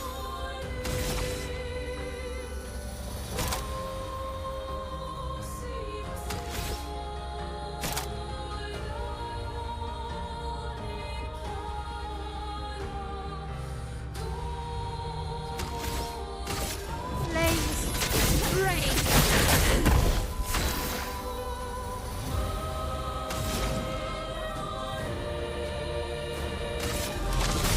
Softness of earth! Who are you supposed to be?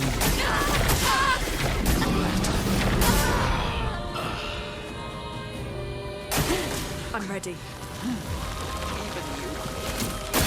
You can't betray Verso like this.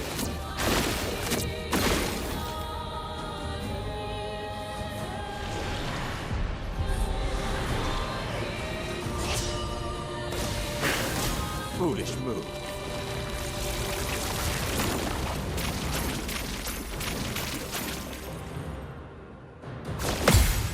Oh, really? Your turn to shine. My favorite part.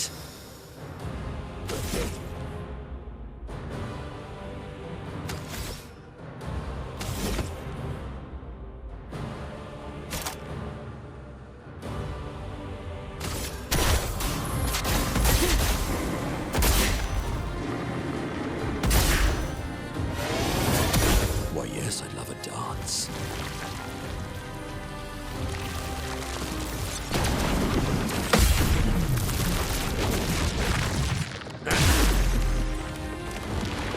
Let's gamble.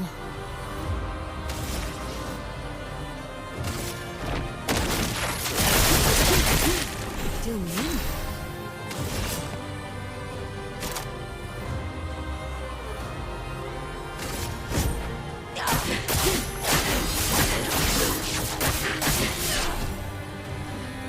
Careful now.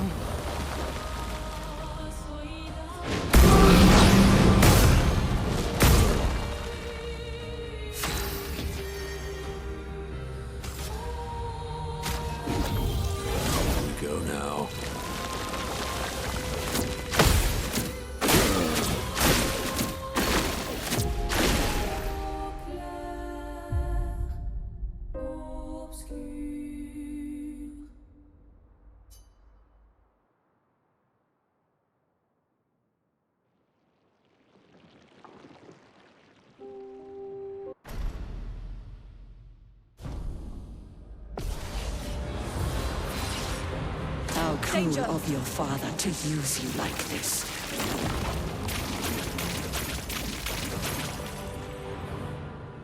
On me! Take cover! Ready to evade.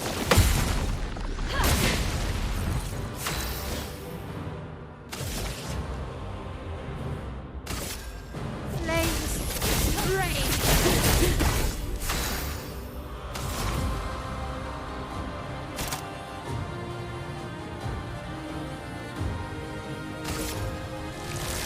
Thunder! Strike swift! Do you understand what you've done? You killed him!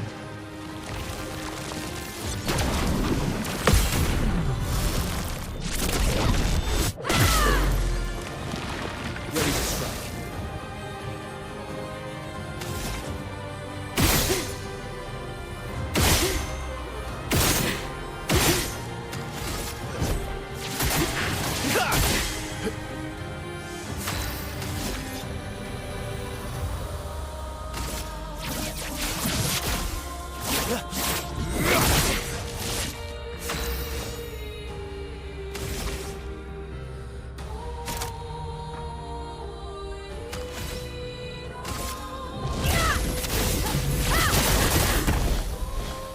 Who are you supposed to be? Matter. A storm is coming.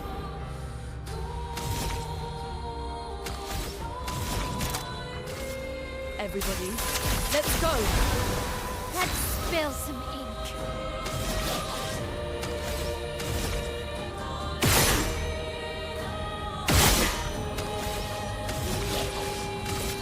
You can't escape us.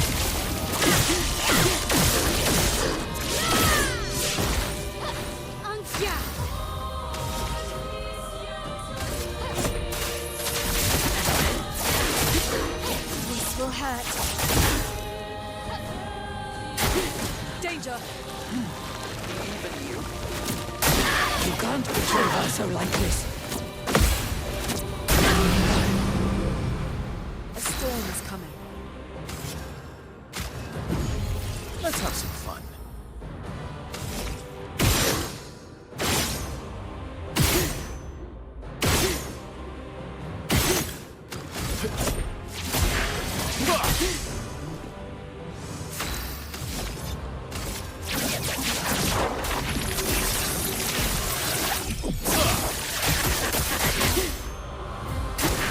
I'm ready.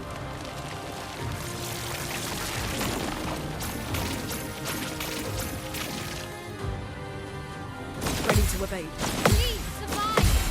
Careful now. Okay. Hurry it. Time to hit big.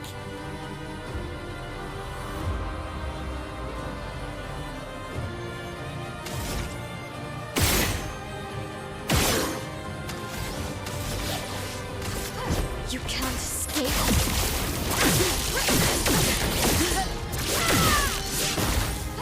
Anja.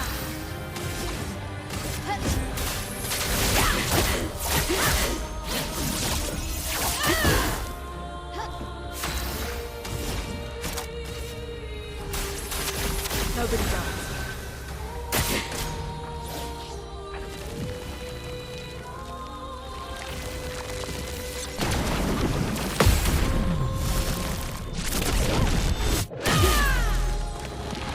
I'm ready.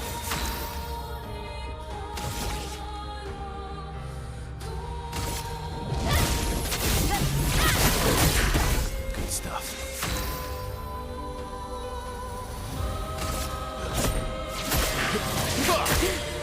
My turn.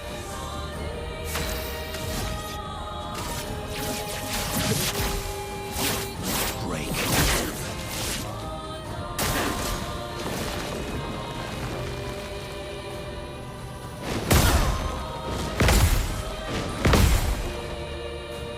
Feeling better.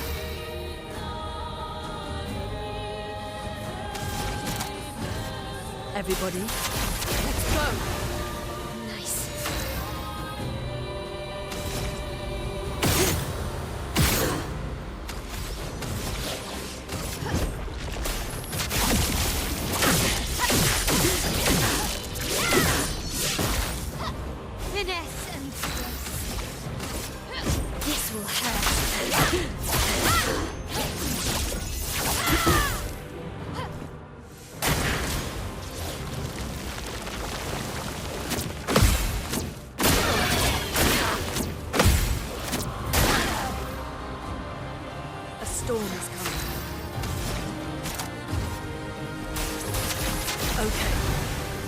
need it.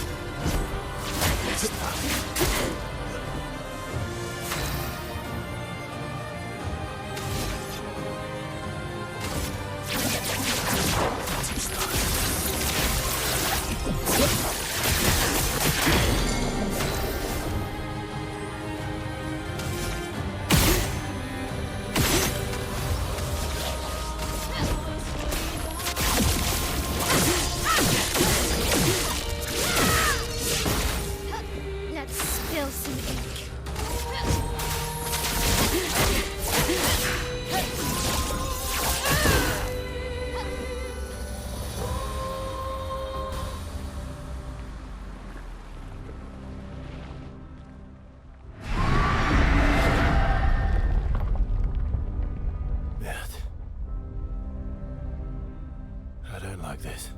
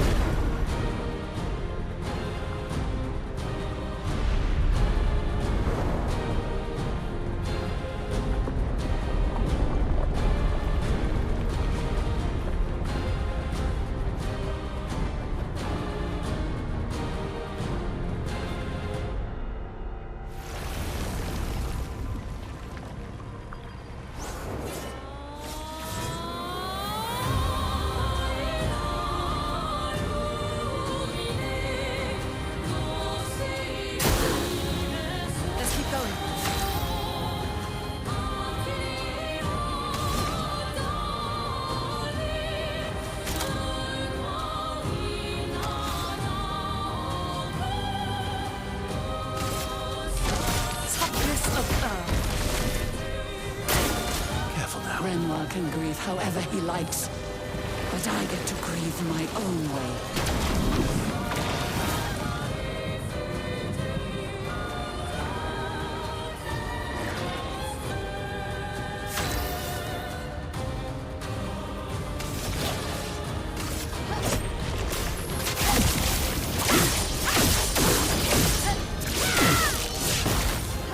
Let's spill some ink.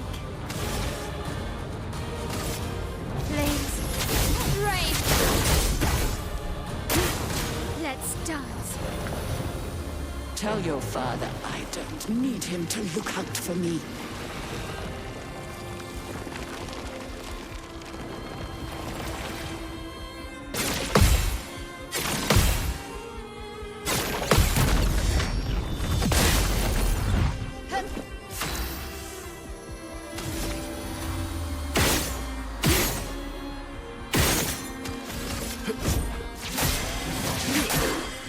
Ready to strike.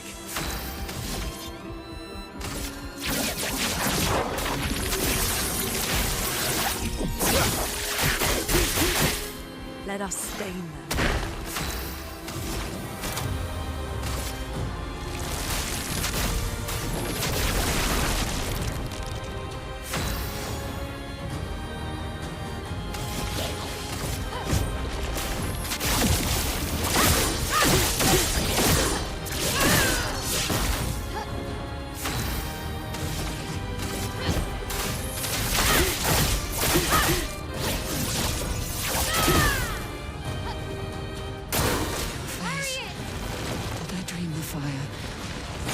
guys are still alive.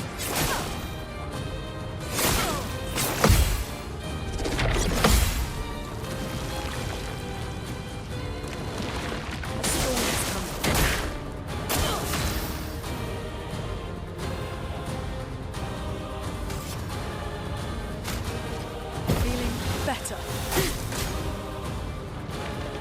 Arrogant man. I taught him to paint. And he seeks to use my creations against me?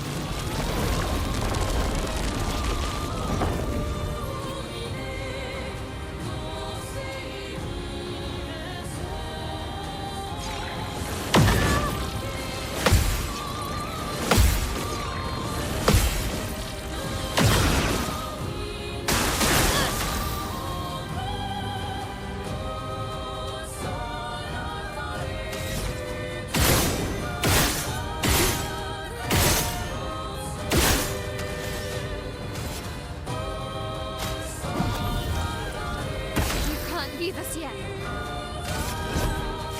Hate it.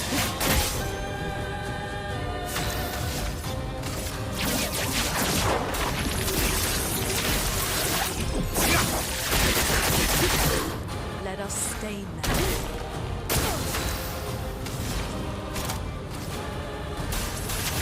Let's keep going. Let's dance. I'm not crazy. I know exactly what I'm doing.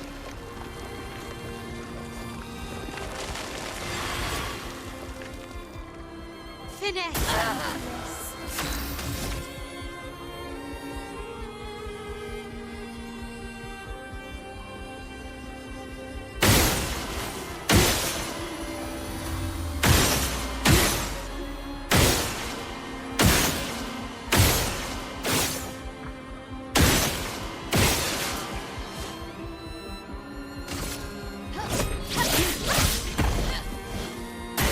Foolish child, you defied me, and now he's dead!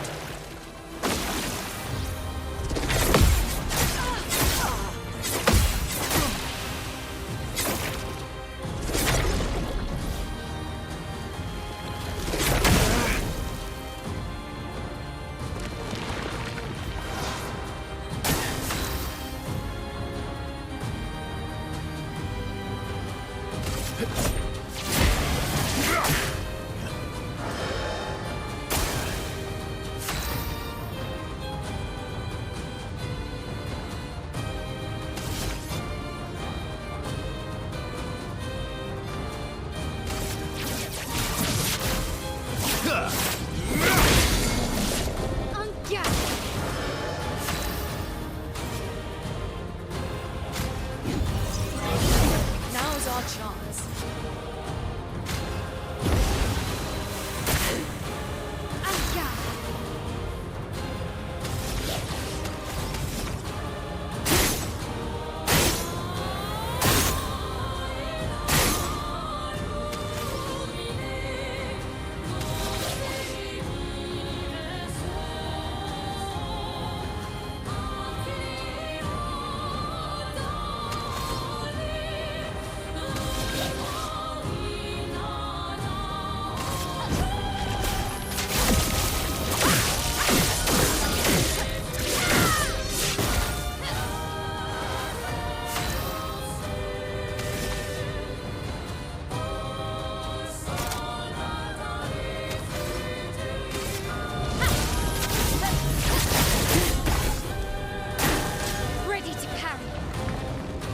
Tell your father I don't need him to look out for me.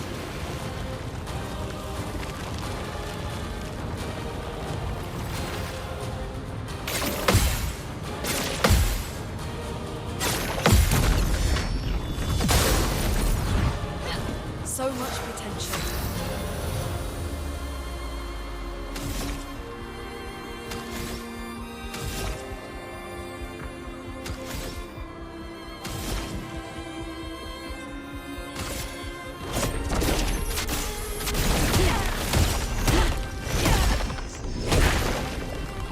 I'll manage. Brace yourselves.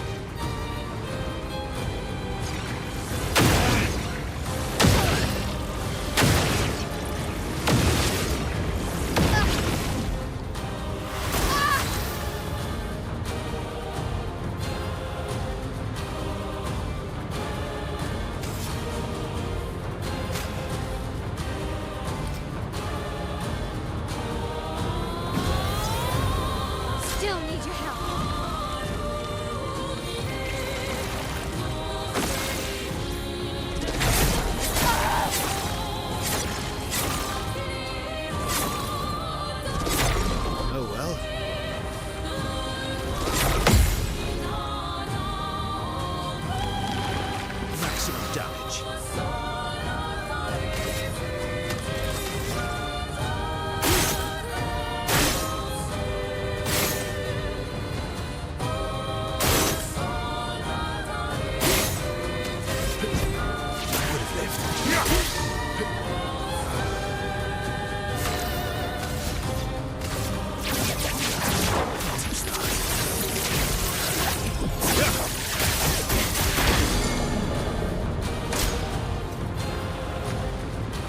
Renoir thinks I would not defend myself if he used your face.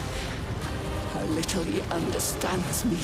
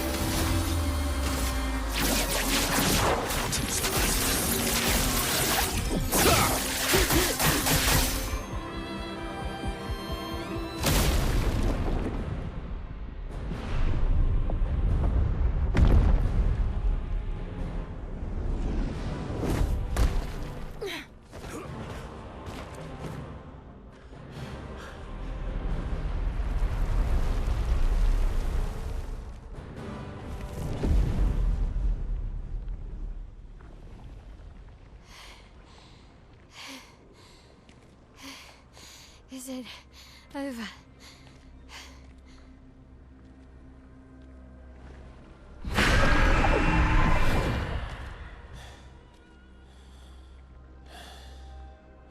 No, we're not done yet.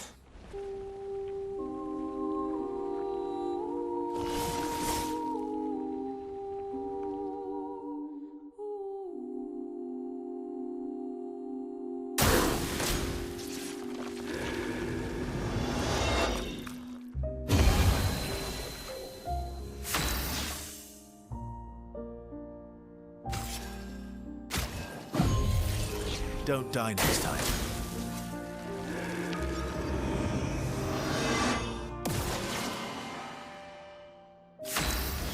Why, thank you. Please continue healing. I'm not gonna have any like thought of sparing her whatsoever. Not after this fight. I was actually thinking like, oh, please don't have a third face, like holy shit. 2 faces were more than enough already.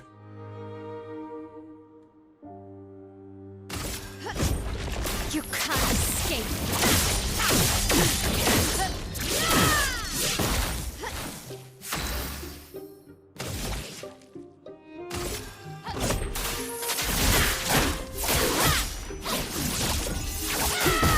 I mean, it's a great fight. That's what I'm saying.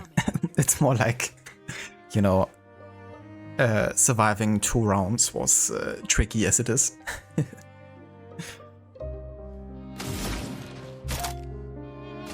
Everybody, let's go!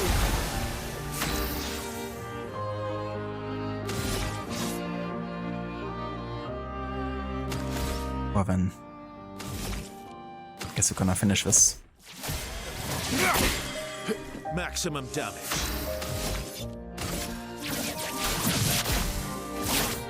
Break.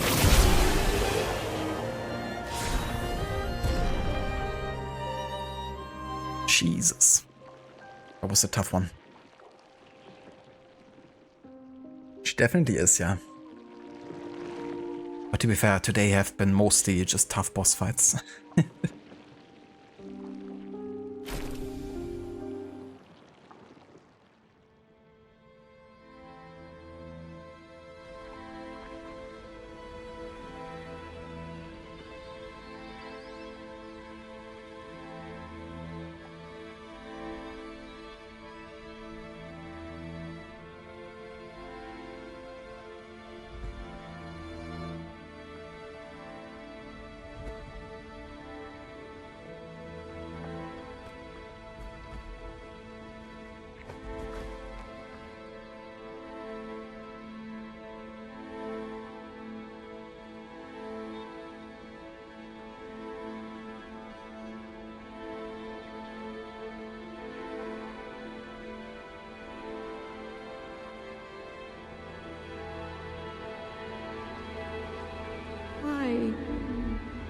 rest now. Things will be better soon.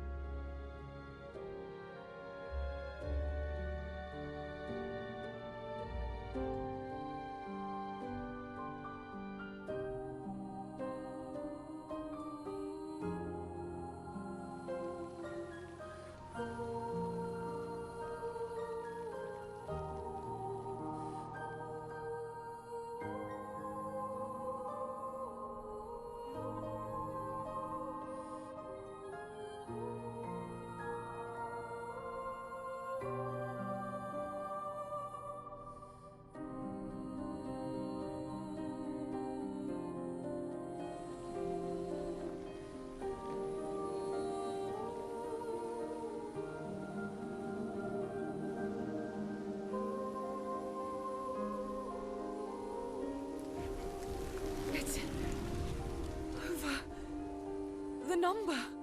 She's gone. She's gone.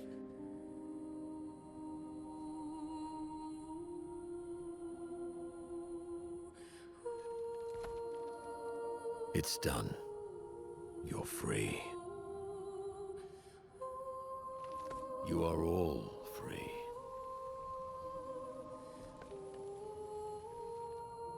Is this real? Yeah, and I'm pretty sure Gustav's watching over us. Hey, come.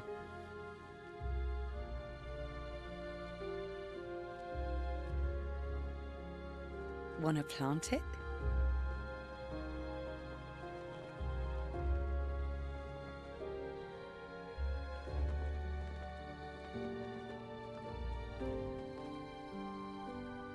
Though presumably, there'll be no one coming after, right? It's symbolic.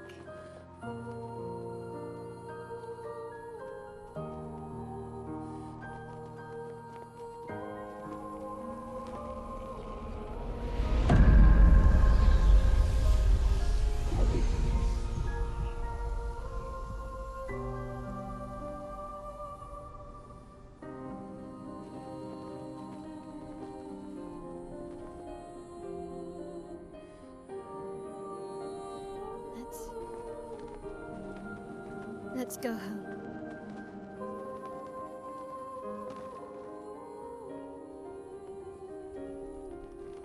Yeah.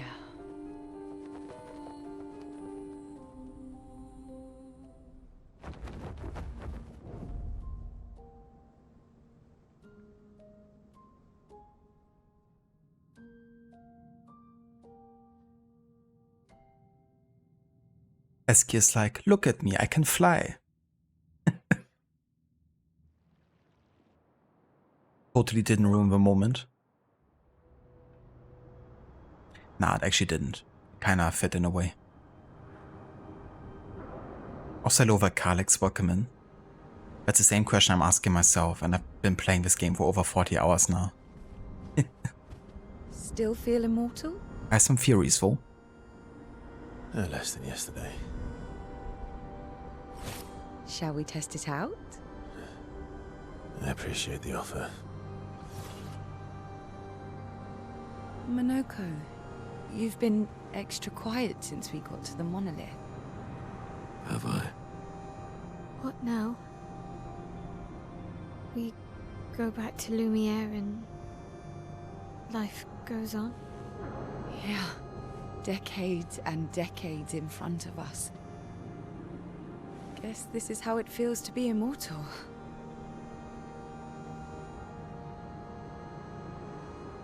What do we do now with all this time? The expedition might be over, but we're not done yet. There are so many questions left to answer.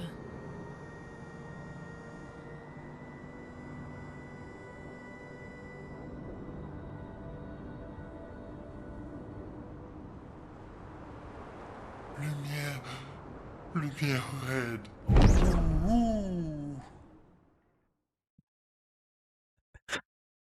Oh dear. Woohoo! That wasn't a wee, though. That was only a woo.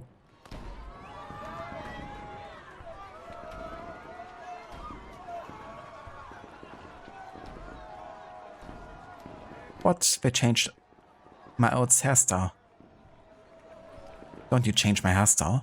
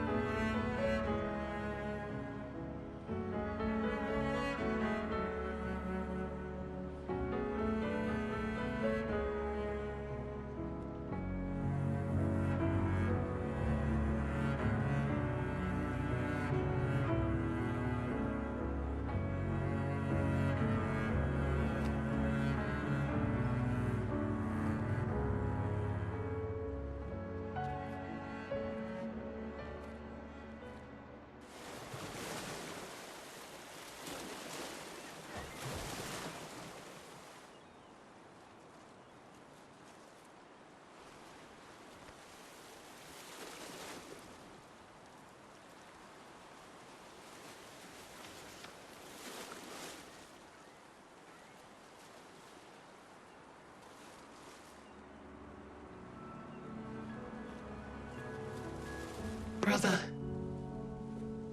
I tire of the conflicts and deceptions that plague our family and theirs. So, I entrust you with this letter. Whether you give it to her is up to you. I'm at peace with what's to come. When the time comes, I hope you will be too. Maya, it's a strange feeling watching you with my brother, laughing and smiling, without the scars or the memories that afflict me. Alicia, as she was meant to be, Not this painted version that I am. My family, a facsimile of yours. And this world, a mirror, painted by your mother, the paintress. To stave off her grief, seeing your expedition through would plunge us all into the abyss. For in ridding the world of the paintress, you'd lose the sole force standing against the one who would erase us, the one who invokes the flowers of the Gomash. An act of love, for he does love her. Your father. On her monolith, she paints a warning for us all, of the few she can save as her power wanes. We all wish for our families to thrive. Your family, however, believes only one can survive. But perhaps you'll find another way. You who have lived amongst us, perhaps you differ from your father and your sister, as I differ from mine. Your mother paints life, whilst your father, death. What will you paint?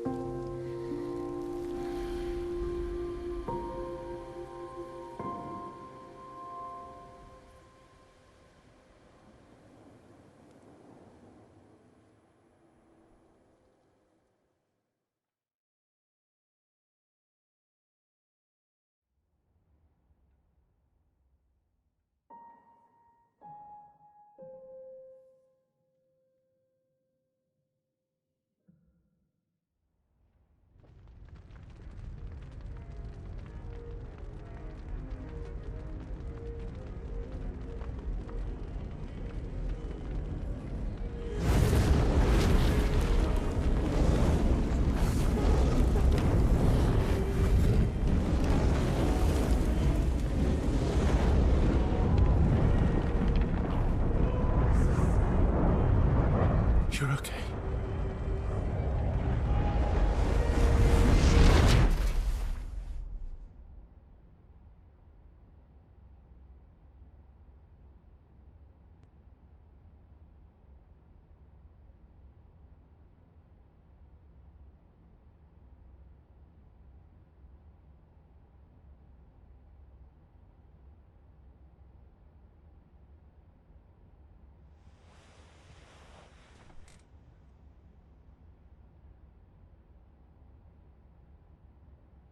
Alicia?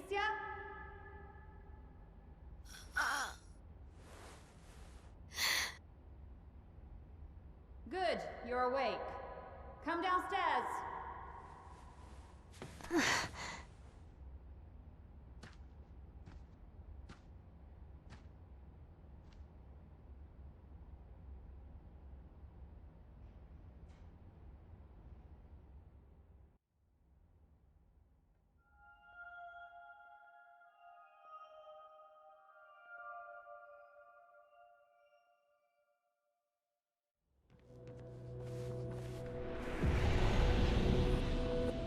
Damn. Yeah, my jaw actually dropped there for a second.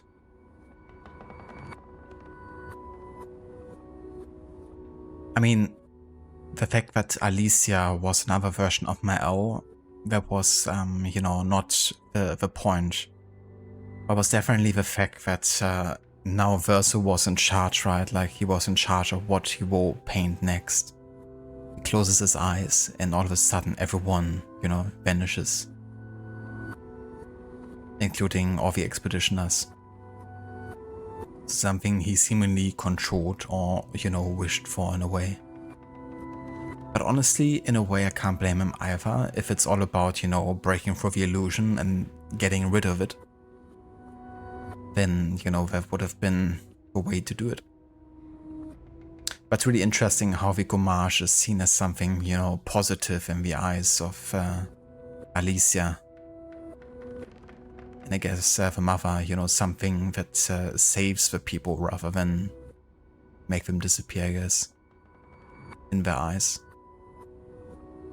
But yeah, this is something I've been quite looking forward to, finally actually learning more about Alicia and Verso and the backstory, you know, because I feel like that's the reason I felt so drawn towards Mao and Verso, is because they are truly the connection to this world outside of painting, you know.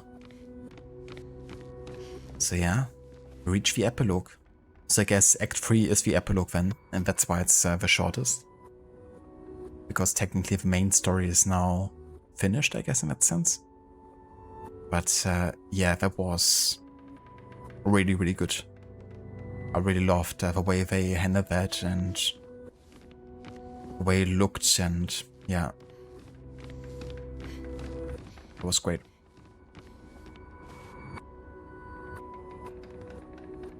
It was all a nightmare. Was it? Was it a nightmare?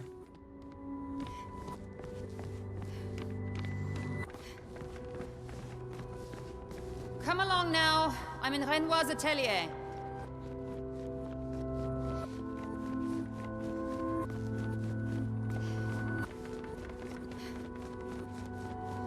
Alicia, quit dawdling. End of the corridor, you know where it is.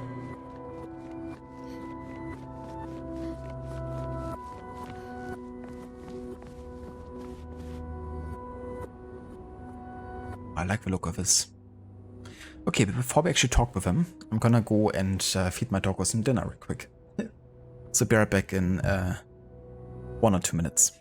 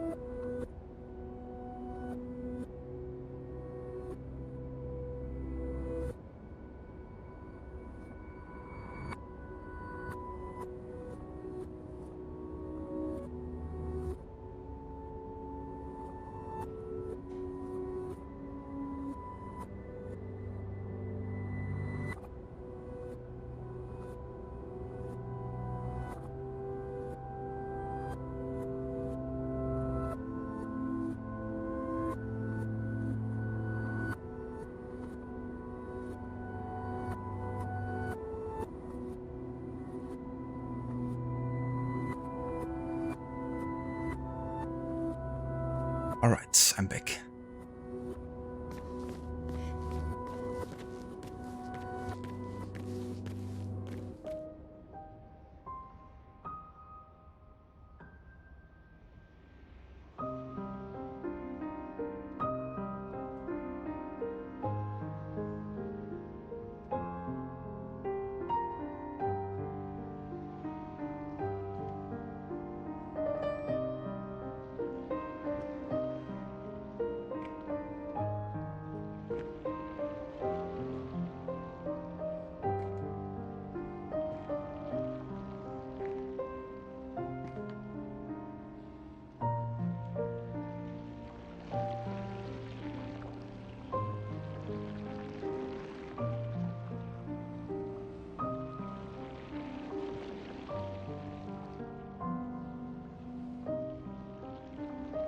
finally.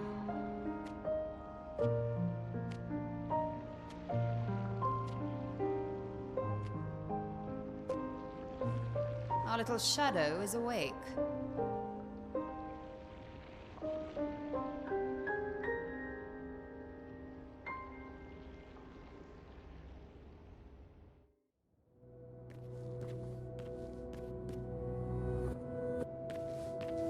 Our parents are quite the stubborn pair. They're still fighting each other inside the canvas. He has her imprisoned at the top of the monolith, and she has him trapped beneath. It's a stalemate.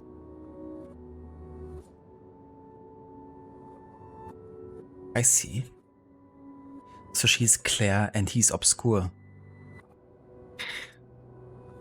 You know, I was just thinking of it kind of like a light and dark play. That we're always like referencing, and I mean, the mom and dad are kind of like the polar opposite, it seems, in that sense too.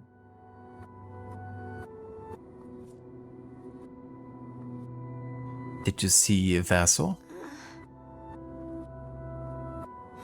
You're as bad as Aline. He's not Verso. He's a painted copy built from our mother's memories. You do well to remember that. Don't roll your eyes at me, sister dear. I know you're not a child, but you're not grown either. And too many in our family have lost all caution and sense of late.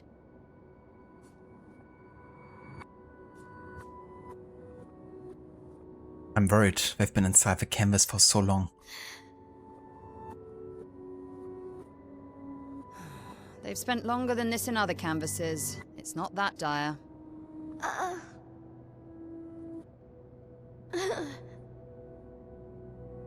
Yes, I know. Maman's been in there for quite a while already. And Renoir is wasting time in there, trying to help someone who doesn't want his help. We have more urgent matters to attend to. You know, I wonder if, like, for example, Verso is basically based on a memory of the mother, you know, and it's not like real Verso. A lot of the other characters and expeditioners could have actually been based on persons that live in this world. You know, for example, Gustav. Maybe Gustav actually exists in this world and he's still alive, you know, he just died inside the painting.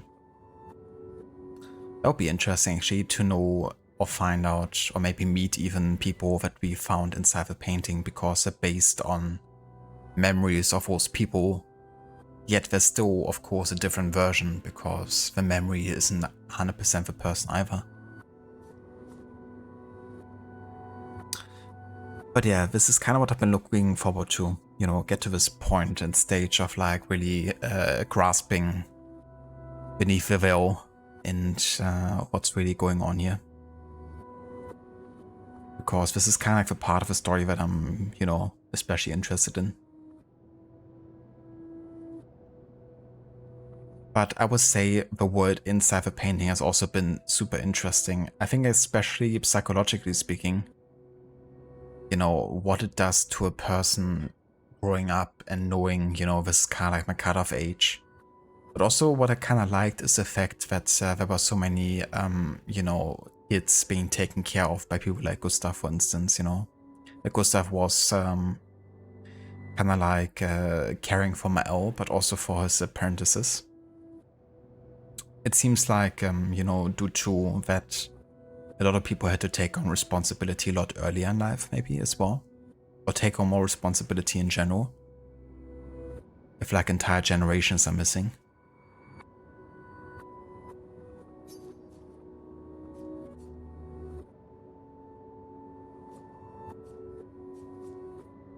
Can you help Mama? Help her do what? Run away and hide? She's already succeeded there. Honestly, if Aline wants to numb herself in the canvas, then let her. Grief is no excuse. We're all grieving. She's a grown woman, and she was the head of the Painters' Council. She failed her responsibilities. I don't have time to coddle her. And before Verso died, she would have said the same.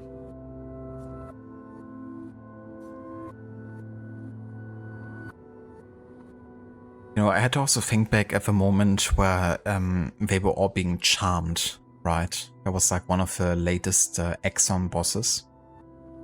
And everyone had like memories of like people they, you know, loved or endeared. And for Verso, there was like no one, even though of course he's supposed to have, you know, participated in all the previous, you know, expeditions or whatever. But I mean, he appeared literally in the moment to save Mael, because I guess in that moment he was painted by the paintress, by the mother, to actually come in there and save him. But I guess Verso himself knew that that wasn't actually the case. I guess he didn't actually live that long. He's just, I guess, a painted version of someone who supposedly did. At least that's my interpretation.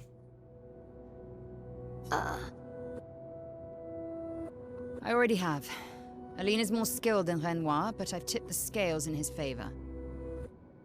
I have my pets in place. She who controls chroma controls the canvas. I can't take her chroma, but I can keep it from returning to her. Yes, it's enough. It's just a matter of time. As she weakens, Renoir is able to erase her oldest creations, with the exception of her obscene fake family. She's made them immortal, but luckily, they're also quite useless. I need you to take care of yourself while I'm gone.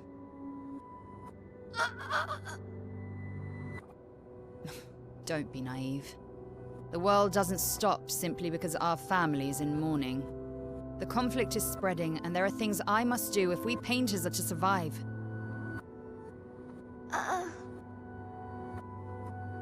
You will do nothing.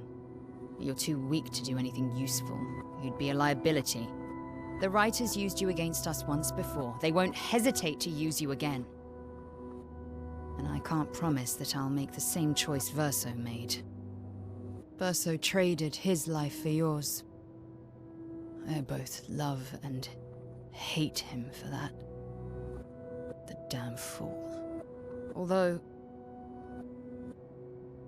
if you really want to be useful, then enter the canvas and help Renoir. I need him back here sooner rather than later. I'll fight this war alone if I have to, but I'd really rather not.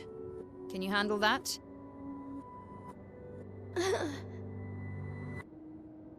Lest you forget, the only reason those two are in there is because your naivety cost Verso his life. Good. Go to the canvas when you're ready. And repaint your throat when you're in there, before you completely forget how to have a conversation. Jeez. Clair is a very pleasant person to interact with, I would say.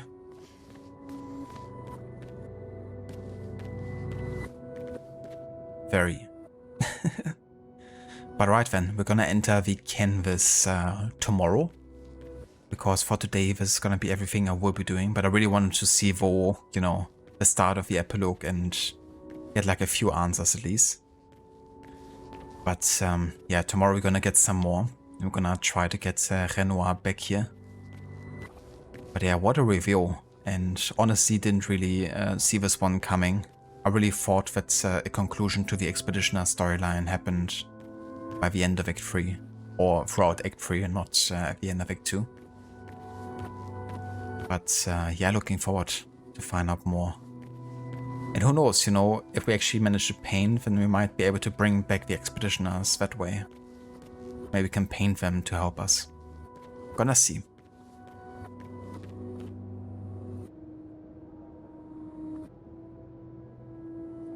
Did I understand what she meant with her pets? Could you bring back the context again? Because I don't recall specifically in what context that was.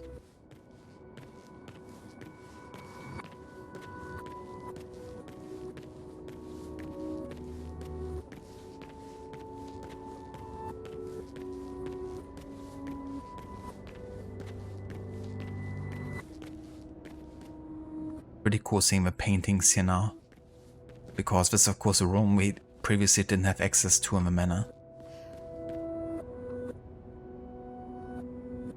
This is the charm lady, isn't it?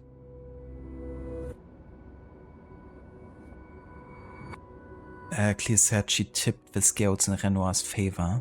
My pets are in place. I can't take the chroma away from Aline, but I can prevent it from returning to her.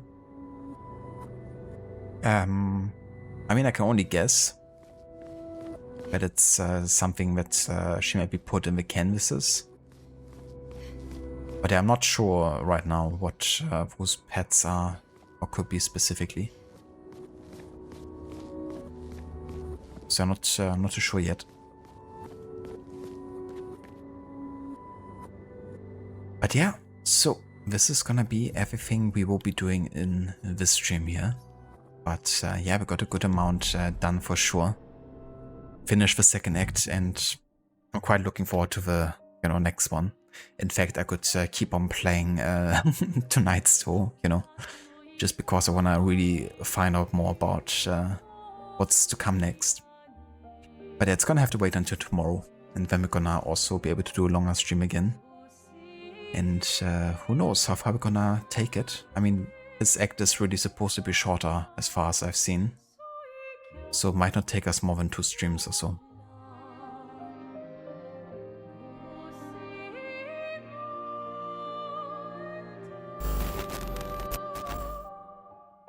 Thank you so much everyone for joining us today and for coming in for the rest of Act 2. Gonna go and see if anyone is online who we could raid today. Let's have a look.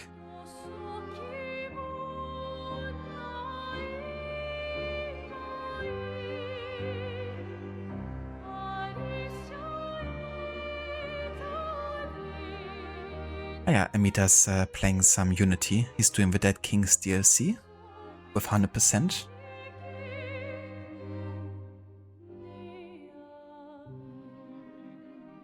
Thank you so much for the GG's, Arthur. I really appreciate it, dude. And of course for the stream, Iva. Before we go and raid, I want to give a couple of shoutouts here.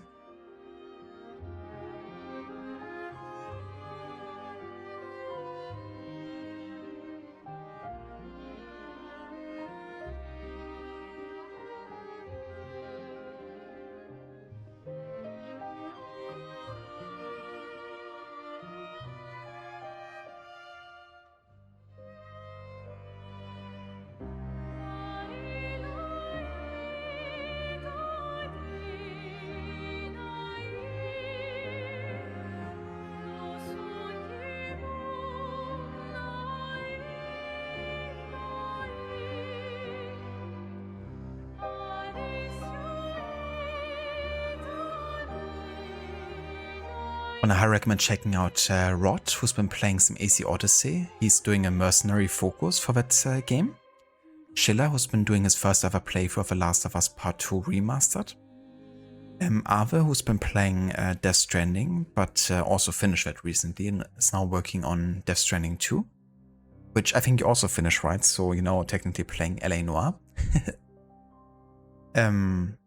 Lucinda, who's been doing a playthrough of Resident Evil 2. Jay, who's been for the first time ever playing Ghost of Tsushima. Dex, who's been playing Dead by Daylight. And also a big fan of Fortnite 2. And also Gislake, who's been playing Warcraft Stories, I think it was called. But he's also doing a playthrough of AC Shadows, focusing on a Naoe run. So yeah, some great streamers and games to catch if you want to check out some fellow streamers of the community. No verse of a shout out, Ave. Thank you again for being here. And yeah, let's go and start a raid over to Amita. Playing some Dead Kings DLC for AC Unity.